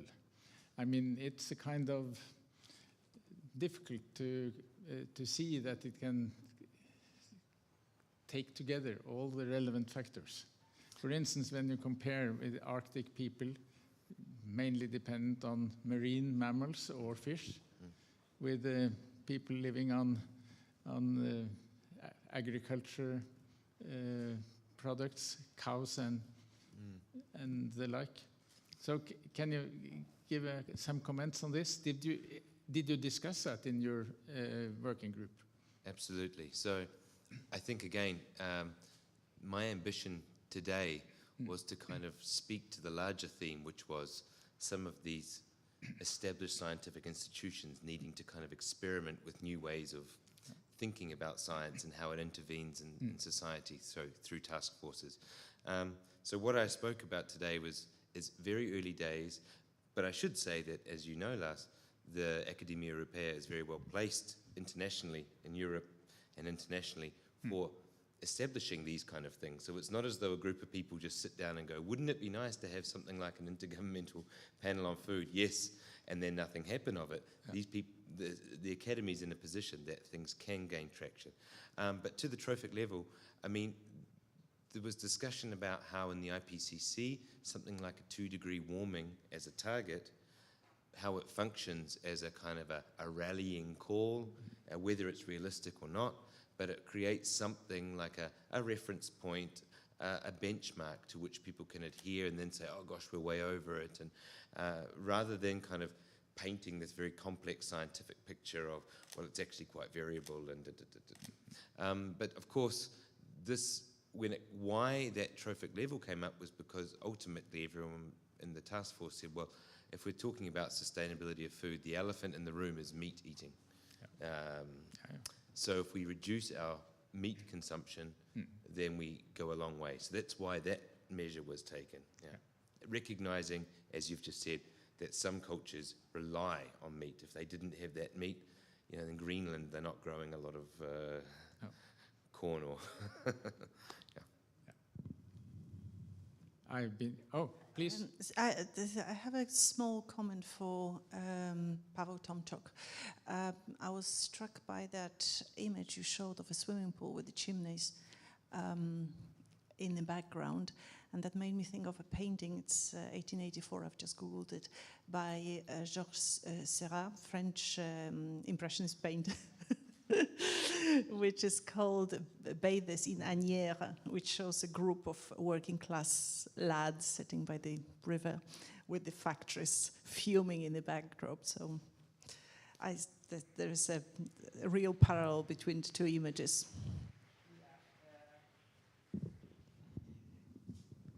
I love images and that shows that there was a normal life next to the industrial plants, next to the coal mines, coke plants, and then we cannot only think that it was the places of the ecological disasters, but there were people who lived there still. And in the last years, I read a lot of articles that showed that in many paintings of Impressionism or post-Impressionism, we can find the traces of industrial evolution. We can find smoke or dirty air, and we can now look at these pictures with another knowledge and find there such traces of climate change. Yeah. Or the traces of climate change or the industrial evolution. And it's the new perspective, new chance to read this picture, to find to find a place for them in narratives about industrial evolution. So, no. I think we soon have to close, but yes, you can give one small comment. There's a sewage treatment plant now there. Yeah. So thank you to the people here, and thank you to the audience. We close the session.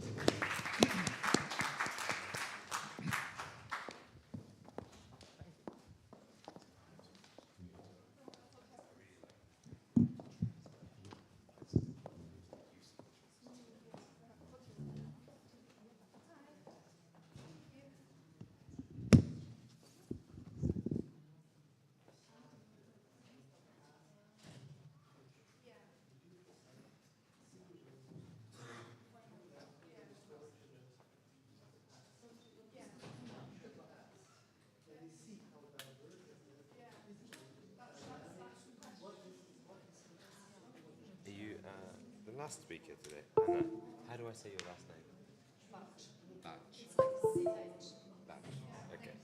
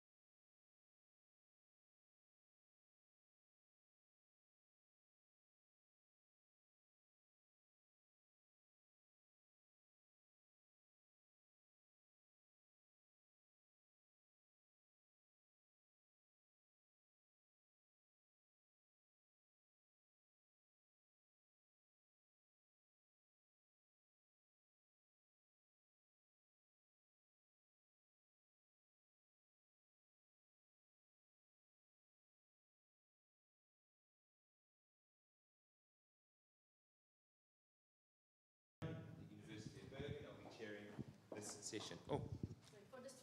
For the stream. I'll be chairing this session, but I won't be talking for long because I want to give time to the speakers. The first speaker we have today is Molly de Zorga from the University of Leicester, who's going to be talking about ethnographic stratigraphy for the Anthropocene. Then. Hello. As Scott said, I'm Molly de Zorga. I'm a PhD student at the University of Leicester in the School of Geography, Geology and the Environment. And I'm going to be talking about my PhD project, which is basically a kind of methodology that I'm trying to use for thinking differently with waters and about waters in the Anthropocene. So how does the clicker thing go? Thank you. Okay, so I think to open, it's useful to talk about exactly what the Anthropocene is to me in my work, or what I think its important kind of traits are as a thing. So the first of these is the classic, it's like man-made geology. So it's a time when humans have an observable geological record.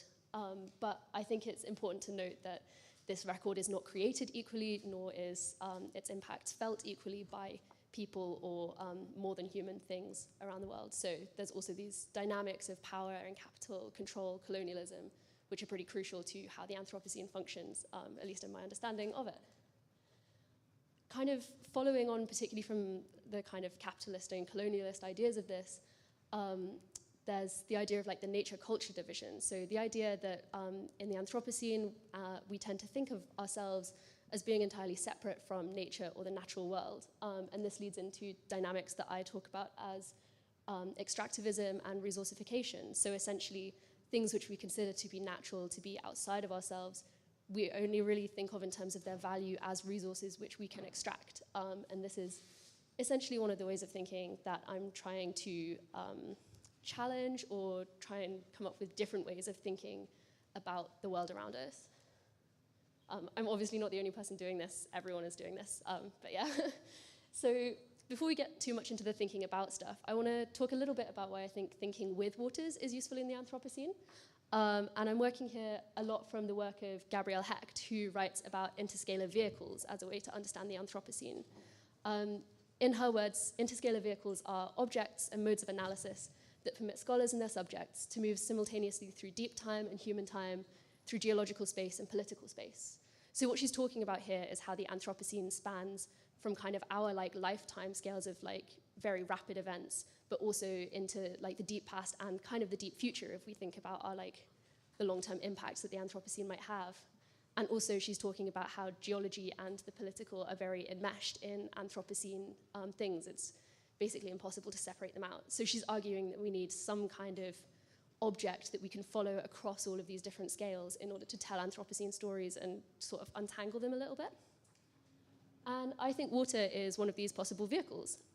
So we can think about water in terms of oh, my slide's doing something funny. But we can think about water in terms of its place in geology through the physical processes of things like erosion, deposition, ocean currents. But we can also think about it in terms of its persistence across deep time and the ways that it carries persistent environmental pollutants, things like radionuclides that stick around for ages or microplastics. But as well as this deep time action, we can think about water, particularly in the Anthropocene, in terms of its kind of instability, its very rapid changing events, things like flooding and drought, and also things on slightly less rapid timescales like bioaccumulation, which happens across sort of lifetimes or small numbers of generations. And I think particularly through this kind of more rapid action with water, we can think about water as something which is very political, and this is particularly wrapped up in kind of ideas about slow violence and the uneven spatial distribution of violence because of the ways that water is a vector across long time periods for specific and persistent pollutants. We can also think about the ways in which it carries those pollutants across spatially unevenly distributed areas, and therefore we can think about the ways that water operates in terms of environmental racism in particular, and other sort of political dynamics. So I think water is useful for thinking with, but the main thing I'm trying to do is think differently about water. And when I talk about how we currently think about water in kind of modern Western scientific frames, I draw a lot from the work of Jamie Linton, who writes a historiography of kind of modern ideas about water. And he suggests that in kind of modern Western paradigms, we think about water as something which is homogeneous and isomorphic. So all water is basically the same as all other water. And because of this homogeneity of water as a substance, as pure H2O, all water is interchangeable. You could take any unit of water anywhere on the planet, and you could switch it out with any other unit of water, and this would have no ultimate impact on basically anything. And he argues that this idea of water essentially depoliticizes water. It evacuates it of its social, cultural, spiritual, and political contents. And he's arguing that ignoring these kinds of contents that water actually carries with it makes all kinds of watery sort of problems essentially impossible for us to confront because we can't really understand their social or political dimensions. Further to this, Linton talks a lot about how water is turned into a resource through this process. So we think of water as something which is interchangeable. And because of its interchangeability, the only question we can ask about it is how much water is there. Built into this question of scarcity, of quantification, is what Linton calls latent scarcity. So basically, because we can only think of water in terms of how much there is, we can only really think about water problems in terms of do we have enough water and where can we get more water from? He links this to a kind of program of state control of water. He talks a lot about kind of the 1950s through 70s, particularly in the US, but we see this across lots of nations as they develop, that essentially trying to like nationalize and bring together all of a nation's water resources is a really important kind of active state control, and he calls it hydronationalism. And then he also shows how this kind of hydronationalistic tendency gives way in like the 90s or 2000s to sort of privatization, the marketization of water, and ultimately water as commodity. And as other kind of water theorists, like particularly Karen Backer might say, to create something as a commodity, it's very important that that thing is interchangeable and quantifiable so that you can trade it. So there's this kind of through line from water as something which is asocial and apolitical to water as commodity, which we can then link to lots of the sort of problems that we might identify, particularly in, I think a lot about like the UK water markets and how that works today. Yeah, so in my work, I'm trying to imagine how we might relate to water differently outside of this asocial, apolitical, kind of interchangeable idea. And I work a lot with the idea of mutualism and mutualistic cities, which I'm sure you'll hear plenty about from other people at this conference. So yeah, this is highlighting ideas like symbiotic relations and mutual aid, both like between different kind of types of organisms, between different individuals. So, you know, between people, we can do mutual aid with each other. And also on a larger scale, say how a city might engage mutualistically with its surroundings, things like this. And wrapped up in this, I think a lot about how to understand the world around us in ways which are natural cultural, or in the case of water, specifically how to think water hydrosocially rather than as just hydrological. In this way, we're trying to kind of resist the tendency to think water in a way which resourcifies it. Water isn't just a resource, it's not just a hydrological thing that we can count, it also has all these social, cultural, spiritual, much more complicated kind of elements to it. And so in my project, I'm basically trying to engage with these through the practice of like noticing the cultural and social and political histories of a specific waterway. I actually look at the one in my city, which is called the River Soar, and it's very beautiful. So yeah, I'm doing this through a methodology called ethnographic stratigraphy, which is basically a kind of weaving together of geological ideas of stratigraphy with the more kind of anthropological or social science methodologies of ethnography. So in stratigraphy, we have the kind of vertical, you essentially like look downwards through layers of rock. It's very geological, quite like hard. But I do think it can be a useful tool for interscalarity because particularly when we try and think about the deep past and the deep future, geologists are already like pretty good at doing this in a way that most people really are not used to. There's also obviously an incredibly strong link to the Anthropocene as an idea when we do stratigraphy because, you know, the Anthropocene working group is about trying to declare a stratigraphic marker and like kind of regardless of what you think of that, I know there's like differences of opinion, but like it's still a lot of the power of the Anthropocene and why it captures people's imagination is because of this geological grounding that it has.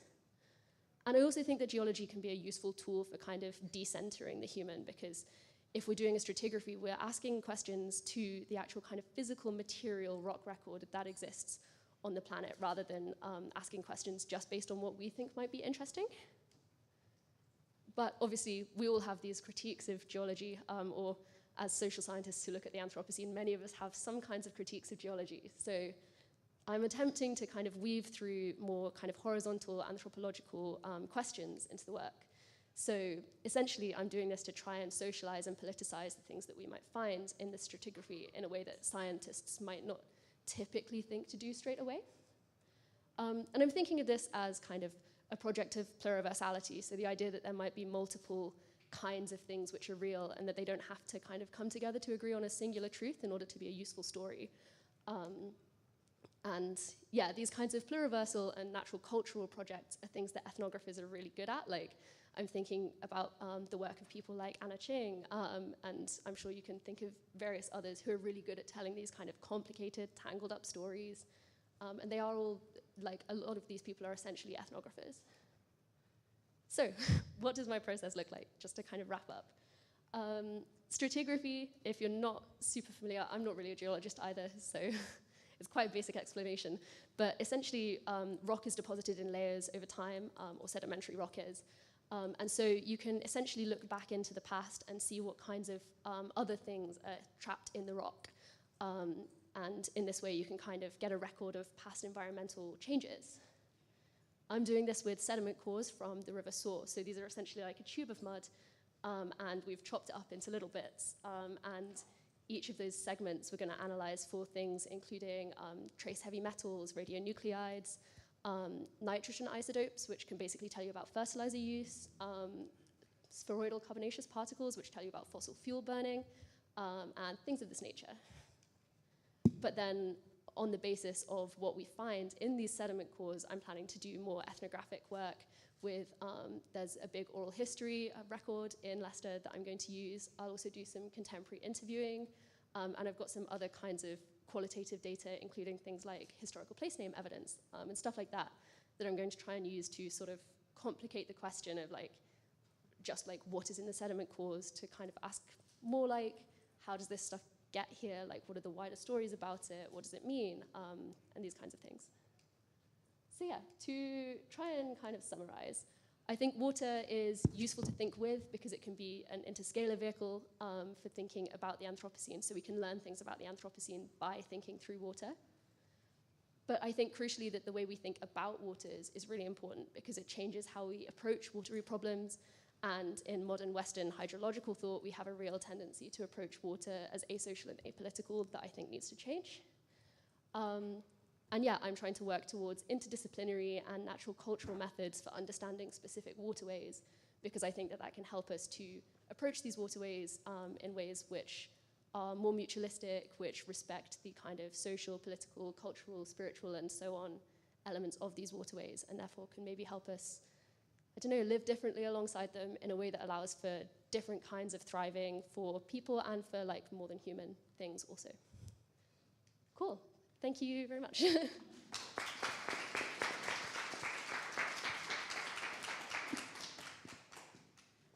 you very much, Molly. Why should I put this microphone? Thank you very much, Molly. And I really liked the color-coordinated slides with the onesie.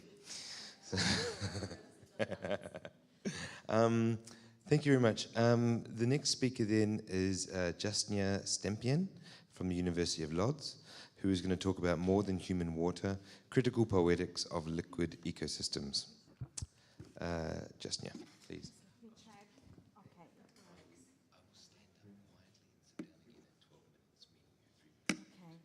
Probably I will be longer, but anyway, I will try to limit the amount of things I wanted to say. Thank you, Molly, for your beautiful presentation. I'm going to present a follow-up to what you said, but for a completely different perspective. As I work with artists and contemporary visuals, and my focus is on contemporary visual studies. I'm really interested of how artists think with water, right, differently. How do they reimagine water, right, and how they are with water, and maybe not with, but also for water in a sense. I would try to avoid the proposition about here. Okay, so let me start. I will be old school today. I will be reading. So floods, groundwater contamination, ocean acidification, rising sea levels, melting ice caps, drinking water shortages, and bioaccumulation of various anthropogenic contaminants in bodies of waters have become the landscape of Anthropocene. We all know it pretty well. The wounds, depletion, contamination of the waters of the Anthropocene result from the human actions, as the name of the epoch suggests. The bodies of water are thus never neutral, we can say, for the intensities of power and empowerment direct their flows, that in many ways accumulate both threatening materials and political, economic, cultural stories of global hydro devastation. These are, I would say, a sort of like narratives which are affected by a wide degree of harm, ranging from toxic policies imposed by colonialization to the exploitative processes of advanced global capitalism. And although the current plight of the planet in the Anthropocene shatters accepted beliefs about nature, water has still been represented as a quantifiable, controllable, and pretty instrumentalized source of our lives. This is, of course, a direct effect of the fact that visualizations of water flows in the Anthropocene, I would say, evoke anthropocentric, disembodied, placeless, and deprived of their more than human liveliness character. So the question arises now, what could heal the water crisis, I think, is the transition from the anthropocentric practices to the transversal inclusivity of a more than human entanglements, which are understood here in line with Karen Barat as different and mutual constitutions of objects and agencies. As entanglements emerge thanks to the relationality of various entities, it can be inferred that water is a substance that comprises all organisms, technologies, and substances, and triggers processes of life formation on the planet. The transversal model that I'm following constitutes the critical posthumanist approach, of course, which extends the scope of agents that form the interconnections between and with, both with the earth, land, water, plants, animals, bacteria, and also like our technological agents of various kinds, like plastic, wires, cells, codes, and algorithms. Transversal tensions, which allow for the relations of non-human agencies to come to the fore, indicate that water cannot be acknowledged and thus conceptualized by the strictly human-oriented framework.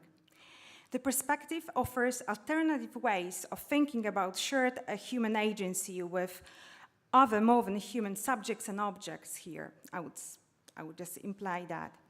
In this respect, both manufactured and natural processes co-produce the flows of substances and agencies of all bodies of water, accelerating nature-culture continuum, to use Donna Haraway. Seen, I would say, from this light, the non-human and human world is not ontologically distinct, but becomes an entangled symbiotic tapestry.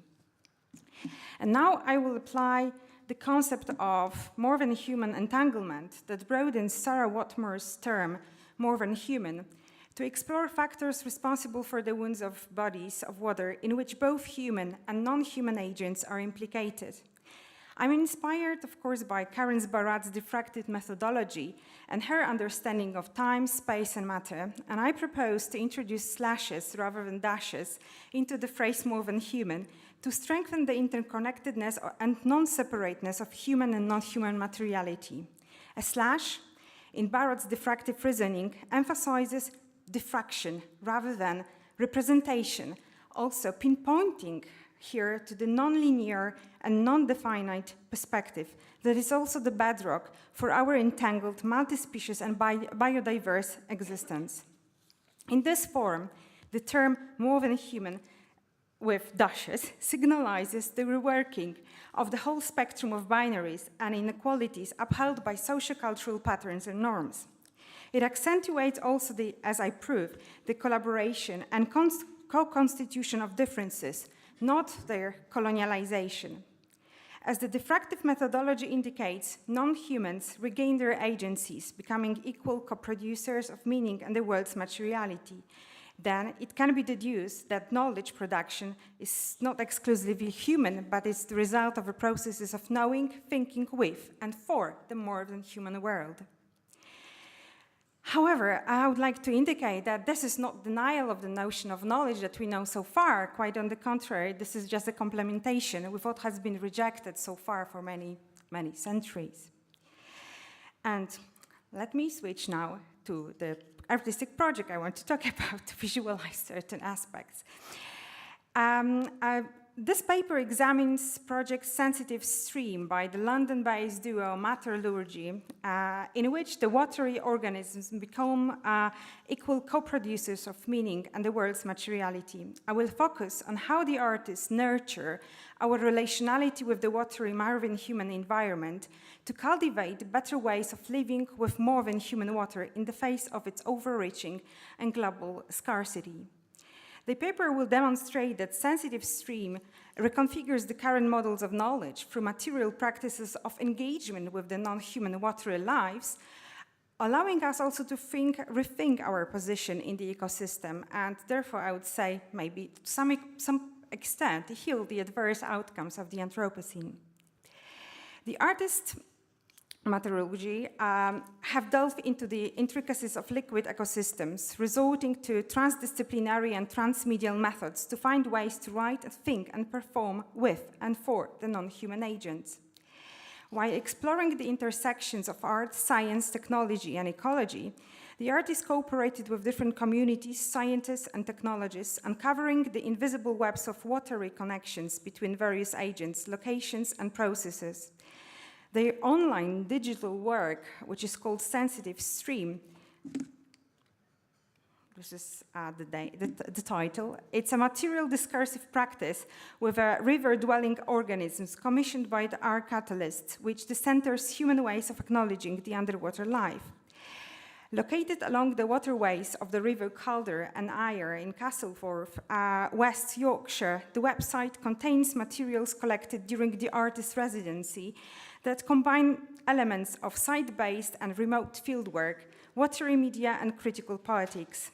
The digital site was co-developed with research and design practitioners who also constructed interconnected spaces of material and semiotic transfer from anthropocentric to more than human worlding. Before completing the project and as a part of the residency, Metallurgy collaborated also with environmental scientists, and I think it's a key element here, because the scientific perspective allowed them to extend the research to conduct fieldwork, first of all, and then subsequently interpret the collected data via the discourse of scientists, and then apply it to artistic as a artistic practice. The collaboration with designers, scholars also enabled them to invent narratives and figurations of the liquid ecosystem and its network of interactive material agencies. Hence, critically engaged in dialogues with technoscience and the natural and life sciences, the artists provoked debates on the ethical and cultural, political implications of the conditions of the waters of Anthropocene, pondering upon the following questions. How do water organisms register and reveal complex meaning concerning river health? How can environmental data be both sensible and sensuous? What fieldwork is required when you cannot access, see, or hold what is being studied? The online project invites viewers to take free journeys to explore the intricacies of the more than human underwater lives of the River Calder. As the introductory information on the website instructs, you can visit the website, it's widely available. We are invited, first of all, to dive into the river with two organisms, caddisfly larva and sludge worm.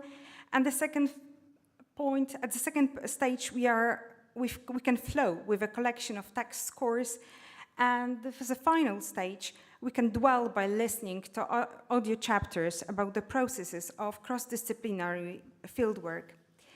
The 3 stages of the project, which vary in their methodological and also technical scope, I would say offer a kind of a multi-platform experience of being and thinking with and for on non-human organisms. From textual and visual to interactive layers, the website content opens more than human zones through which the intimacy of relations can be sensed and thus acknowledged.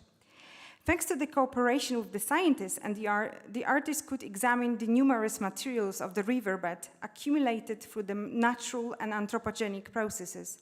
In effect, the project does not conjure up a romantic vision of the river with a sublime and picturesque landscape that usually strengthens the dualism between the subject and the object, human and non-human.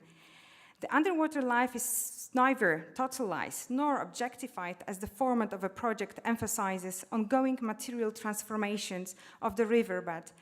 Also, in a digital form, we can see that the stream lives and acts, in a sense. As the artist asserts, this becomes, quoted, a starting point for beginning to think and feel with the river, reflecting on its health and exploring how rivers form and inform communities of humans and non-humans. To strengthen the multi-sensorial dimension of the project, Metallurgy decided to enrich the audio visual materials with short poetic forms displayed as a foregrounds to the videos, around 6 concepts in the forms of verbs. The poems reflect upon the anthropogenic processes to increase viewers' understanding of local environmental issues that also occur globally. And although the poetic forms are footnoted with data and documenting materials which explain the chemical processes and environmental conditions of the Calder River, as the artist asserts in the interview, this tactique was to debunk the idea of a romantic means of rendering the riverscape. They investigate how poetics might work with against the scientific language to be no longer trapped within the aesthetic frames of sublimity.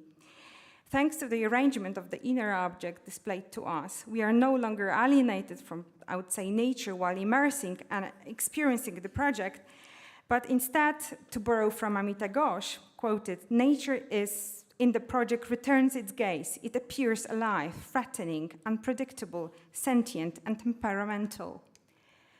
Okay, so for instance, they allow the caddisfly to play a significant role in the riverscapes theater. Then they decenter the human position in the project, expanding the possibilities of including non-human actors in their texts to forge novel, more than human connections. The caddisfly larva, which dwells in the majority of ecosystems from ponds and streams to rivers, becomes thus the primary collaborator, interlocutor, and a medium whose voice the artist renders in the poetic forms, accompanying the visual space of the first chapter. As the insect reveals, I'm not going to read, I don't have time. The insect occupies the subject position in Metallurgy's poem, underlining that the river is its natural habitat allows it to breathe, feel, and relate to other watery organisms. As the caddisfly implies, the Calder, the composition of multiple organisms and materials, becomes the source of life in the poem, sustaining all its processes and accelerating a dynamic process of interactivity in which nothing exists that precedes its relation. If everything is materially intertwined in the river, then I would say, in line with Karen Barat, it is through specific interactions that phenomena come to matter. And if we consider that the fact that for Barat, our reality is enacted rather than pre-given, it might be deduced that the caddisfly larva is not the only one engaged in the performative enactment of the watery lives and its structures. The river infuses all the beings and substances flowing between and within them to form more diverse relations in the process. The project indicates that humans are not the only actors contributing to the co-construction of sociocultural meaning. The caddisfly and other organisms in the Calder River are not objects of nature to be admired, but they are carriers of our shared earthly history. The sediments accumulated at the bottom of the river open up stories about the complex relations, highlighting that we are a part of the same sociocultural processes that co-produce knowledge about the more than human world. In other words, the pollution dust not only pertains to the chemical composition of the river, but it affects and is affected by the living organisms interconnected within its network of relations. Okay, thank you. I think I need to stop. Sorry, I will speed up and I shortened my paper.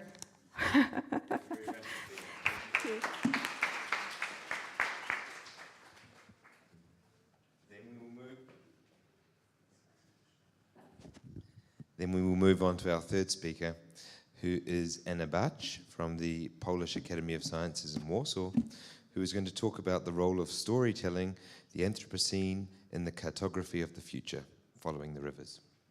Water is the theme, I see, in this. Yes, I think this session was well put, and I'm very happy. Can you hear me well? I'm very happy that it's not always during such big conferences that we are able to connect. So thank you to previous speakers as well. And of course, because of time constraints, this is just a plug. It's just, such a little tiny piece that I want to share today. So sorry for that if there are, some things really very, they are very complex, but I need to wrap them up. And I've been working with water, with rivers, especially for the last few years. And I can definitely say that I came from eco-criticism, which already was giving me an opportunity, a framework of working with sources that really wasn't connected only with my specialization. And even in this first slide, you can see in the back a painting that maybe it's not very visually, it's not the best quality, but this painting you can see in the National Museum of Krakow. And this is quite rare depiction of a river, Dnieper, that meanders. And I think it's a very healthy river. It's from the beginning of the century, and no matter of the aesthetics, it depicts also the river itself. And it is in a way also a visual motto for what I've been doing, what I would like to continue, to look for such sources that treat rivers not as symbols, not political borders or commodified entities, which was so present in what you've already told us, but also what environmental history so strongly put into the discussion. So I would like to focus more on the sources that recently really excited me, especially cartographical sources. And you might say that, hey, cartography is very conservative, which is true. I think even that the concept of the river that we've got in our visual minds, and maybe I should show you some, two other, in fact, maybe even this one. The concept of the river that we've got, it's so much connected with modern cartographical mind, European mind, especially, and also this is the period of colonial cartography. And especially in this map, there is no time to say more, but the period of time that I'm thinking of is Netherlands, Prussia, and of course the problem with floods, but also when the river starts to be a scientific objective entity, and there is this, I would say, logistical, machinery that you can see in visual sources. So and of course we know that the wetlands were all over the Europe, especially in those places that were in depression. But the map that really opened my imaginary it's also a map that is very artistic, but in a way, and you probably know this map very well. This is Harold Fisk from Harold Fisk team collated maps from 1944, very often quoted, very often referred to that the river. Even people who were working with the Mississippi River, they said that it's alive, that it's very hard to discipline, and it's really hard to put it into this bed, and control it.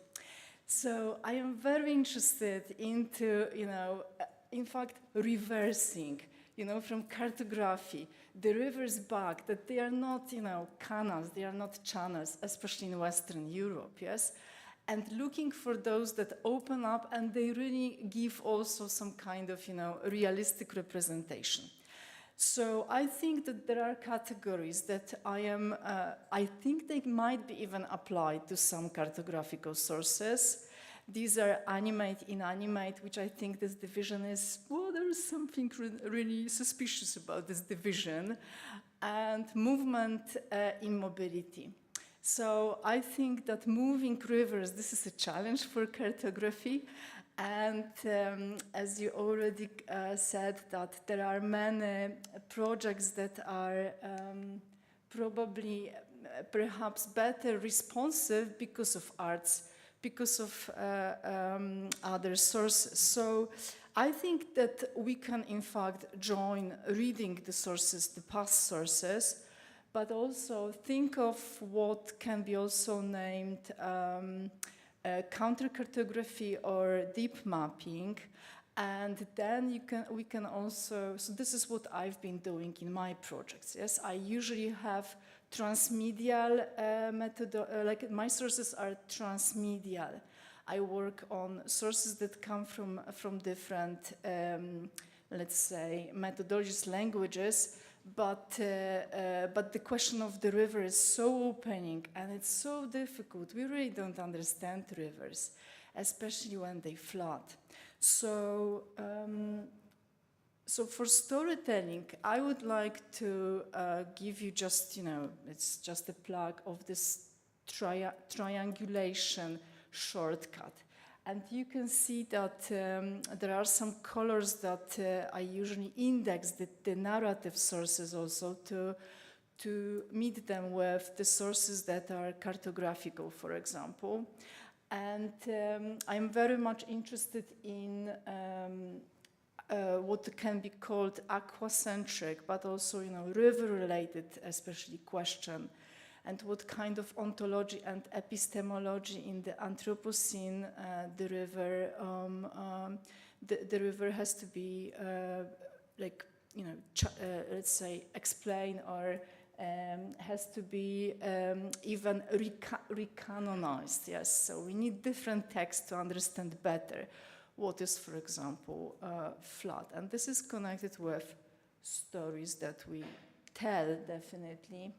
And the stories that we tell, they also show that because of the rivers, our maps of storytelling can be also river-centric, can be also reoriented. So I'm very much interested in using, even GIS maps, wherever, yes, but looking at very hydrostructure of how people tell the stories. So looking for the sources, and you can see here that they might be called river hubs, for example, yes, but this is just, it is just a suggestion. It can be another name.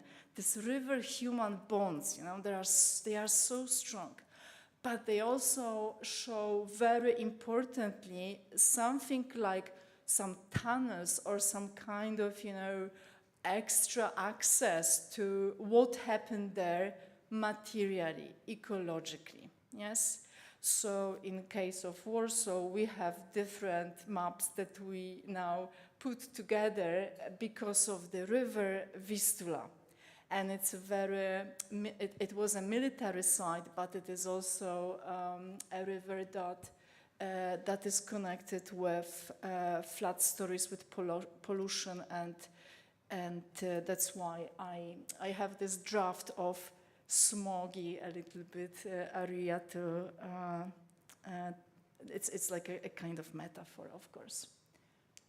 And two things that maybe they are, like, I think in this, what I call also in this triangulation, in this, this is a structure of me, you know, like a researcher, don't worry, this triangle is just something that helps me filter also material, but I came to some conclusion that sometimes maybe it's easier, and you were addressing this also, to show the maps, to map our sources because of, and maybe in the Anthropocene, of asking what does mean living and non-living river? Yes, this is a question that I think keeps coming back in other discussions as well.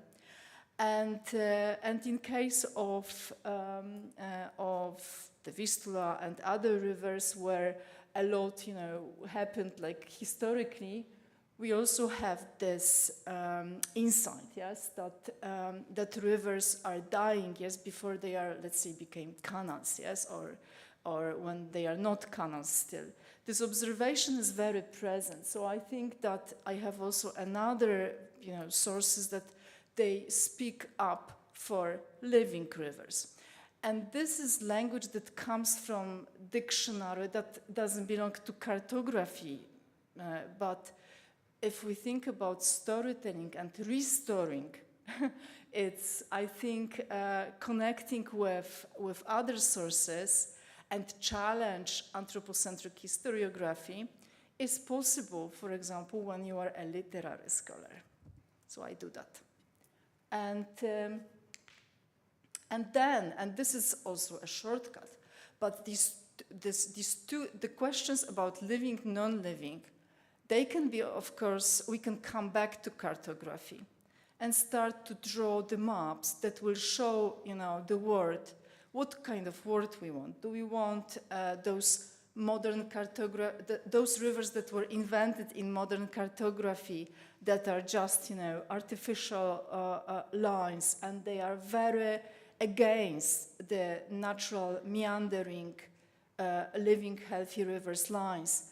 And we can, you know, we can just do that, yes. And the other, you can see also that the Vistula is also a little bit painted, and it was done artistically to show where does it speak and where this amplitude of her voice, because movement of the river can be somehow translated also into voice, into that storying, what kind of story, in fact, the river wants to tell. And but another thing is, and this is the last, this is the last thing that I would like to say, because we are in Wrocław, so I would like to refer to the project that I did some time ago, and the results were in a way similar, that the river can be, you know, a center of storytelling, but also no matter of what happened in the area. Because we had, you know, German Silesian authors, and you can see, this is an infographic from a big map, and it's something that you can check, that, for example, there are authors that are resettled after the war, but this little signature, this little blue, it gives an idea that no matter of who lived here, who had this biographical bonds with the river was present and was in fact very like affecting these authors, no matter of these changing borders, because this is the map that shows in fact, you know, a lot of what has been done by people with the borders. So it is a different, it's not a border here. This is the idea, yes, that it's not a border anymore. However, of course, there is a big discourse on the Polish-German border, the other river. So I would like to leave you with this question, and this question is that we can think of future past cartography. I would like to, in fact, experiment a little bit, yes, that future that is, built on the past. And for me, history is always about future. And I like this question. What stories do rivers tell when they flood? And what stories do humans believe in they tell? Thank you very much.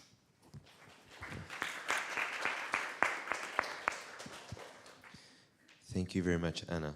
Can I invite our three speakers up to the big table, please?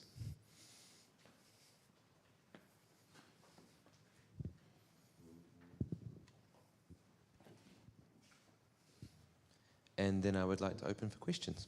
And you probably need this.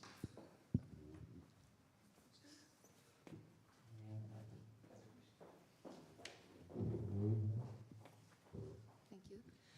I'm Katarzyna Więckowska, and thank you very much for all these presentations. I have not so much a question or a comment, but I would like to ask Justyna to say something more about the project, because I know it involves more than just the poem that we could see, and it has also a social dimension or an activist dimension. The core of the project was a workshop organized at the Whitechapel Gallery. A workshop by Whitechapel Gallery, during which the artist took participants to the riverbank of River Thames. And during the workshop, they were asked to explore the sediments, materials. They were listening via technology to the sounds of the river, so they were like trying to become with the river and try to think with the river all the time, and try to see that the river, the water really works and lives, right? It has its own sounds, its own smells, and also accumulates a lot of stories, which are the stories of contamination, stories of colonialization. And after the workshop, there was a sort of like a discussion organized in the gallery, during which the participants presented their some sort of like notes which were written during the workshop. They were trying to retell the stories of what they could hear and think with the river. So that was the core. And I think this project, in a sense, shows us that there are better ways, maybe not better, but different ways of engaging and thinking about more than a human world, and avoid this representational and strictly visual idea of or cartographing, right, or and working with different materials. So that was the last stage. And also, like, there is a huge collection of audio material which was recorded. You can visit website because the website contains a lot of layers. I presented the poem, but there are also like the sounds. There are also like talks with the and discussions and recordings of the field work which was done by the artists when they were researching the project. So a lot of info just to suggest that there are different ways of working with with the more than human world, I guess. Thank you. Other questions?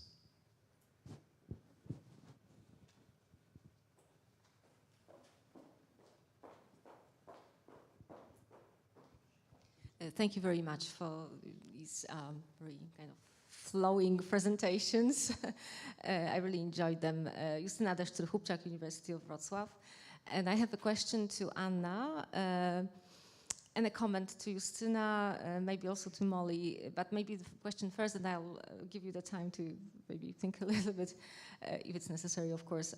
But in your, Anna, in your alternative or counter cartographies, do you have a space, place, room for rivers that have dried up as well? Or is it just the rivers that keep, even if they are contaminated, even if they suffered the ecocide like the Odra River, but they still go on? And then in the meantime, just a short comment. Listening to your presentations, I kept thinking about hydrofeminism. Is this a perspective that you also consider, Astrid Adeimanis, for example?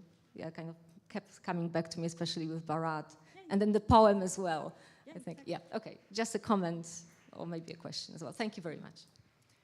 Thank you. I think this is something that is really going on. These lost rivers, for example, for different for different reasons. Not only because they dried out, but because of geological changes, when urbanism and industrialization and different projects, in Soviet period, but also in Western Europe. So I come across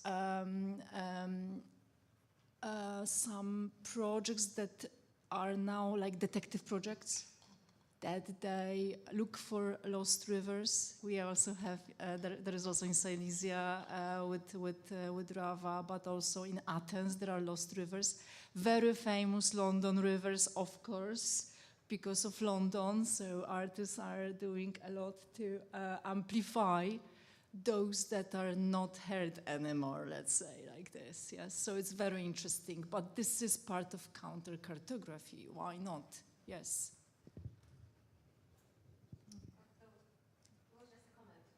Okay. Yeah, I was thinking about, and I was also referring to Astrid Nimani's while writing the paper, and using her approach, hydrofeminist approach, which basically, I would say, unpacks the multidimensional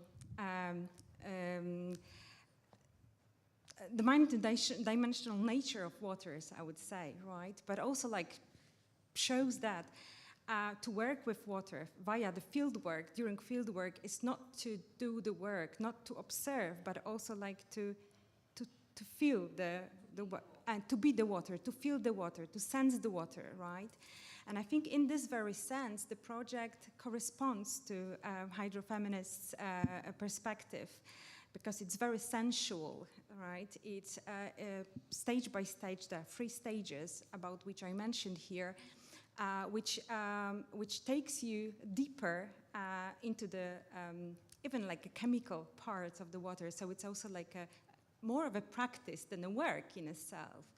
And there is this stage during which you can contemplate and meditate, which also shows that it's to be with water is also like to practice, to practice, right? That means just to uncover and to feel the dimensions that you cannot feel, which takes you beyond what is like an object-subject relation, strictly. Thank you. Other questions? We have 7 minutes.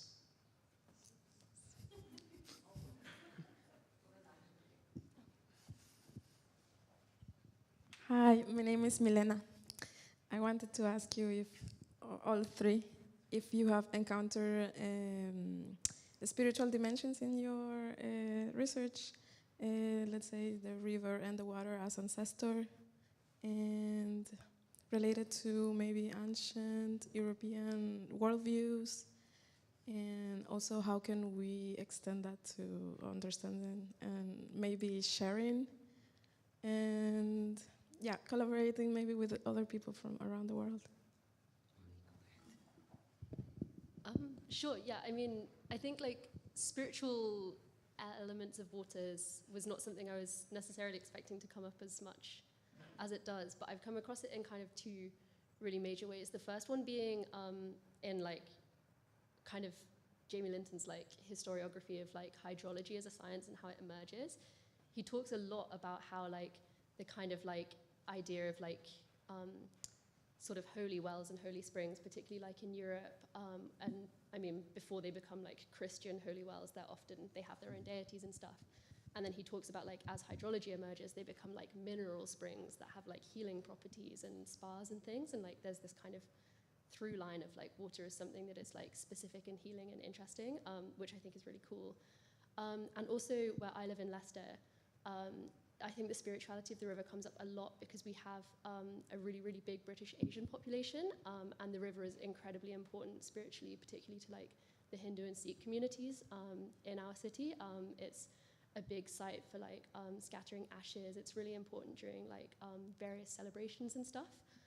So like, yeah, that is something that I really expect to be of like really crucial importance to my work, and it's one of the things that makes Leicester very interesting to study rivers in, I think. So yeah, like I think, yeah, this kind of spiritual elements are like so important to water, and it's, you know, one of the things that I love about rivers. So yeah, thank you for your question. Yeah, but I speak about some neo-pagan even, you know, rituals in the UK that's going on. So it's interesting. We need spirituality here, especially in Europe, where behind such, you know, projects of ecological jurisprudence, we, you know, it's very hard to advocate for rivers on the basis of their spiritual or how to put it, like sacral, yes, meaning. And it would definitely strengthen maybe some procedures that are outside of Europe. But so this is one, is legal dimension, yes, which is very important, and it helps other rivers like in New Zealand or in Australia or in India. But I think that folk is still here in Europe, like in my area in Central Eastern Europe, is still a source of great, you know, this spiritual imaginary, and on the basis of the Odra River that is so close to us, which you maybe won't say, it's like it doesn't look like really full of these mystic stories river, because it looks very often like part of this network of canals from 18th century that Prussian hydroengineering works implemented here. But the stories that Silesian people had, and that they are quite well preserved, there is a lot of really different creatures that are, you know, making this river concept of animated being really complex and interesting, how to grasp it, yes? Because this is something that I would see like some kind of potential to not to look that, hey, you didn't have you don't have these animated traditions, because we have, but they are dispersed. They are more, they can be, you know, I think, recycled with eco-critical or other methodologies that we need. So this is my idea, very fastly put here together. I was thinking about reanimation, right, which might happen, like just to trigger us to think about the spiritual dimension of rivers in general. The project itself also has this spiritual, I would say, stage which makes you think and contemplate about the past, and also like to touch, for instance, the present, but think about the past, about the histories of the river itself, right? So I think in a sense, if we think about the interconnection and relational ontologies, right, we have to think also about the beginnings, right, and certain rituals connected with the rivers or oceans. Thank you. I think we have a minute or two left, which gives me time for my question, because the histories of rivers and the people along the rivers are, you know, quite literally intertwined.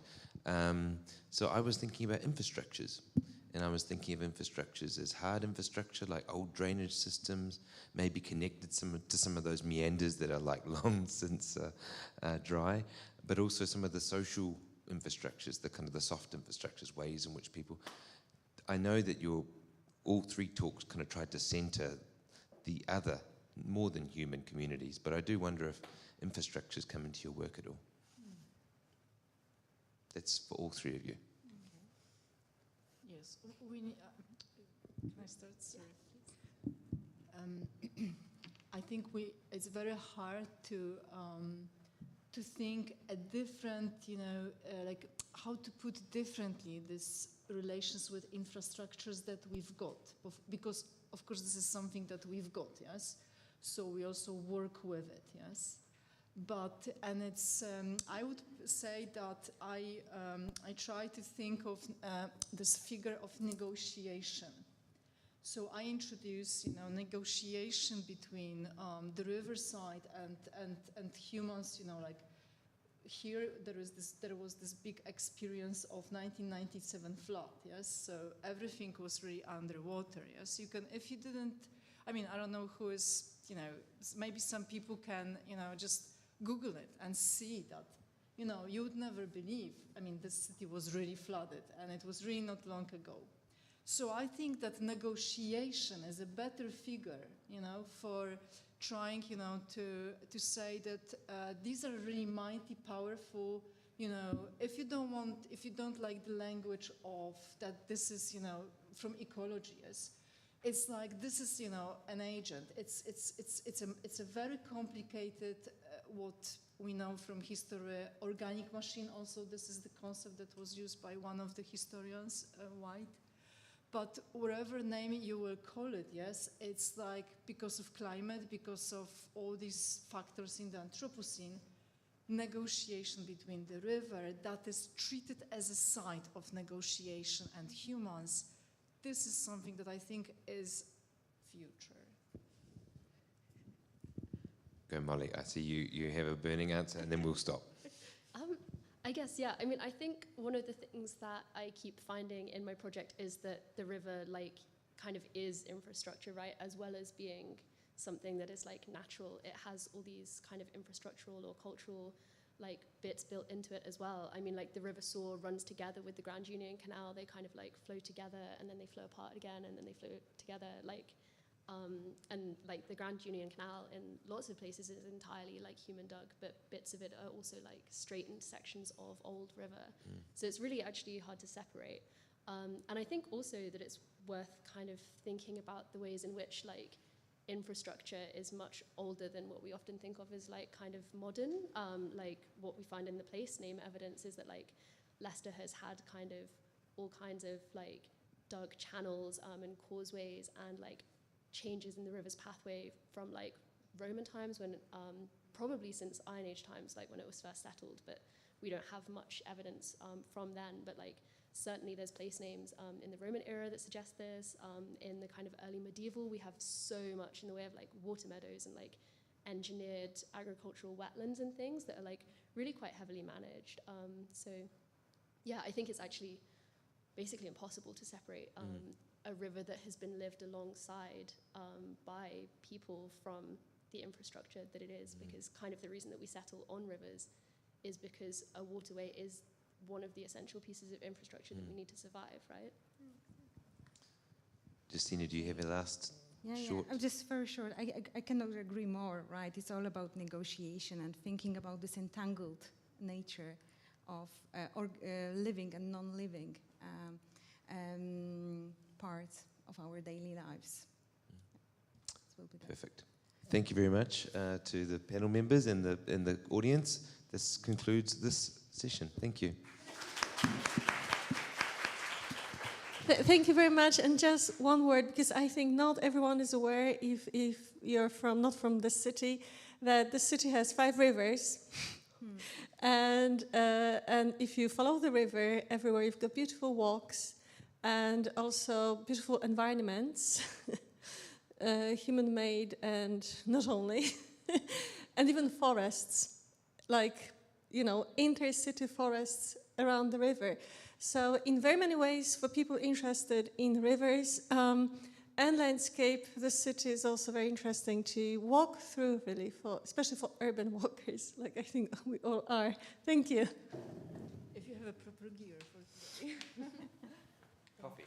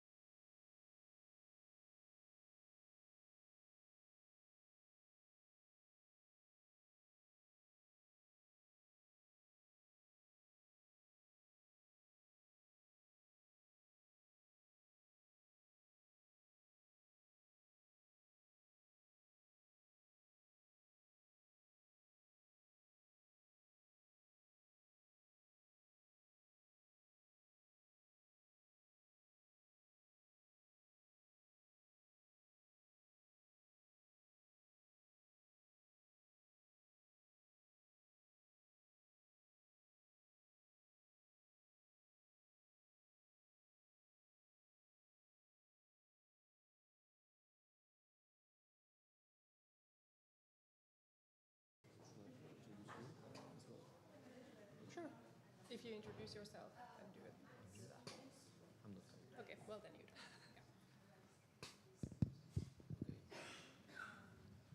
So can we start? Okay. Okay. I want to welcome all of you at the panel session on the evolutionary thinking and its impact into the reflection on Anthropocene. The panel title is "What does it mean to apply evolutionary thinking into the research of Anthropocene?" So it's supposed to be 3 panelists in it, but one of them is unfortunately absent. So I want to introduce 2 panelists, which is Dirk van der Becke, which is a professor of English studies at the Friedrich Schiller University in Jena. He has published on science and literature, evolutionary criticism, James Joyce, Thomas Pynchon, John Milton, science fiction, fantasy, crime fiction, vampires, comics, and graphic novels. He will be our first speaker today. The second speaker will be Jan Verpoten, who is a researcher in the Behavioral Engineering Research Center at Catholic University and in Leuven, in Belgium, and he will give his talk online through Zoom. Yes. Unfortunately, Tommi Kokkonen's talk is cancelled because he got sick, so he couldn't travel here. So that's why we only have 2 panelists today.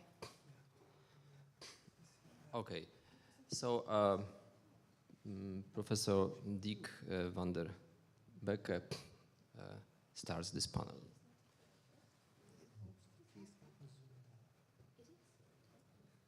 Open it so that it's there.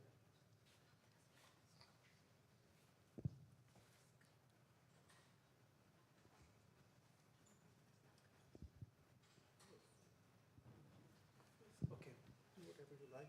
I can see my presentation down there. Okay, I think that's the first time I'm around table all by myself. It's a weird feeling. I probably should have eaten a little more to get a little more girth, to be more like a round table here. I apologize that I'm alone here, but then Jan will be here in a moment, and I think we all hope that Tommi is getting better very soon. I'm talking about human nature and environmental disaster. I put the novels into brackets here because I wasn't sure when I found out I only have 15 minutes. I had no idea whether I actually would reach them. It seems as if I will reach them after all. In the talk by Scott Bremer, we heard today, it was an answer to one of the questions, that in the Task Force for Sustainable Health and Food, the humanities were supposed to take part, but actually didn't. They were not really offering anything there. I have the notion that the gap between the sciences and the humanities is still in action, and I'm talking about that from the other side now. And by the way, I'm on the side of the sciences. The relationship between the sciences and literature and the humanities was never very easy. There have been enormous times of trouble throughout the existence of science, that is, ever since, let's say, the beginning of the 17th century. There have been quarrels, there have been strife, there have been competition, most of them about the relevance and importance, but at the end of the 20th century, a new tone entered in the so-called science wars, something that had not happened before, and that was that from the humanities, so strictly from the sociology departments and very much from culture and literary studies, the validity of science as such was questioned, and ultimately it was argued that science is a form of narration as any other. We all know where that led. We had so-called hoax. It seemed to peter out. But ultimately, I think the animosities are still around. And this becomes a problem the moment we talk about eco-criticism and the Anthropocene. Here are a couple of quotations from texts from eco-criticism. Radical critics of science tend to view ecology in a favorable light. how their professed fondness for ecology squares with their pronounced distaste for science as a whole makes for an interesting story. Or, ego-critics remain suspicious of the idea of science as wholly objective and value-free, but they are in the unusual position as cultural critics of having to defer in the last analysis to a scientific understanding of the world. We are in the tricky situation that on the one hand, in eco-criticism, the sciences are rejected with basically the arguments from the science wars, predominantly, not everywhere, but in most texts that I have read. But on the other hand, we need the sciences because not to refer to the sciences favors climate change denial. And so that plays in the hand of the opponent. So it's a little bit of a Orwellian doublethink. That is, on the one hand, we demand that people believe in science, but only in the science that is good for us. And so Glenn A. Love wrote then, a cultural constructionist position, in addition to ignoring biology, plays into the hand of the destroyers.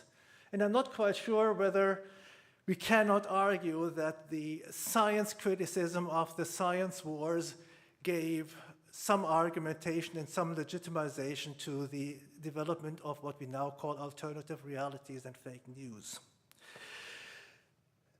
When I started thinking about this paper,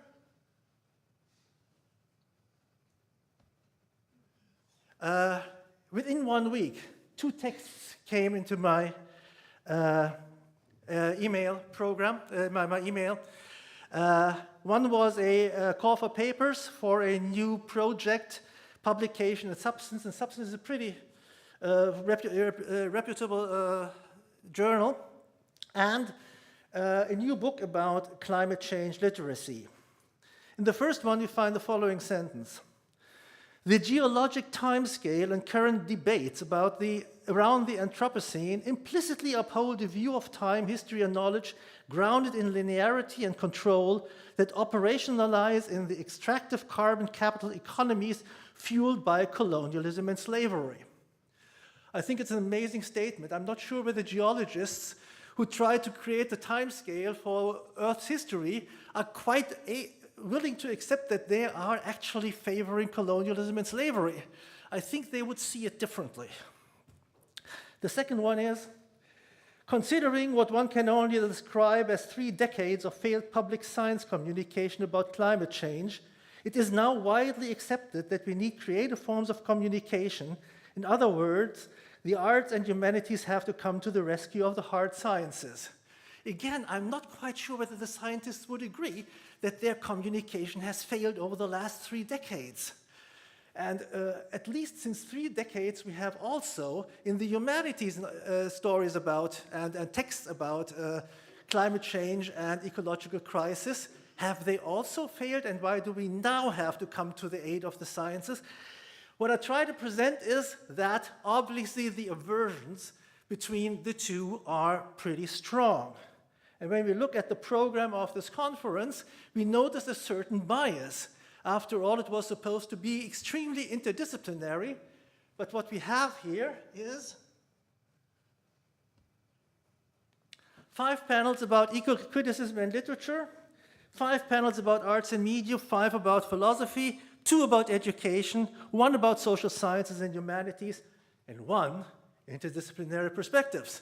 That's where the 2 science papers were that we heard. That is where they are. They are lacking. Where are the scientists? Where are the geologists? Where are the biologists? Where are the meteorologists in an interdisciplinary exchange about climate change?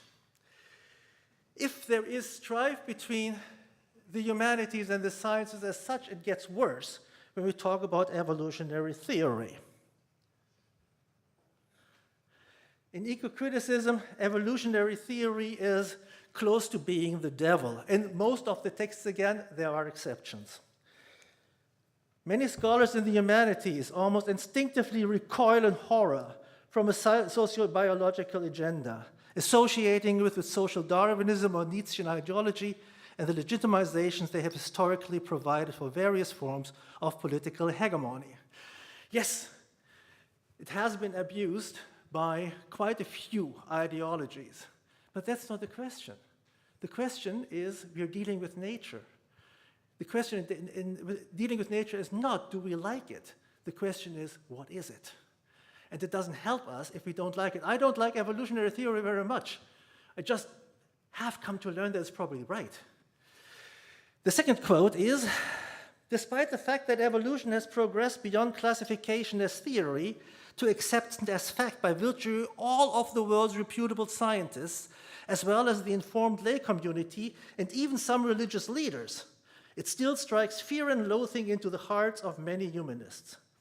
The record of intellectuals, particularly literary scholars, in misunderstanding and refusing to consider evolution seriously, especially as having any role whatsoever in human behavior, is perhaps sufficient to group many humanists with creationists, backward school boards, and others whose efforts are devoted to not wanting to know the truth. That is pretty tough, but we have to consider whether there is a point in it. When we look at eco-critical papers, more often than not,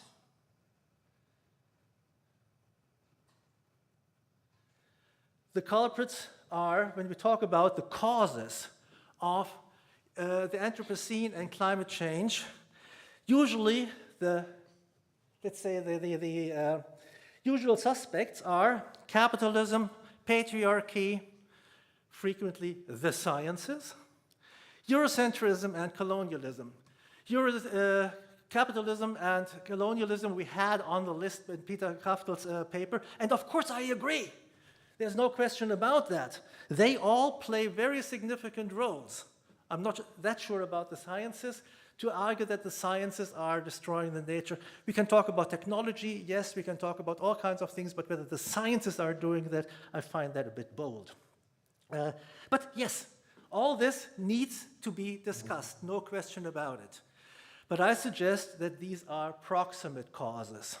These are not ultimate causes. They are not the root of the problem. They are a couple levels above the root of the problem. And because ultimately, when we look at the root of the problem, it will probably be human behavior. And as evolutionary critics and evolutionary theorists would argue, it is human nature.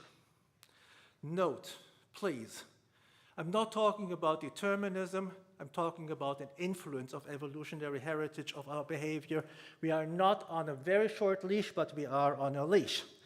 So we're talking about influences, not about being completely and strictly determined in our behavior. When we look at it from an evolutionary perspective, we get a couple of points. And these are a couple of points. I really wanted to give you the most direct ones at the moment of elements that contribute to the problems that we're having on a very, very basic level. Humans value personal over collective outcomes. We are self-interested. That is, humans are willing for their own profit, for their own gain, to go against the rules, even the rational rules that they accept. Even knowing the rational rules, what is good, we make exceptions for ourselves in our own self-interest. Humans prefer immediate over delayed rewards. We are very, very bad as human beings at making long-term plans. Our minds were formed in a world in which we had to survive today. It was a hostile world, and nobody needed to think about 3 months in the future. Humans are very, very good in making short-term plans, but to think about and to make plans and to sacrifice anything for something that will happen in 1 generation or 2 generations is beyond our rationality and beyond our gut feeling. And ultimately, our gut feelings are very, very important in what we are doing.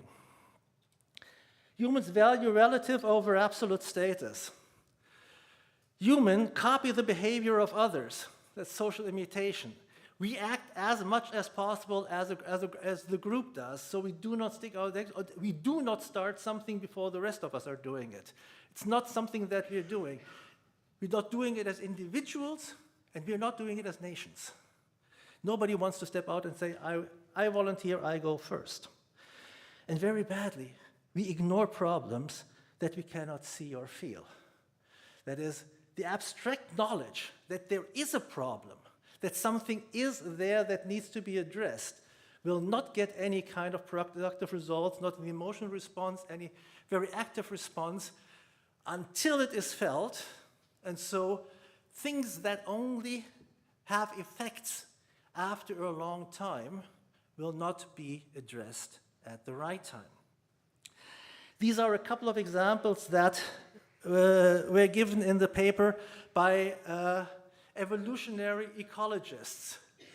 And when we look at the novels that I have chosen, we notice that they all address these problems. Some of these problems, sometimes all of these problems, they are dealing quite a lot with what we could call human nature. It's frequently ignored by the literary critics who write about those books, who always find that, yes, ultimately it's corporations, ultimately it's capitalism and patriarchy. Yes, they're all there. But the underlying problem that is addressed in those novels is very often overlooked. The first novel I want to address briefly is John Brunner's The Sheep Look Up. Has anybody read that novel? No. Please do. It's magnificent. It was written in 1972. It presents us with a devastatingly destroyed world. Not climate change at the time, that wasn't around yet, but it is a devastated, polluted world, and it feels very much like ours. The horrors of then have become the horrors of now. It's a near-future science fiction. It's set around the time now, possibly even a little earlier. It is a pre-apocalyptic catastrophe. The Mediterranean is already dead. The oceans will follow soon after. The air is hardly breathable.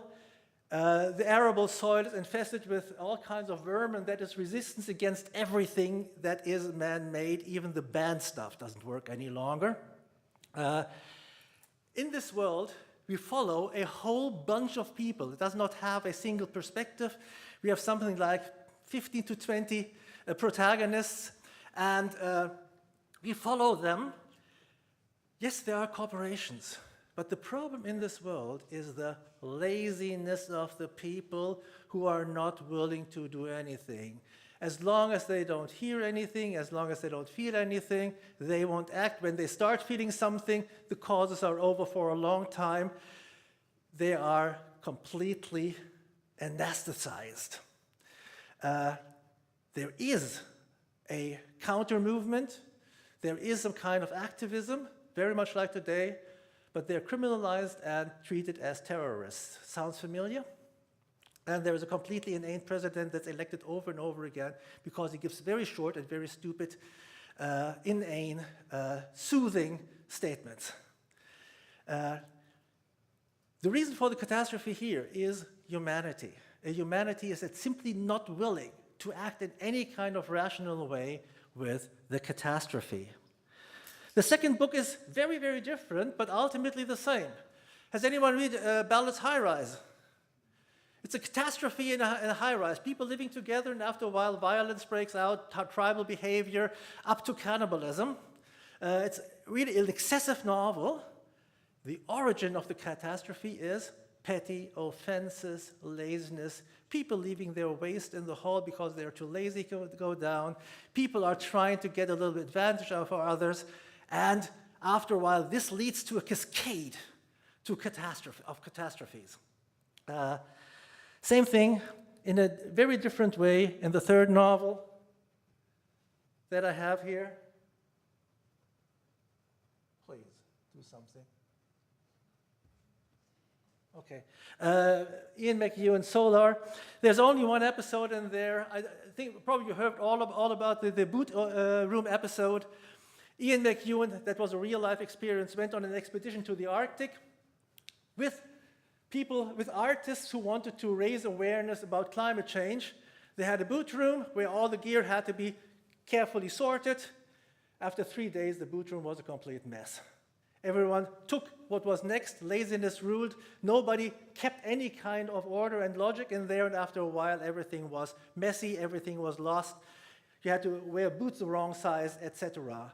And his point was here, and a quote from the expedition, "It is not evil that undoes the world, but small errors prompting tiny weaknesses. Let's not call them dishonesty. Gathering in rivulets, then cascades of consequences. We will not rescue the earth from our own depredation until we understand ourselves a little more, even if we accept that we can never really change our natures."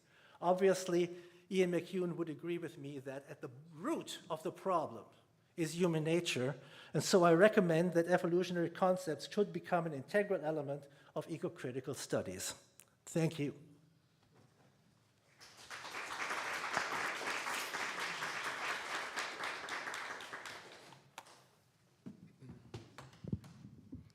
Thank you, Dirk, for very inspiring talk. And thank you for mentioning this very important distinction between ultimate and approximate causes that are quite sound to my mind. Okay, I think we have Jan already online. Jan is in Belgium and he's gonna have his talk online. Can you hear us, Jan? Yes, I hear you, Jersey. Thank you. Do you hear me?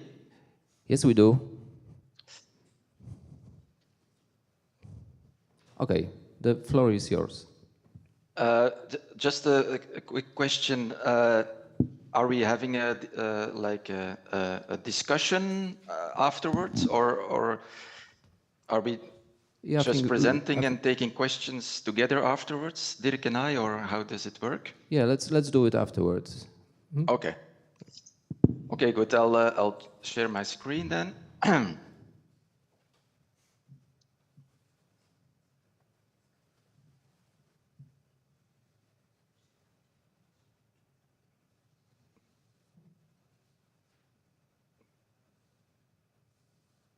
Can you see it? No, we can't. You can't see it? No, we can't, but the tech team is working hard in the background. I can see them. So let's wait for a while. Okay.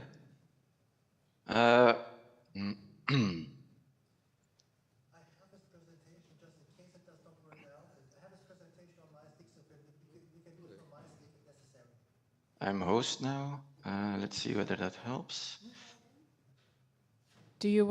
What do you want me to do? Try again what? Jan, can you share your screen once more? Yes, one moment. If not, Dirk has your presentation on a memory stick that we can use. Ah, okay. Let's have a look. I'm a bit lost now in my documents. Just a moment, please. We can also use the memory stick. Would you prefer that? Either way works. Just give me one moment, please. Okay, no worries. Because I changed it a little bit since last time I sent it, so I'm just gonna try once more.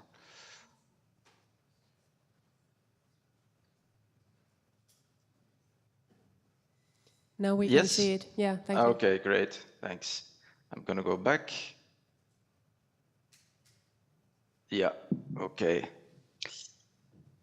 Okay, thanks a lot for giving me the opportunity to participate online.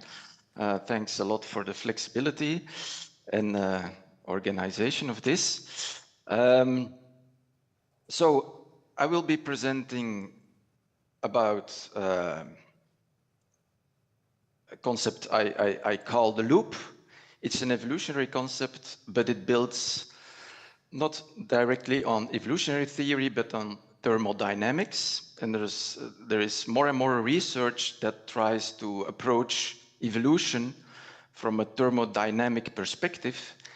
And I think it is relevant to the aims of the conference because it has some features that I think might make it easier to reach consilience, for instance, between the sciences and the humanities. But maybe I'm just naive. Let's see. So a positive feedback loop between energy extraction and information processing. That's basically the gist of the idea. So I will first present what it is, this loop, and then I will attempt to explore a bit what it can mean for the Anthropocene and the themes of the conference. So what is it? So it starts from the concept of dissipative structure. And this was first coined by Ilya Prigogine, who won the Nobel Prize for his work on this. And he already said that it was relevant for evolution, but it's only later that more work has been done on this. So the left side of the slide is red because I wanted to create an energy gradient.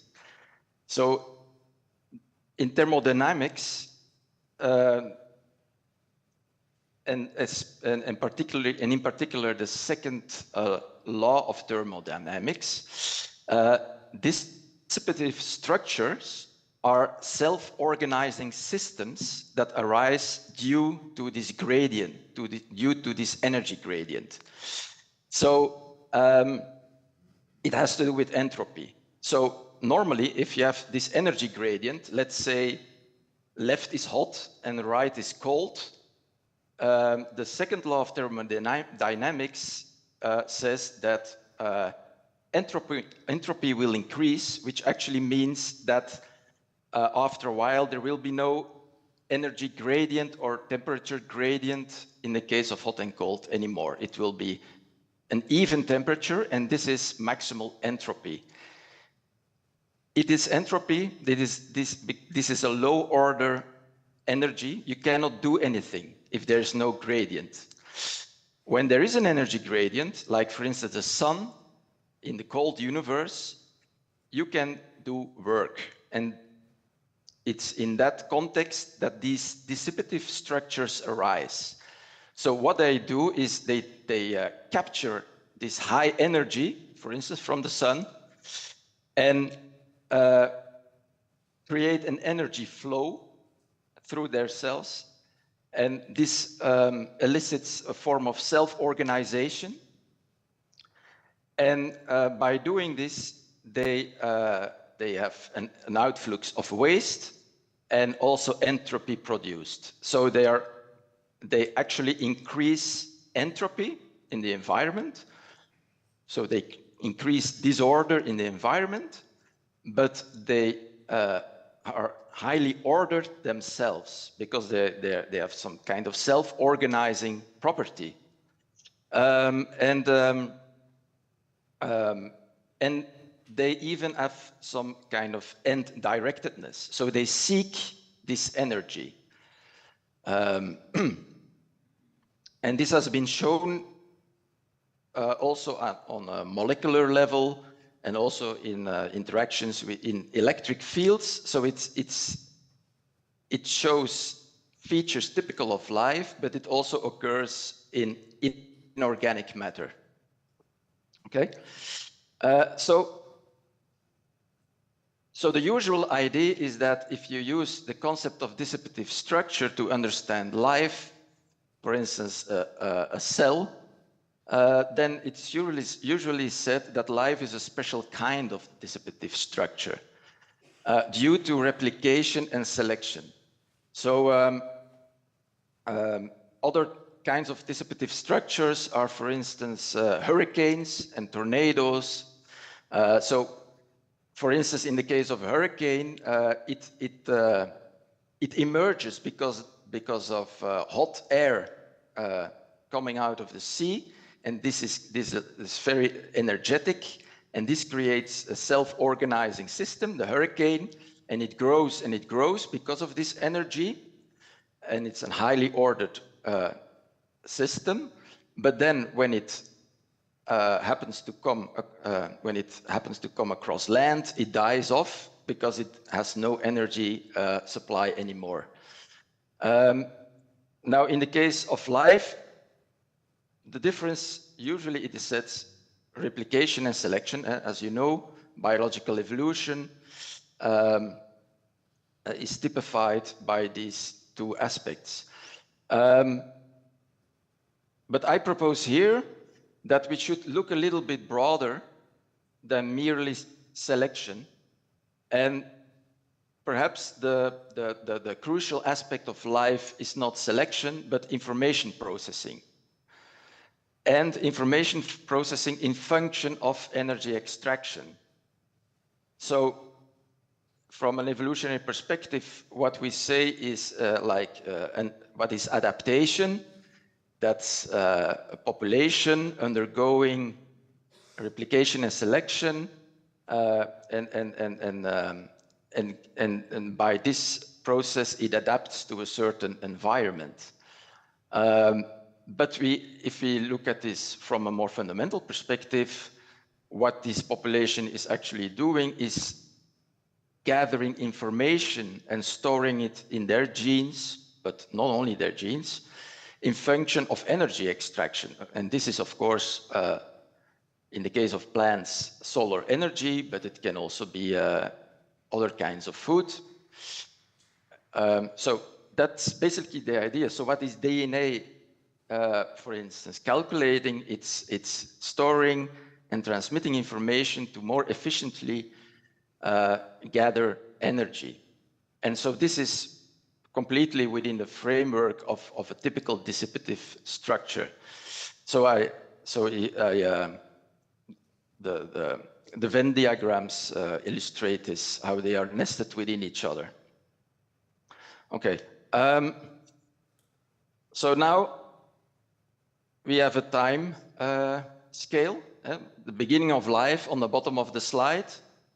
We have the energy gradient still, and on the left we have the high energy source like the sun, and on the right the cold sink of the universe. And we have what I actually wanted to depict here is that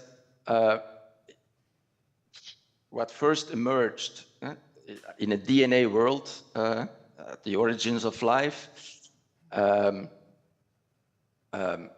initiated a positive feedback loop between energy extraction and information processing. And the more information was gathered and processed about the environment, and ultimately, I argue, about how to extract energy, the more energy could be extracted. And because more energy was extracted, more information could be processed. And this drove the evolution of life. And you start with, for instance, in a DNA world or an RNA world, with just molecules that replicate, but then you get, of course, they become part of cells and later multicellular organisms, and you have social networks that share information. So not all information is contained within genes, but it's also contained on a social level, and information that is socially transmitted. You have neural networks that emerge which are in fact specialized cells that share information, and you have of course, in the case of human societies, our brains that are connected through communication and so on, and we collectively share a lot of information that is not merely contained within our brains, not merely within our genes, and so on. So you get higher levels of organization and also higher levels of information processing. So you have, in fact, a substrate-independent information processing system that is expanding thanks to successful energy extraction as a dissipative structure. So you can see the constituent parts as dissipative structures, but you could say that like the whole biosphere and we should include technology also in the biosphere, because we are part of nature. So our technology is also part of nature. So the biotechnosphere that characterizes the Anthropocene is like the current state of this ever-expanding positive feedback loop between energy extraction and information processing. Yes, I think that's more or less the idea. Yeah, so it survived. It's a fairly robust system because it already survived 5 mass extinctions, and we're now on the brink of a 6th mass extinction. If you look at biodiversity declining, climate change, the scientists calculate the rate of extinctions, and they see, yeah, we're good. We're on track for a 6th major extinction. But we've already survived 5 of them, so it could be. So that's like a hopeful message. For the loop itself, it might not be a problem. So that brings us to the Anthropocene, this process. So the idea is basically that the biotechnosphere is this, as I said, the outcome of the positive feedback loop between energy extraction and information processing. So now, second part, I want to relate this idea to some of the conference aims, move beyond the dualisms of science humanities, relating intra and interspecies, new planetary awareness. So on, it's of course too ambitious to take all these into account. So I will focus only on one, I think. But I think it is the idea of the loop, and by extension, these new ideas that are emerging about the role of thermodynamics in understanding biological life and economy, ecology, technology, and so on. I think it has a lot of potential to move beyond the dualism and have a more like integrated approach. And I think maybe one of the things that really also maintains the divide between the humanities and the sciences might be human agency. Because in a way, the way scientists approach nature is by making abstraction of the fact that we are humans. And for instance, evolutionary theory looks at us from the perspective of we are just one of the other animals, which is correct from an evolutionary, from a Darwinian perspective. It is a correct conclusion within that perspective. But I think there are some problems with regard to some limitations, let's say, with evolutionary theory to deal with human agency. For instance, let's not go into that. It's a bit more too detailed, but so I'll just summarize the idea. So from the loop's perspective, from thermodynamics perspective on life and dissipative structures, human agency is real. So indirectedness is a feature of dissipative structures. So it's not even human agency that is real, but in a certain way, even inorganic matter. If it's 15 minutes has passed. Yeah, thank you.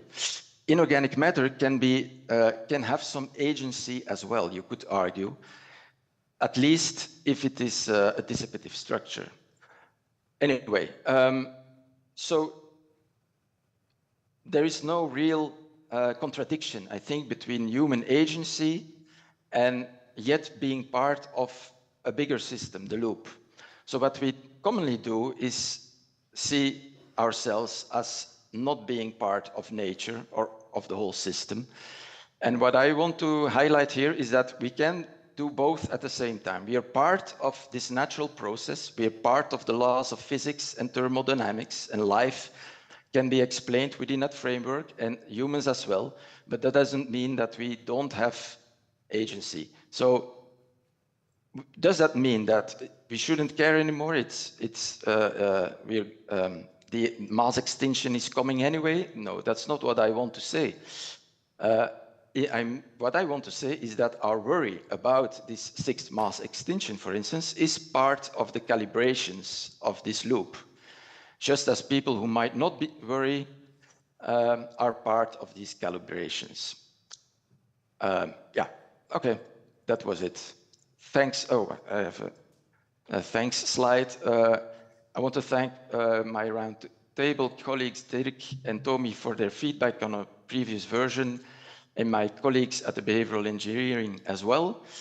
And I also want to thanks again for the opportunity to do this online, and thank you for listening. And I'll be happy to discuss more. You can drop me an email if you want. So thanks a lot.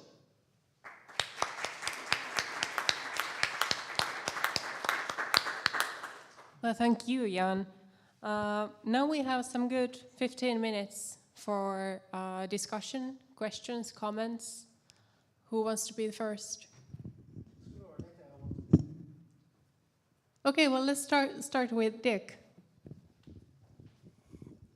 I have basically two questions coming from the same position. What you have described in this, through this loop is a kind of logical process, and you at the end said that there is a kind of directedness. That means that you introduce a teleology into evolution, and I don't think any biologist in the world right now would agree that evolution is directed.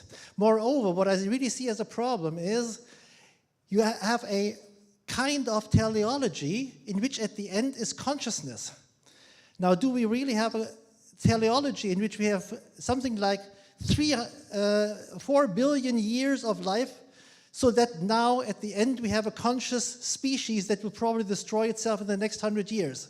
Is that a logical teleology for this kind of loop? Moreover, you have not only described the loop as a blueprint for the Earth, but if that is true, it would be a blueprint for every single planet with habitable life. Isn't that particularly anthropocentric to claim that every evolution in the universe must run exactly as ours?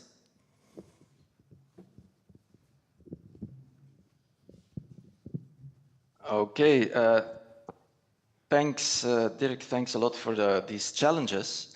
They're great challenges. So thanks a lot for that. Yes, the issue of teleology.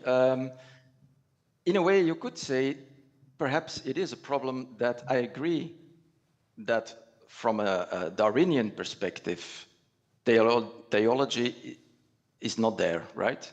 So, but if we look at reality, we do see a kind of progressive evolution. And evolution is often misinterpreted as something that is progressive, as something that is increasing, is getting evolution as something that is getting more complex.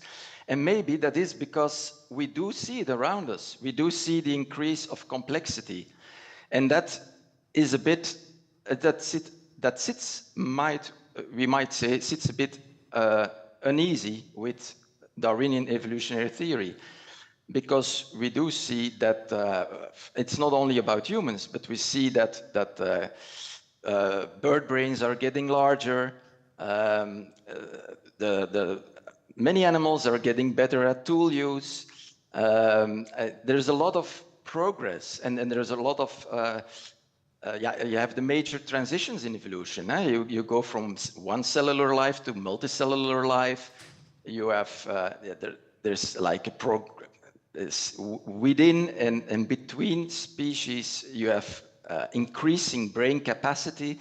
So we do see a lot of increasing complexity, and it is true that this is not predicted, or this does not follow from Darwinian evolution. So you could turn the argument around and say, well, this is a limitation of Darwinian evolution, because we do see this increasing complexity, and there is apparently and directedness. And this directedness is precisely what the loop tries to envision, namely there is increasing information processing capacity of which even artificial intelligence is part.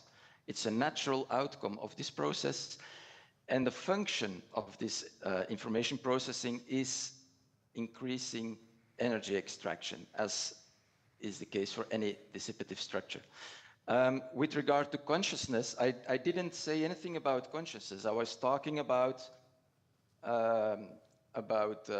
increase in information processing, but it does follow that if there is increasing information about the environment, this implies a kind of awareness. So there is an increasing awareness about the environment. That's true. I mean, there is an increasing knowledge, if I can say so, or information coded into genes, social networks, neural networks, and so on, that enables more efficient and more expansive energy extraction, ultimately. And then the third point, I never said it has to go exactly as how it went on Earth. I mean, there's of course, it's not I did not intend to present a fully deterministic picture. Maybe I didn't make that clear enough. So I do believe there is noise in the process, but there is not so much noise that there would not be indirectedness. Okay. Thank you. Well, in the absence of other questions, I have one that is, oh, we do have one. Oh, okay. Me first, then you. I carry on with that a bit. Dirk said that no biologist would agree with the notion of teleology, which means that evolution was progressing towards some aim, because of evolution is supposed to be blind, like Dawkins said. But then there's Burke, who sees evolution of life as increasing of sociality, which is, again, a teleological statement. But I would like to ask you, Jan, why talk about information processing rather than sociality, which is already an existing theory or paradigm in conceptualizing the evolution of life? Because building connections is at the heart of both. So why is the concept of information needed here? That's a great question, Onerva. Thanks a lot. Yes, I think, I'm not sure, but your question seems to link to the idea of the major transitions. So if you go from one cellular life to multicellular life, it's a sociality thing because there is higher level collaboration, right? Yes. Yes, and there's also an information processing aspect in this theory. But as far as I know, the major first of all, I should say it's not my intention to present something completely new or anything. I think there's a lot of overlap with a lot of different ideas. But the major transitions, yeah, they focus on collaboration on different levels. But I think it's more than mere collaboration. I think information is more fundamental, and information about the environment is more fundamental, and especially in function of energy extraction. Because so then you have, and I don't think the major transitions idea has this idea of teleology and directedness. We do see increasing complexity, but there is not, apart from like a selective advantage of higher cellular life, for instance. There's no real explanation for this directedness, I think. Thank you. I'm totally convinced. So the next question comes from the audience. Go ahead. Yeah, thank you. So this is a question for Dirk about these 5 reasons. You mentioned that in a lot of criticism, these are some of the 5 key causes offered for where we find ourselves now. And so I want to play a little bit of a devil's advocate, and because and I wonder what your thoughts are about the sort of either or distinction that either capitalism or human nature. And so I wonder if it's possible to think about the causes as both in a way that there is, for example, this notion of social legitimization. And capitalism, which you listed as like the top reason that scholars talk about it in the humanities, my sense is that it's listed as like the prime reason, in part because the key argument of capitalism as a socio-economic system is that it is the truest reflection of human nature. So capitalism as this, self-independent, profit-driven or advantage-driven individuals, all of this key argument about capitalism is grounded in what advocates of capitalism as it exists say that's the real human nature. And capitalism is, in this sense, very often projected as really the end point of humanity. That's we finally figured out how to express our nature in a social system. It's called capitalism. That's it, game over. So I wonder what your thoughts are about this. I do agree. That's why I talked about proximate causes and ultimate causes. Capitalism would be a proximate cause that is following from human nature. What I do not completely agree with, but it's not necessarily something where we have to disagree about, that it must be capitalism. I don't think feudalism was very much better at this point. I think there are other systems that allow for the same kind of, it does not have to be capitalism, it has to be a hierarchical system that is built on property. Any of that will work. It doesn't have to be capitalism. But yes, my point was, of course, all the points that I had there are absolutely important, but there is something that is below them, and that may play a role. When we, for example, think about education, when we think about looking for how to battle those aspects, if we consider that battling capitalism will solve the problem, it probably will not, because human nature is below that. And it may be important for education to be aware of a human nature that will not be molded wherever the educator wants to lead it, but will resurface in every new generation, and it will be an uphill fight. We have to battle that. Human nature is not good. Human nature is, as far as I see it, simply there. And it has a couple of particularly nasty elements in it. But it's good to know about them so that we know how to structure an education on it and to know how to possibly address aspects, not in response to an abstract like capitalism, but as a possibility to, let's say, form human behavior, find incentives for human behavior that do not go against an abstract but go for some kind of practical purposes. But I completely agree that capitalism is, of course, one of the major problems that we have right now, leading directly there. So is patriarchy.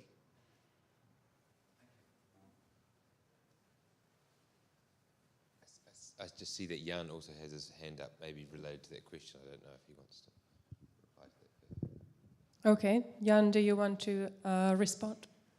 No, it's not related to that question, but I do have one question for Dirk. But if somebody else has a question that is related, maybe that person can go. Is it a fast one or a long one, Jan? That depends on the answer.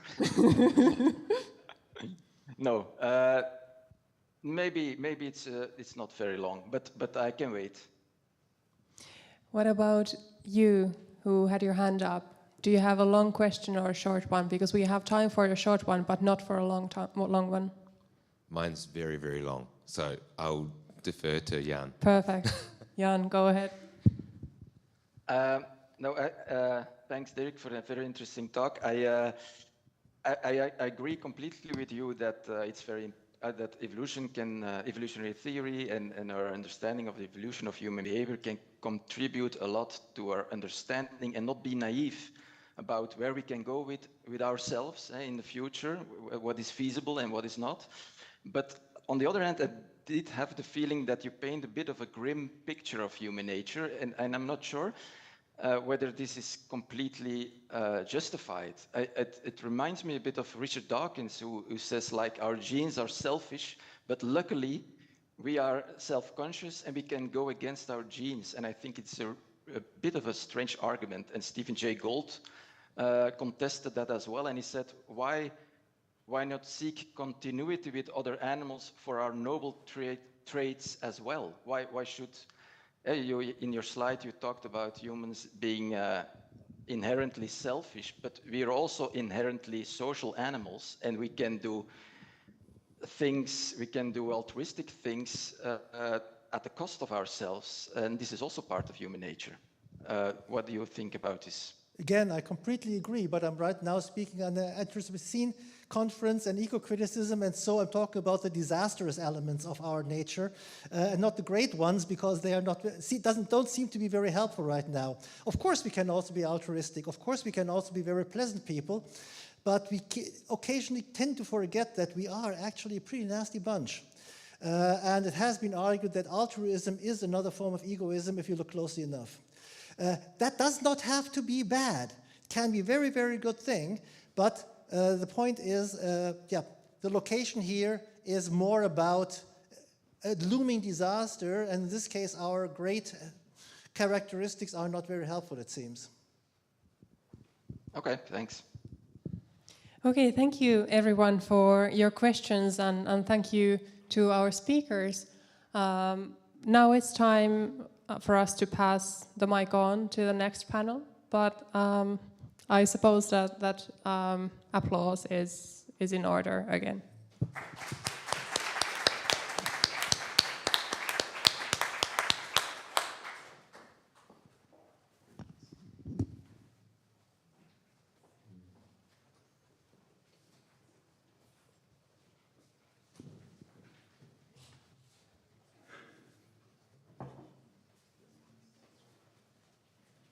Możemy spróbować wyświetlić ten PDF i tylko w układzie takim, żeby było nie jak continuous document, tylko page by page. Po prostu każdy klik jest następną stroną. Tam jest napisane Marek, coś tam, Anthropocene.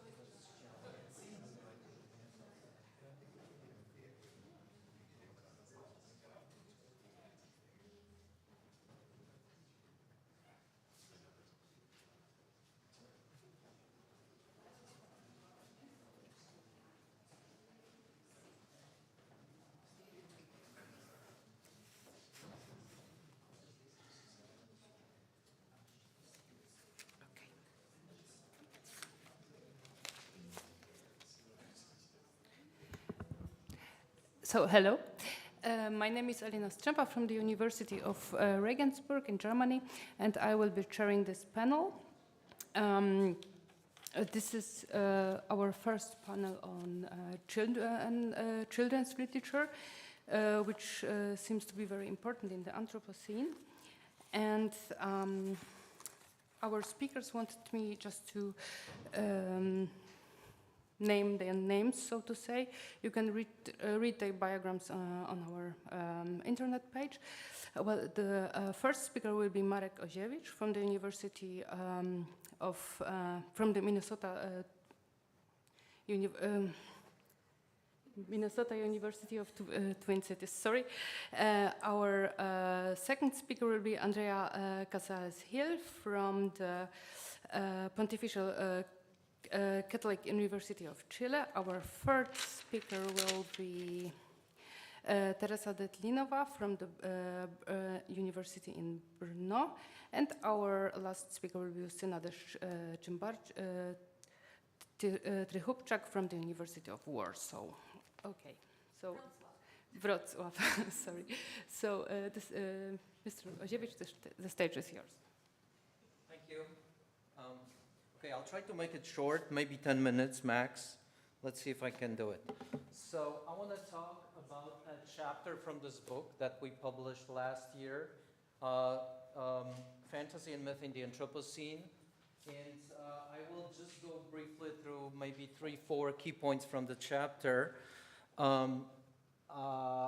And if anyone's interested in the longer argument, I'll be happy to share the PDF of a chapter with anyone. So next slide, please. Okay, so in this book, we argue, so I have a PDF, I'm sorry, yeah. Okay, so in this book, we argue that the Anthropocene is in large part a challenge to our story systems.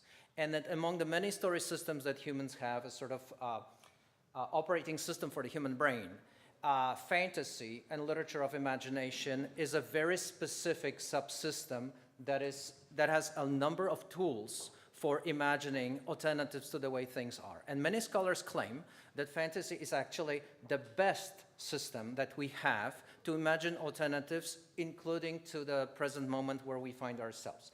So in this chapter, yes, I kind of agree, but I also think that our literature systems, story systems, are also subject and influenced and maybe corroded by ecocidal epistemologies. And these ecocidal epistemologies have a long legacy and sort of, it's been centuries of infiltrating our story systems. So the argument here is that even though fantasy is maybe in some ways the best tool we have, it is also a lot of contemporary fantasy, even well-meant fantasy, is influenced by this ecocidal unconscious. Okay, next slide, please. Yeah, okay. So there's a distinction I also make in this chapter between the fantasy of the Anthropocene and the fantasy for the Anthropocene. So the fantasy of the Anthropocene would be this sense of like, hey, we're masters of the planet, we're independent of nature, we can do whatever we want, we got it. So this is the fantasy of the Anthropocene. Next slide. The fantasy for the Anthropocene, by contrast, would be the kind of stories that reconnect or help us think about how we are part of this world, how we are interconnected with the biological and living and non-living parts of aspects of reality. And this brings the notion of the unconscious. Unconscious, of course, you know, comes from Freud, and in 2011, scholars proposed this notion of energy unconscious, that we are an energy-blind civilization, that we don't think about energy. And so this concept has been used in a number of contexts, and in this chapter I propose the notion of, next slide, it's called the ecocidal unconscious. And the ecocidal unconscious, next, is this notion that we have these two forms of knowledge. They pull us in two different directions. One is that we know that, go back. Okay, yes. So that's our awareness that we're part of this incredibly complex system. And on the other hand, we have this awareness that our activities, everyday quotidian activities, are destroying this complexity. So of course, we deny one of these knowledges has to go, has to be suppressed, has to be pushed back. So the ecocidal unconscious is this pushing back of this awareness that we are complicit in ecocide, okay? Next slide. So there is a huge body of research that talks about stories and narratives as a program for the human brains, that we are evolved for narrative understanding, that we make all kinds of connections between causality, everything through stories. And this is an example from The Hobbit. Next slide, very quickly. So this is a fragment. Tolkien loved nature, and yet he has fragments like this in his works about Bilbo just for practice, throwing stones at small animals and just killing them for fun. So when you kind of unpack these elements in the story, Tolkien would be horrified by like, oh my gosh, I did not mean that. I did not mean that you can just kill animals for fun. Like, no. And yet this is how the ecocidal unconscious works. And next slide. So there is a tradition, scholarly tradition, starting with Joseph Meeker's 1973 a book that looks at the sort of narrative tradition of Western literature, and he talks about the tragic and the comic view of life. And the tragic view of life is that we are in conflict with nature. We're doomed to fight. We're not the same. It's like one or the other, the 0-1 system. And he talks about how a lot of Western literature is indebted to this tragic view of life. Next slide. So next slide. I look at these two examples in the chapter, like one is the Captain Planet and the Planeteers, like the big 1990s thing, and another is Chania Mieville's and London from the 2010s. Both of these are great stories purporting to defend the biosphere, mobilize humans to fight for the biosphere, and both are spoiled by these explosions of ecocidal unconscious. I will not tell you exactly how. Next slide. Next slide. Yes, so okay, what can we do? So to realize that there is this ecocidal unconscious is one thing. And then another is like, how do we come up with a different ontology, different narrative structure where we can start telling stories that help us become more connected and mindful of these biospheric connections. So a number of authors are doing all kinds of experiments, and this theory that I shared in the chapter comes not from any kind of theoretical reflection, but from looking at children's books, what authors actually do. So I coined this term called planetarianism, and planetarianism operates on two levels. Next slide. One is an epistemological, next. Okay, it's dead. Anyway, so it's an epistemological orientation of not giving up on the planet, like, okay, let's fight a good fight. And the other is applied hope articulated through stories. So how do you tell hopeful stories? What does hope mean? And today, when you think about where we are, and of course you all realize this, there's probably nothing more fantastic than to imagine an ecological civilization where we live in harmony with nature. I mean, that's such a fantasy. Like, how can we do it? And a number of authors are playing all kinds of structural games with narratives. This is one example, astronauts. Another example, another slide. Yeah, this is astronauts. Let's move on. And this is Wilderness Wars. And one strategy, so I just talk about these two books because they use the strategy of showing the Earth as alive. So you have a story in which an island talks to a human girl, or in which the Earth, a planet, is a live entity and talks to the audience, the readers. Next slide. Next slide. Next slide. Okay, so there is something like planetarianism in literature. It's kind of a disorganized strategy, so authors are trying to do it their own ways, but there is a lot of planetarianist moves to build a sense of hope, even in the absence of specific solutions. Next slide. And there's just a bunch of books, children's books, that have happy ending, but they don't really offer any specific solutions. Next slide. And so there is a form through these books for children of thinking about planetarianism as offering hope as a form of collective action, getting together and doing things, even though, so this is like building this anticipatory imagination that there is a different endpoint or a different process than collapse. Next slide. And these are some of the books. Next slide. And so looking at children's books and how we can use children's books in education, this is the work of the Center for Climate Literacy, which we founded at the University of Minnesota last year. And we work with teachers. Here is a QR code. So if you're interested to learn more, you can scan the code, you can find us online, you can email me. I'll be happy to share whatever I can. Thank you.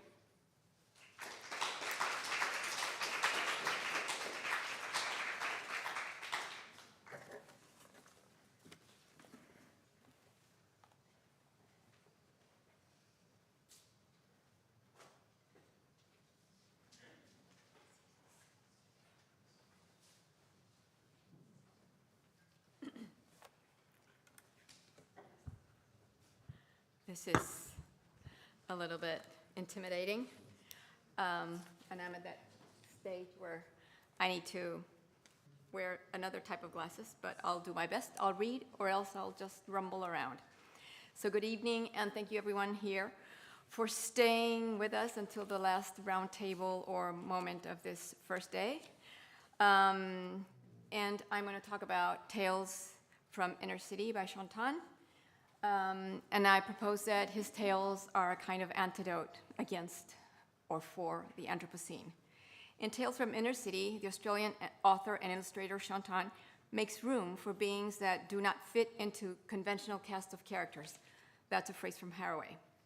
Tan crafts imaginative space to help city dwellers and readers notice a variety of critters, that's Haraway again, that appear in the stories. The illustrated collection is an invitation to consider our human entanglements with other beings and question our anthropocentric gaze upon them when and if we notice them, as we read the illuminating meditations that Tan envisions. In Tan's tales, even if the narrator is a human, it feels as if the critters were eventually looking back at us. Do I have the power to move my... Yes, looking back at us.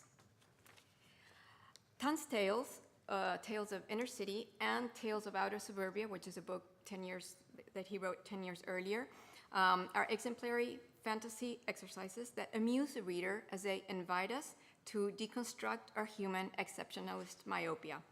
I argue that Tales from Inner City can perform by way of an antidote against our epoch's the Anthropocene's anthropocentrism.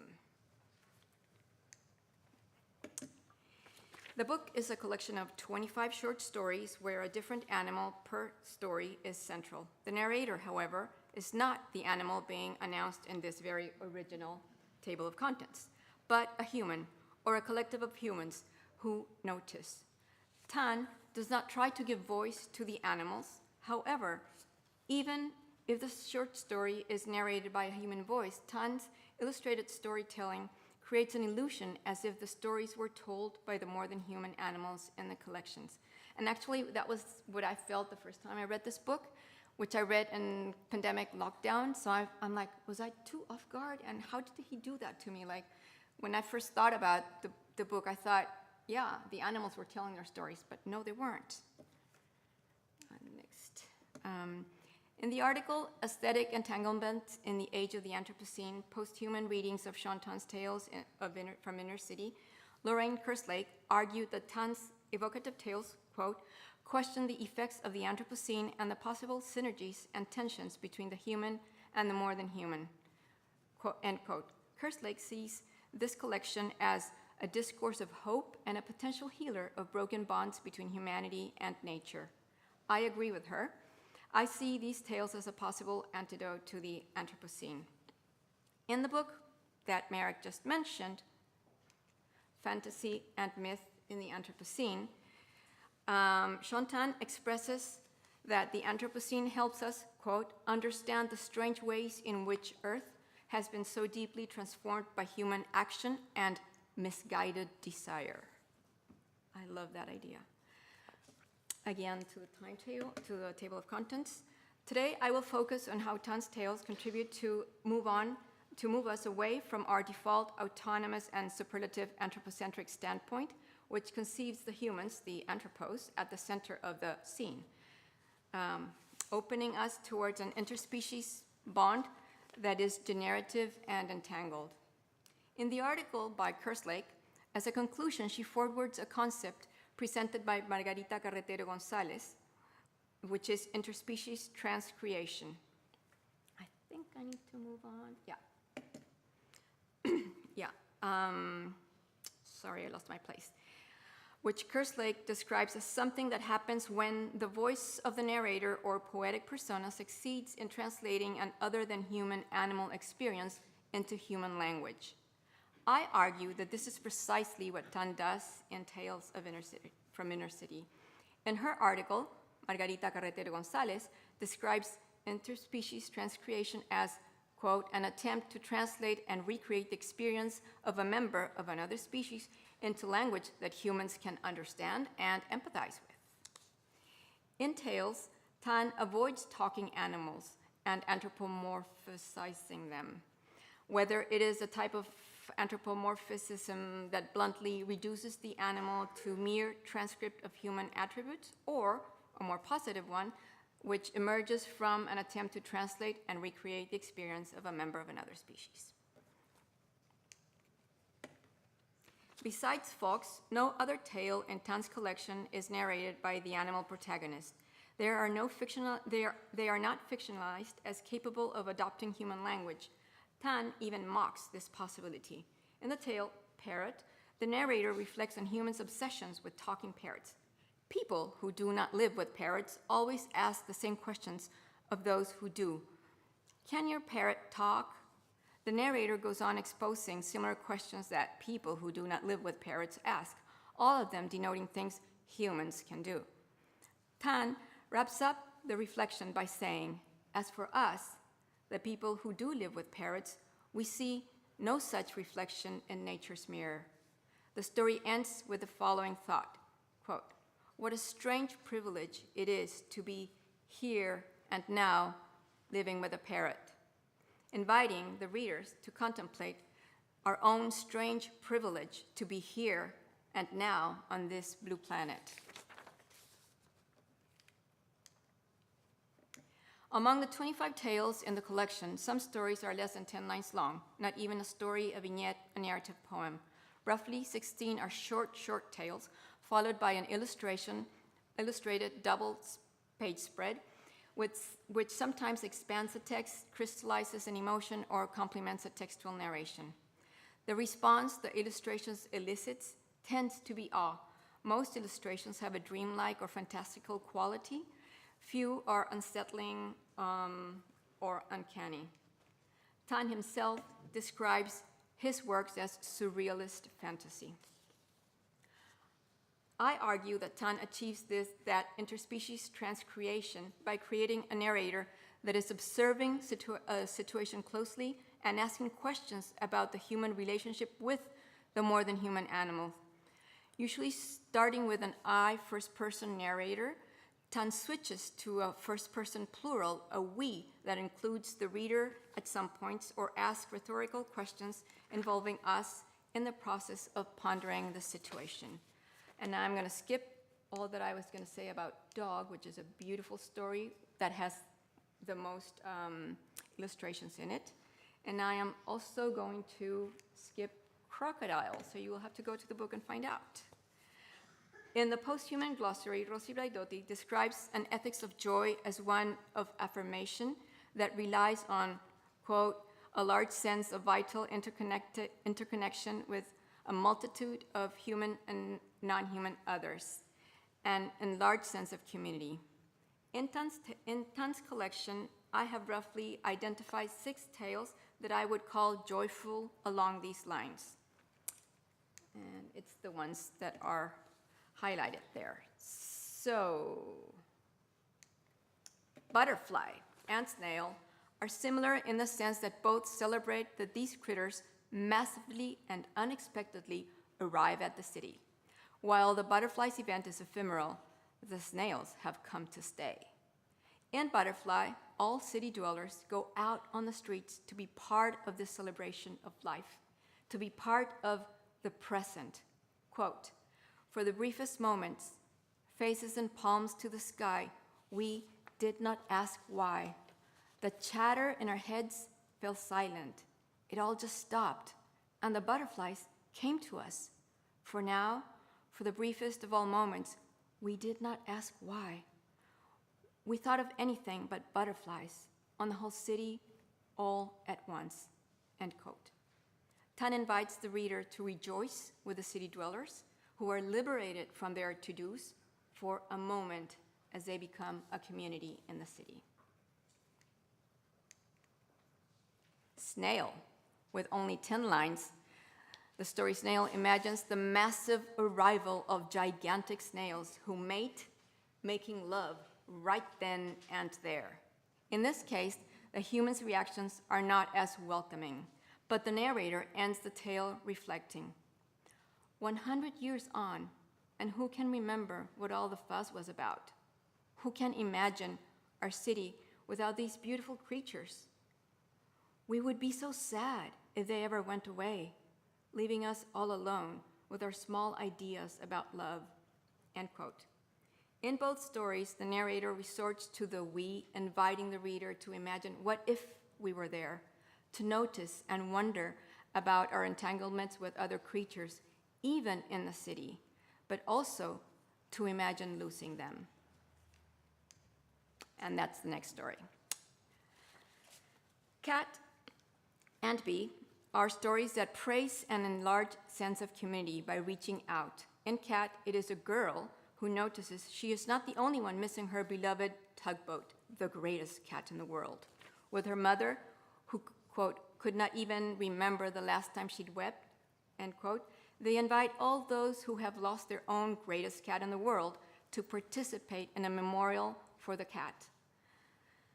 In Tan's dreamlike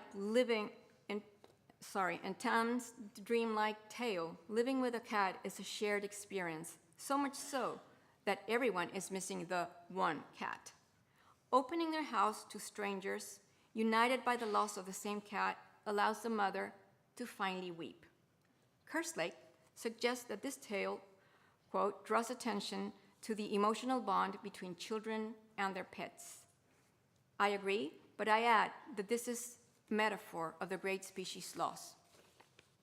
The adult mother, or the adult us, who couldn't weep over the mass extinction, can finally cry once they reach out to connect with the pain of others and offer a space for mourning together. I interpret the image that follows, which is this one, which follows the text, as an infinite sea of tears for all the species lost. Staying with trouble, as Haraway suggests, is living, dying, and mourning with and for companion species. B, the last story I'm going to talk about, probably my favorite, is a surrealist magical story. In this tale, it is an elderly couple, the Katayamas, who open their shared dream and hope to all the people they've known, from their own daughter and son to an anonymous neighbor, to join them in the contemplation of a one-night blossoming of what appears to be an old cherry tree on their rooftop. The blooming trees attract the bees of the night, and for that ephemeral moment of bliss, the sound of the hive intertwines with the clapping of the people who do not even know why they're clapping in, quote, communal vibration.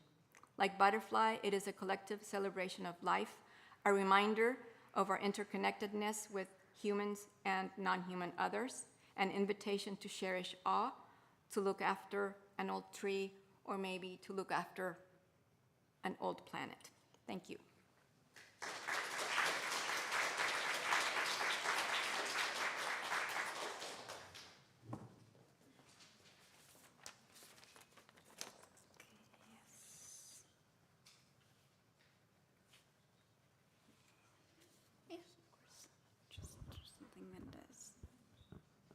Just before I start talking with my presentation, the same as in Mark's example, anyone who would be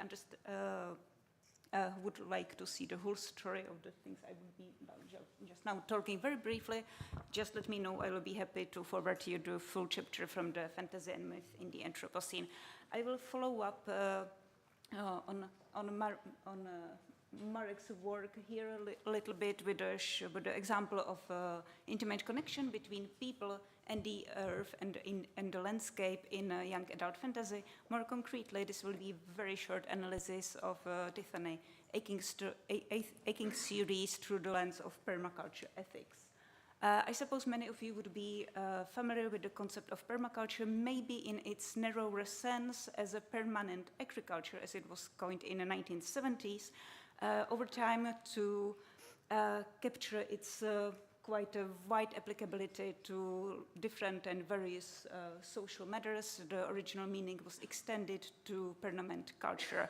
You could find a bunch of definitions of permaculture. One very popular one is this one that describes permaculture as a philosophy of working with rather than against nature, of protracted and thoughtful observation, and of looking at plants and animals in all their functions. very quickly you can characterize permaculture as a harmonious integration of landscape and people. There are many branches within the movement, but between some of these core characteristics belongs definitely, it's the whole system thinking that recognizes the intrinsic value of all organisms. It evolved as a positivistic response to the crisis. It's basically a grassroots movement that spreads from Australia to the world, and it seeks sustainable, or we might say rather habitable future for people and the planet Earth.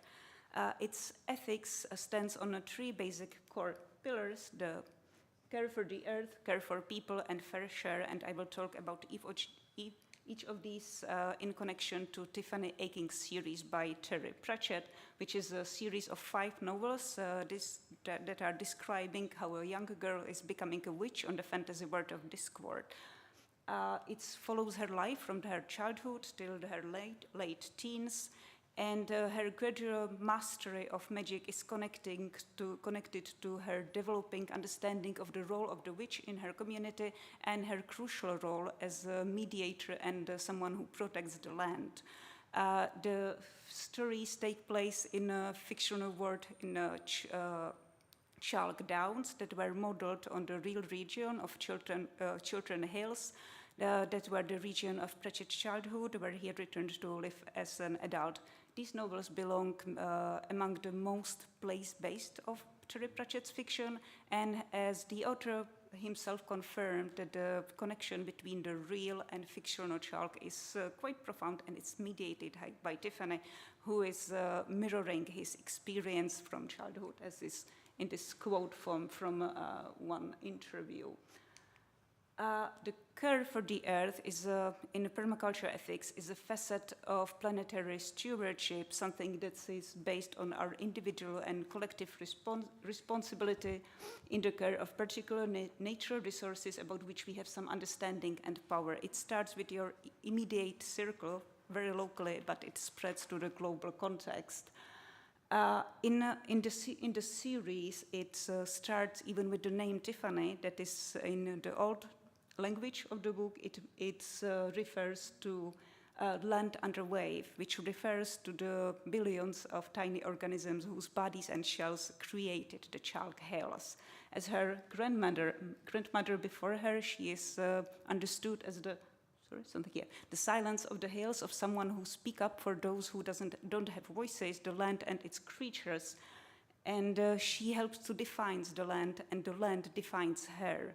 She tells the hills what they are every day. She has them in her bones, she holds them in her heart. This connection is both physical, symbolic, and spiritual, and it doesn't go away when Tiffany has to leave the Chalk, because, as she says, I never really leave you, land under wave. And also, this connection links quite nicely both vast and very tiny scales of organisms, form of lives, and time. As in this quote, she heard the grass growing and the sound of worms below the turf. She could feel the thousands of little lives around her, smell all the scents on the breeze, and see all the shades of the night, the wheels of stars and years of space and time locked into place. Now, David Holmgren characterized permaculture as unashamedly human-centered environmental philosophy. But this means that as human animals, we have capacities to influence our circumstances. So anthropocentrism in permaculture ethics is actually a means to just highlight our responsibility for our choices in regard to the connection to the planet, and not blaming the external forces. As Tiffany understood this, I make this my business. I'm a witch. It's what we do. When it's nobody's business, when it's nobody else's business, it's my business. Witches on the Discworld, they usually lead very modest life. They don't have much care for material wealth, and their sense of well-being, happiness, purpose, and also the magical strength is stemming up from the close connection to the land and to her community. This is the quote from the very last chapters of one of the books, I Shall Wear Midnight, and which kind of connects this. And people drank and toast, and there were more food and more dancing and laughter and friendship and tiredness. And at midnight, Tiffany A. King lay alone on her broomstick high above the chalk hills and looked up at the universe, and then looked down on the bit of that belonged to her. And she stretched out her arms to the dark, and just for a moment, as the world turned, Tiffany A. King were midnight.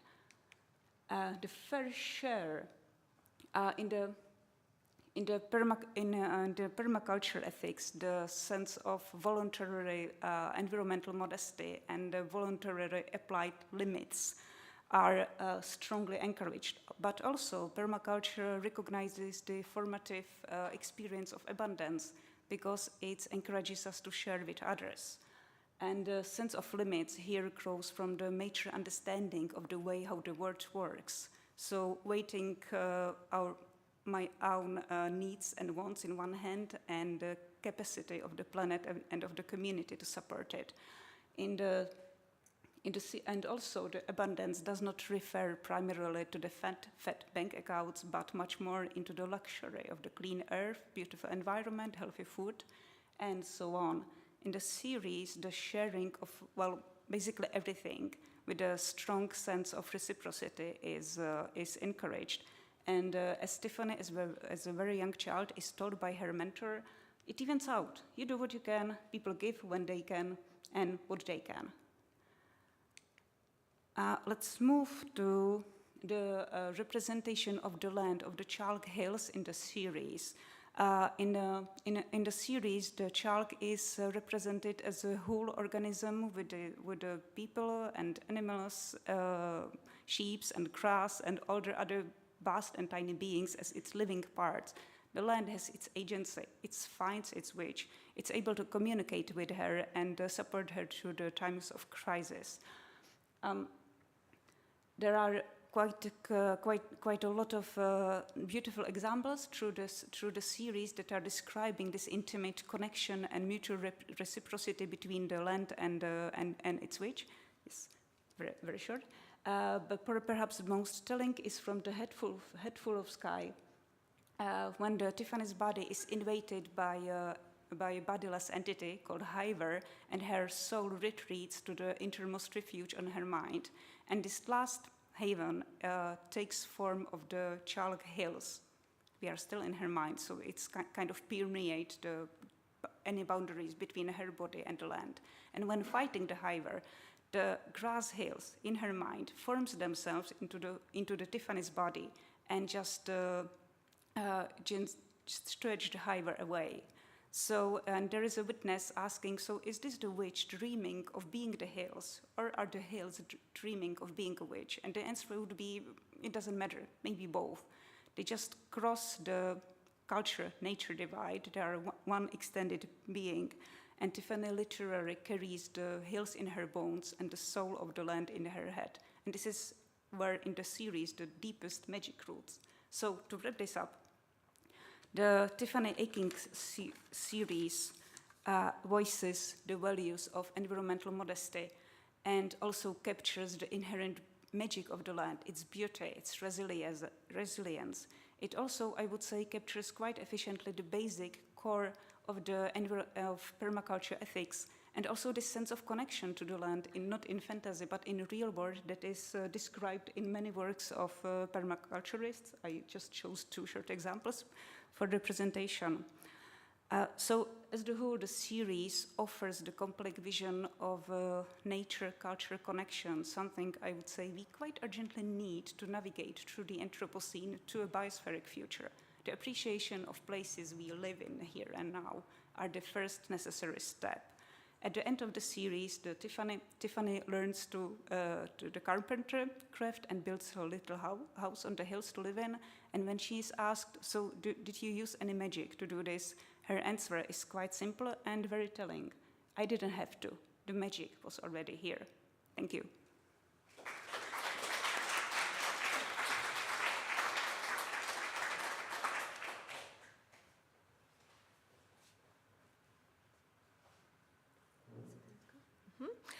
In my contribution to our panel, I focus on the fantastic in children's literature as a means of addressing the realization that we are living in the world, we are living in the vanishing world, or at the end of the world as we know it, marked by the ongoing loss of the entire generations of living beings and connectivities, as well as by the inability of damaged ecosystems to recuperate themselves. Deborah Bird-Rose describes the demise of regenerative potential as a double death, a process that amplifies death to such an extent that not only individuals, but entire groups, species, and ways of life are being eradicated. Simultaneously, the ending of the Anthropocene may lead to new modes of human and modern human beings and becomings. Extinction is not the end, as we heard in one of the keynotes in the morning. To respond to this sense of loss that extends beyond our lifetimes, both back to the distant past and into a deep future, as well as to the newness possibly emerging from extinctions, we need to develop an infragenerational ethics of care proposed by Peter Kraftl, which rests on attentiveness to the past, present, and future human, modern human connectedness.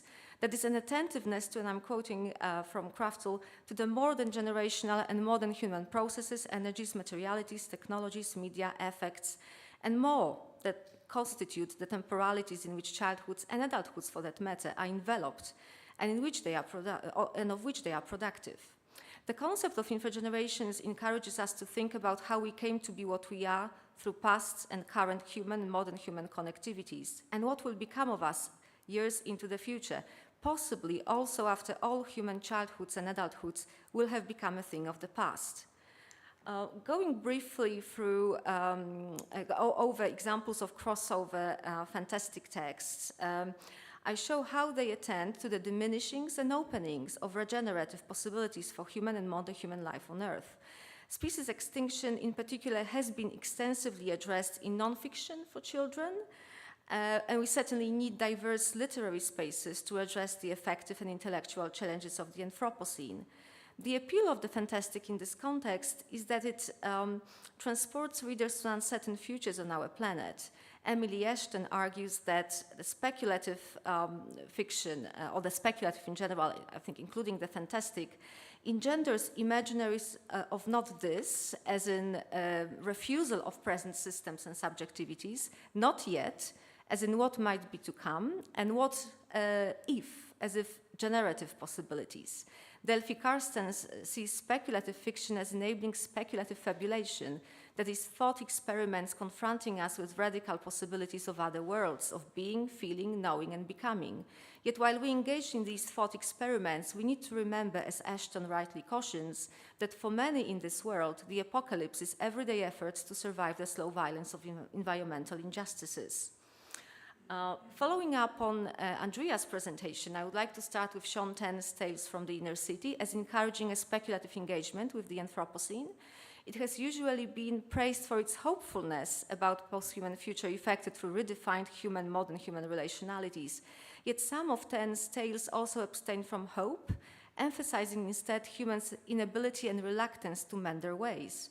In some stories, Ten indeed uses the first-person human narrator, a we, that is complicit in or responsible for species extinction, which is to push readers to decide where they stand on these matters. Often the narrator has given up on humans, as is the case in the story about the lungfish who tried to imitate human society, only improved, and I'm quoting, "While we watched sitcoms in the evening, warily munching on unethical dinners, the lungfish presented illustrated lectures on climate change, complete with handout notes and feedback forms. They were never offended when we fell asleep to flickering images of global disaster and plaintive calls for action. They believed their good example would be enough. They knew nothing about injured pride or the true inertia of human nature." Humans are presented in similarly hopeless terms as persevering in anthropogenic brutalities in other stories: the birds, the orca, the pigeons, the rhino, the shark. The fantastical, the phantasmagoric descriptions of double death in the book push the reader especially hard, as is the case with the slaughter of a giant shark. We see the image accompanying the story here in the slide. And this slaughter turns out to be an annihilation of a number of generations of sharks. Maybe this is an allusion to, well, it is an allusion, I guess, to shark culling. And I'm quoting from the story. "The fisherman picked up a slightly smaller flensing knife and strode through the stringy fluid to cut open all the new ones, all the new sharks.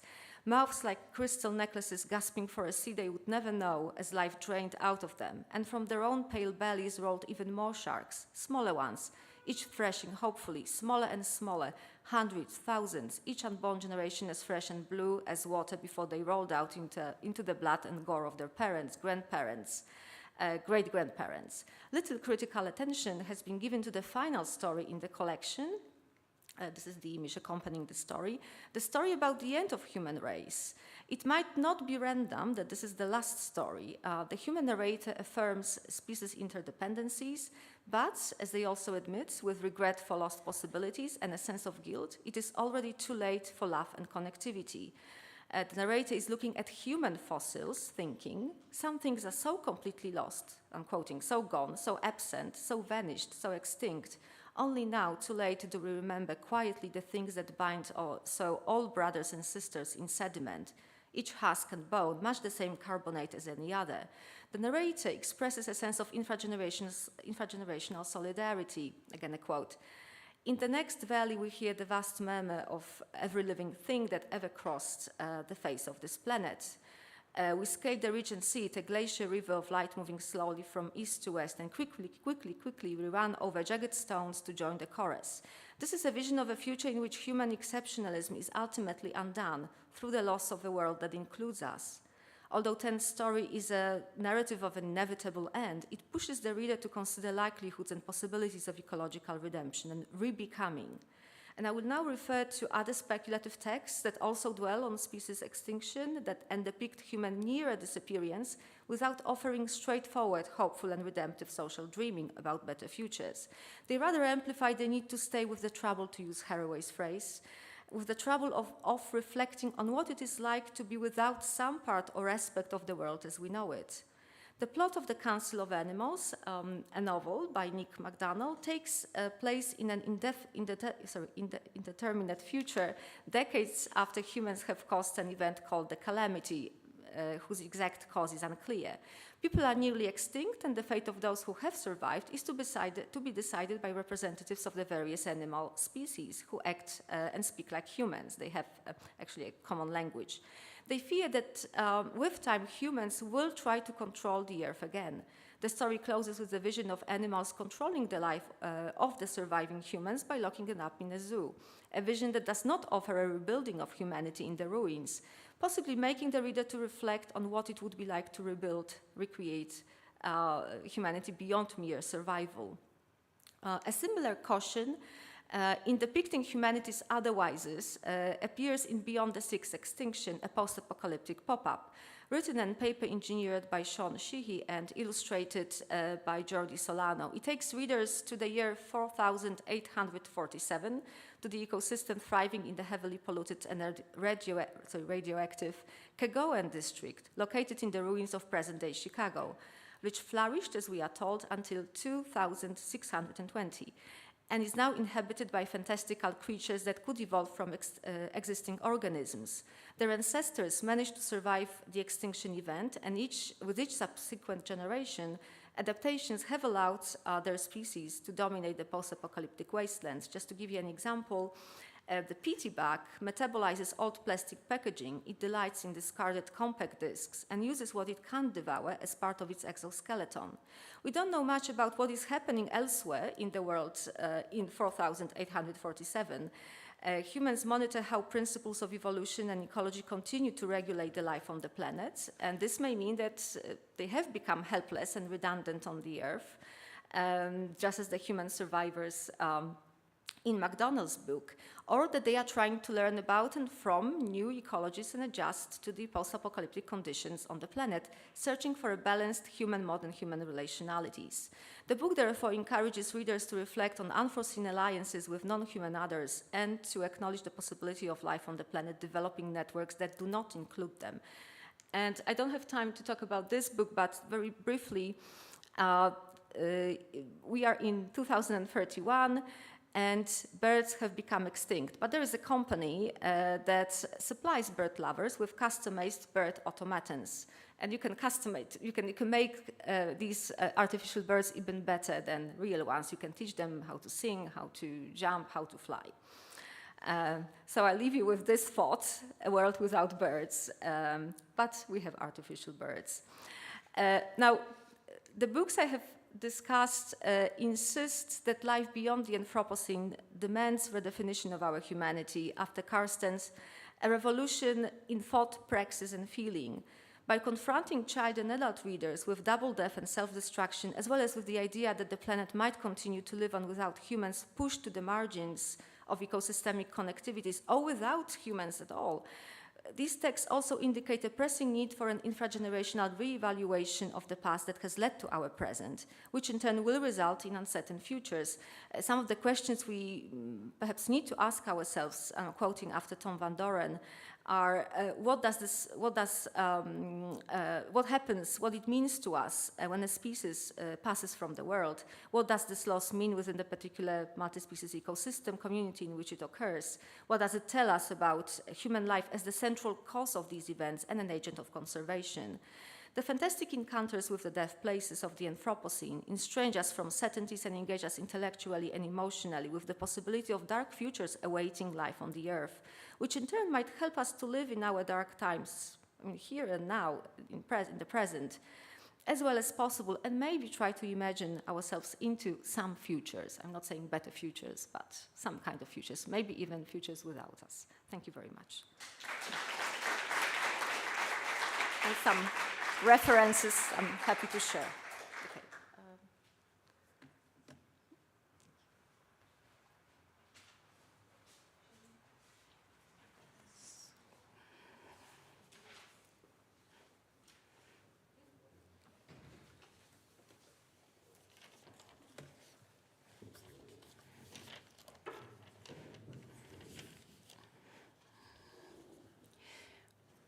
We have another 10 minutes.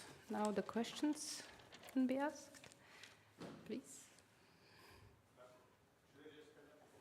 You can hear me, right? Yes. All right, I have a brief kind of technical question on all of you, and this concerns the term fantasy.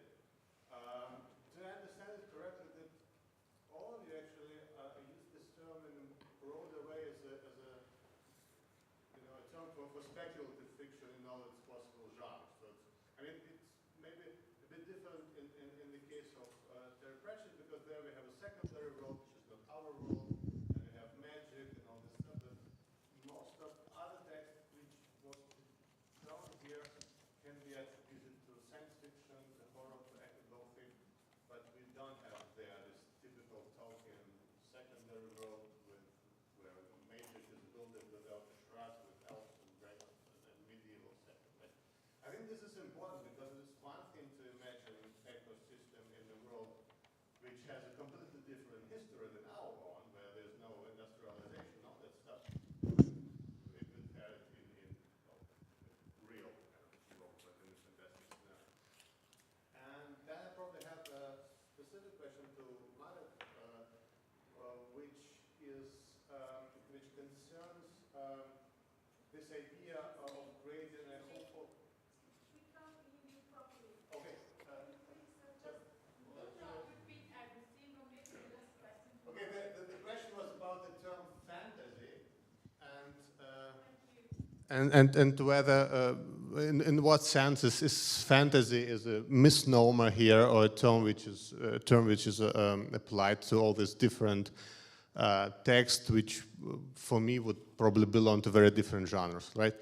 And the specific question to Marek Koziewicz's about the creation of hopeful scenarios for the eco-future in our world. I would say we have the entire literary tradition in the Eastern Bloc, where the whole Soviet and other East European science fiction was creating this kind of hopeful scenarios, very optimistic scenarios of the planetary future, and they all probably ended up with Stanisław Lem's Solaris, when ocean is talking to a human being, but this conversation doesn't bring neither hope, no bright future, no consolation, at least, right? And I think this rather dystopian idea was very productive even in Western literatures. If you take Roberto Vacco, Isaac Asimov, so eco-criticism was for decades more productive than eco-optimism. Would you say that now we have reached a different stage where we need a more optimistic scenarios and criticism is a little bit old-fashioned, or what's your take on that? Thank you.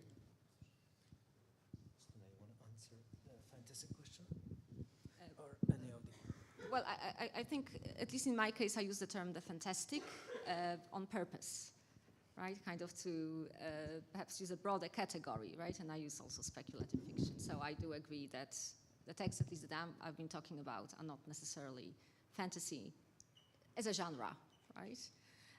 But if I may maybe address very briefly the question, I think Marek will have a different answer, but I do think that dystopias are still productive, which I think I was trying to show. We need to address all sorts of feelings that we are experiencing, both hope, joy, but also despair. And dystopias perhaps help us with this. So that would be my quick answer to that, sorry. Thank you. Yeah, thank you for the answers.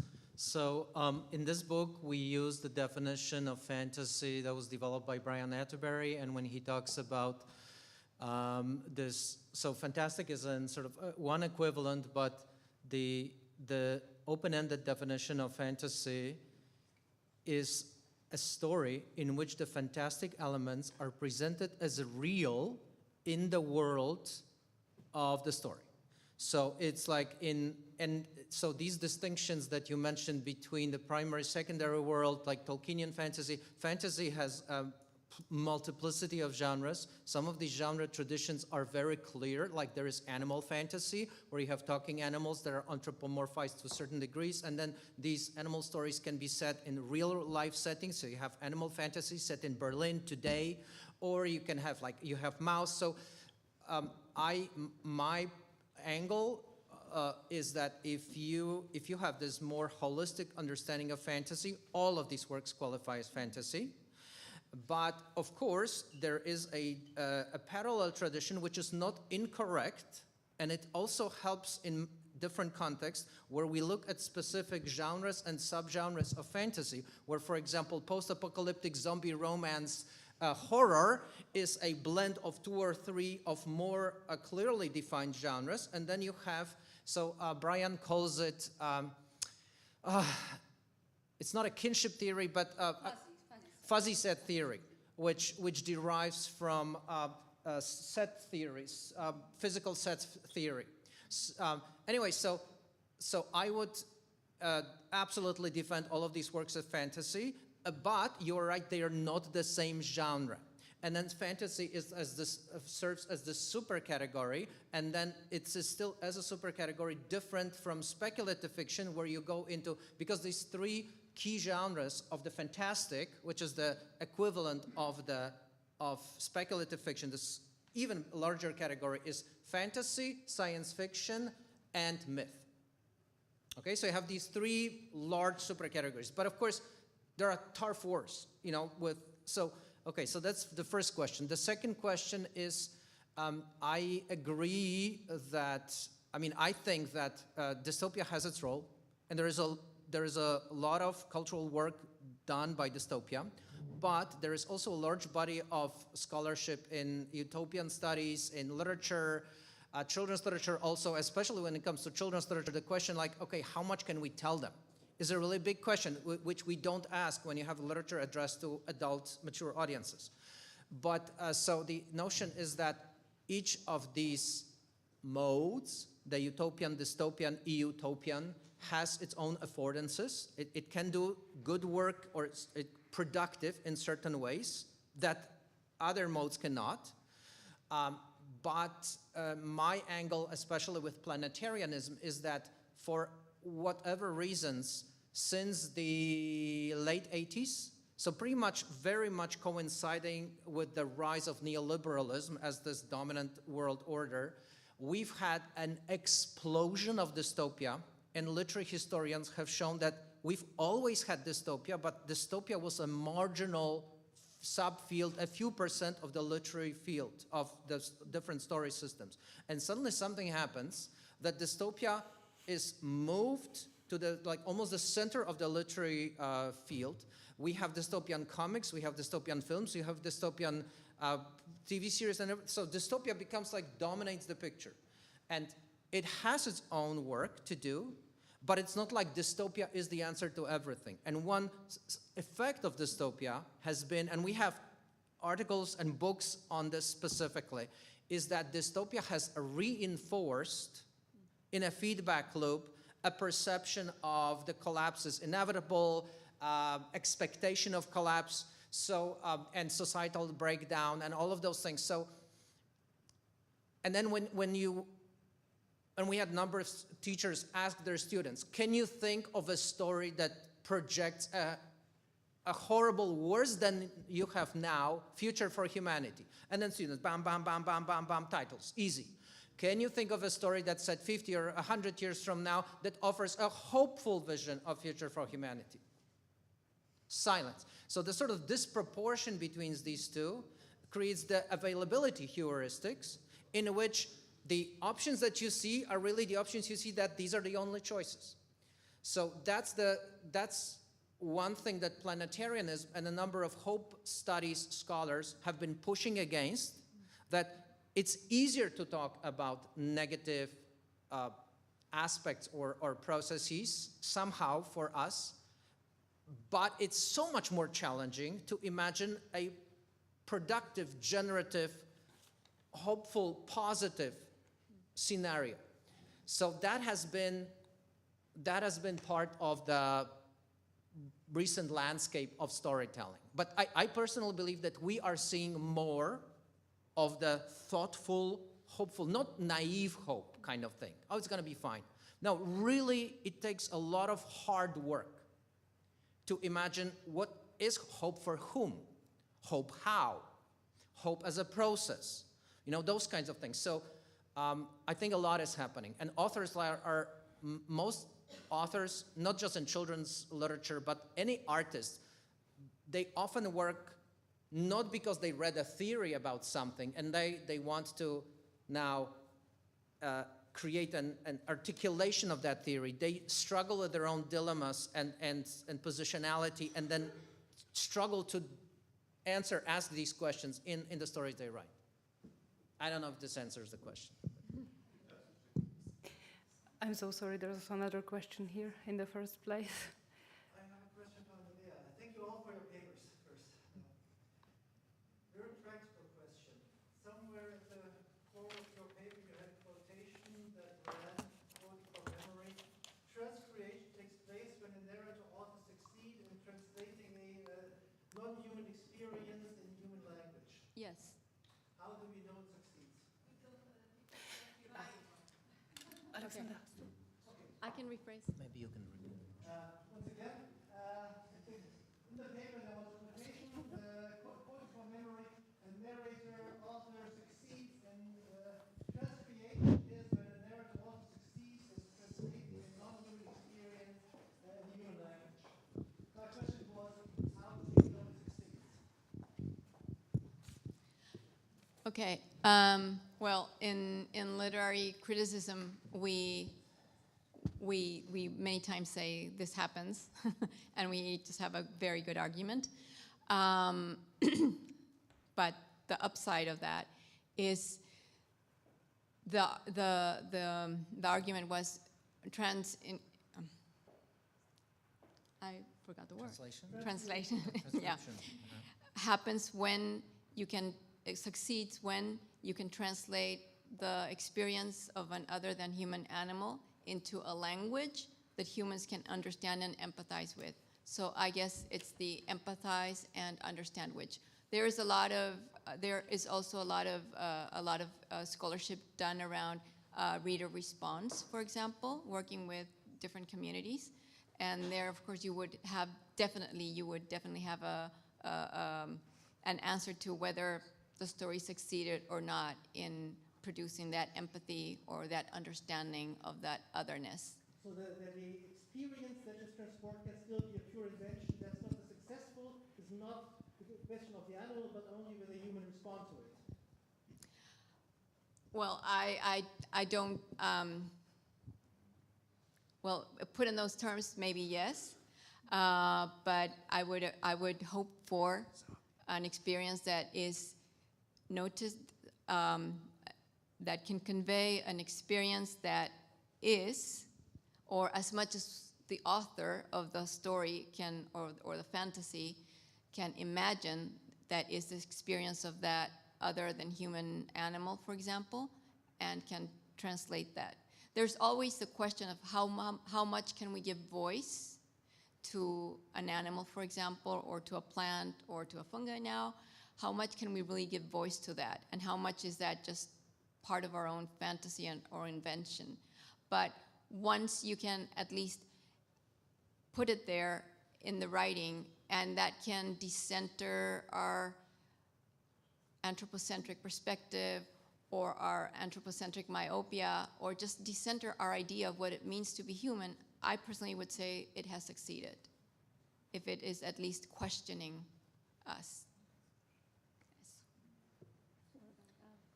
Do you want to? And this kind of ties to this larger discourse about the cultural work of stories, of narratives, where there is no single scientific verifiable criteria for what it's. So the question, is it correct? Like, or is it true? It's not the right question. It's a science question asked to a non-science issue. Like, do you love your mom? Like, is it true? How can anyone verify whether you do or you don't? Maybe you love a little bit, but not so. So the question here is, how does it work? And the literature and art works on emotional by blending together the cognitive and the affective. And the work of stories is verified by individual experience, where the reader or the viewer or the gamer or whoever is engaged with story through any format is moved by this whatever story that they participate in to, for example, think differently, to reflect differently. So that is the work, and it's not the kind of the work that you can sort of objectively verify. I mean, even though there is empirical eco-criticism, so there are studies that show they test this story, that story with specific audiences. So there is evidence, but it's still trying for the humanities to be like hard sciences. Like it's not like measuring temperature of this water.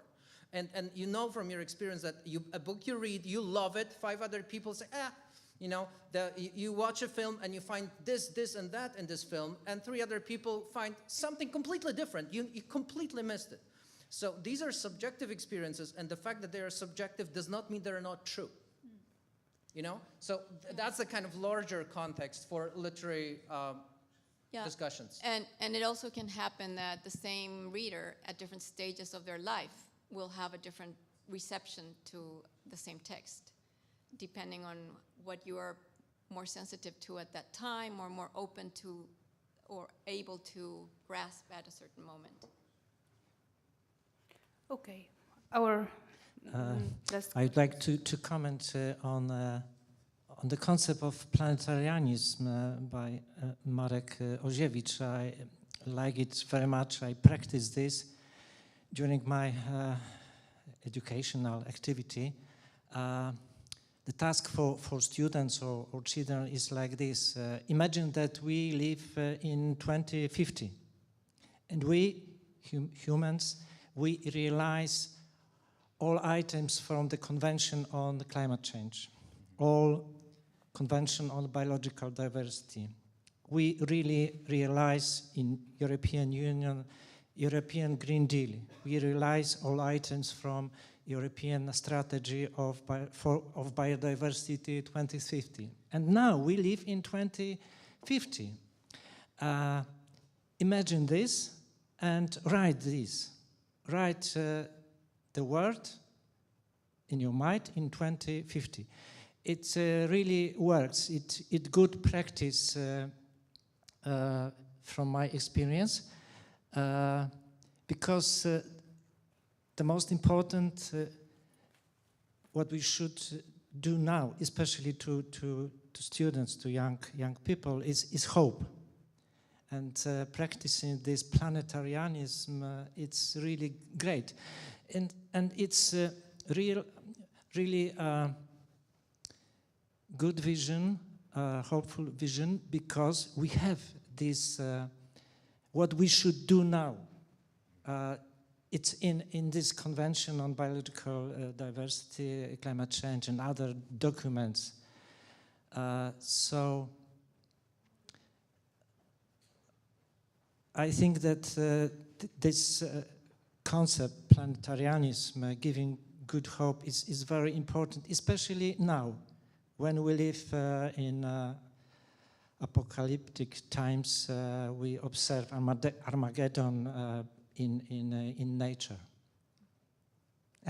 Thank you.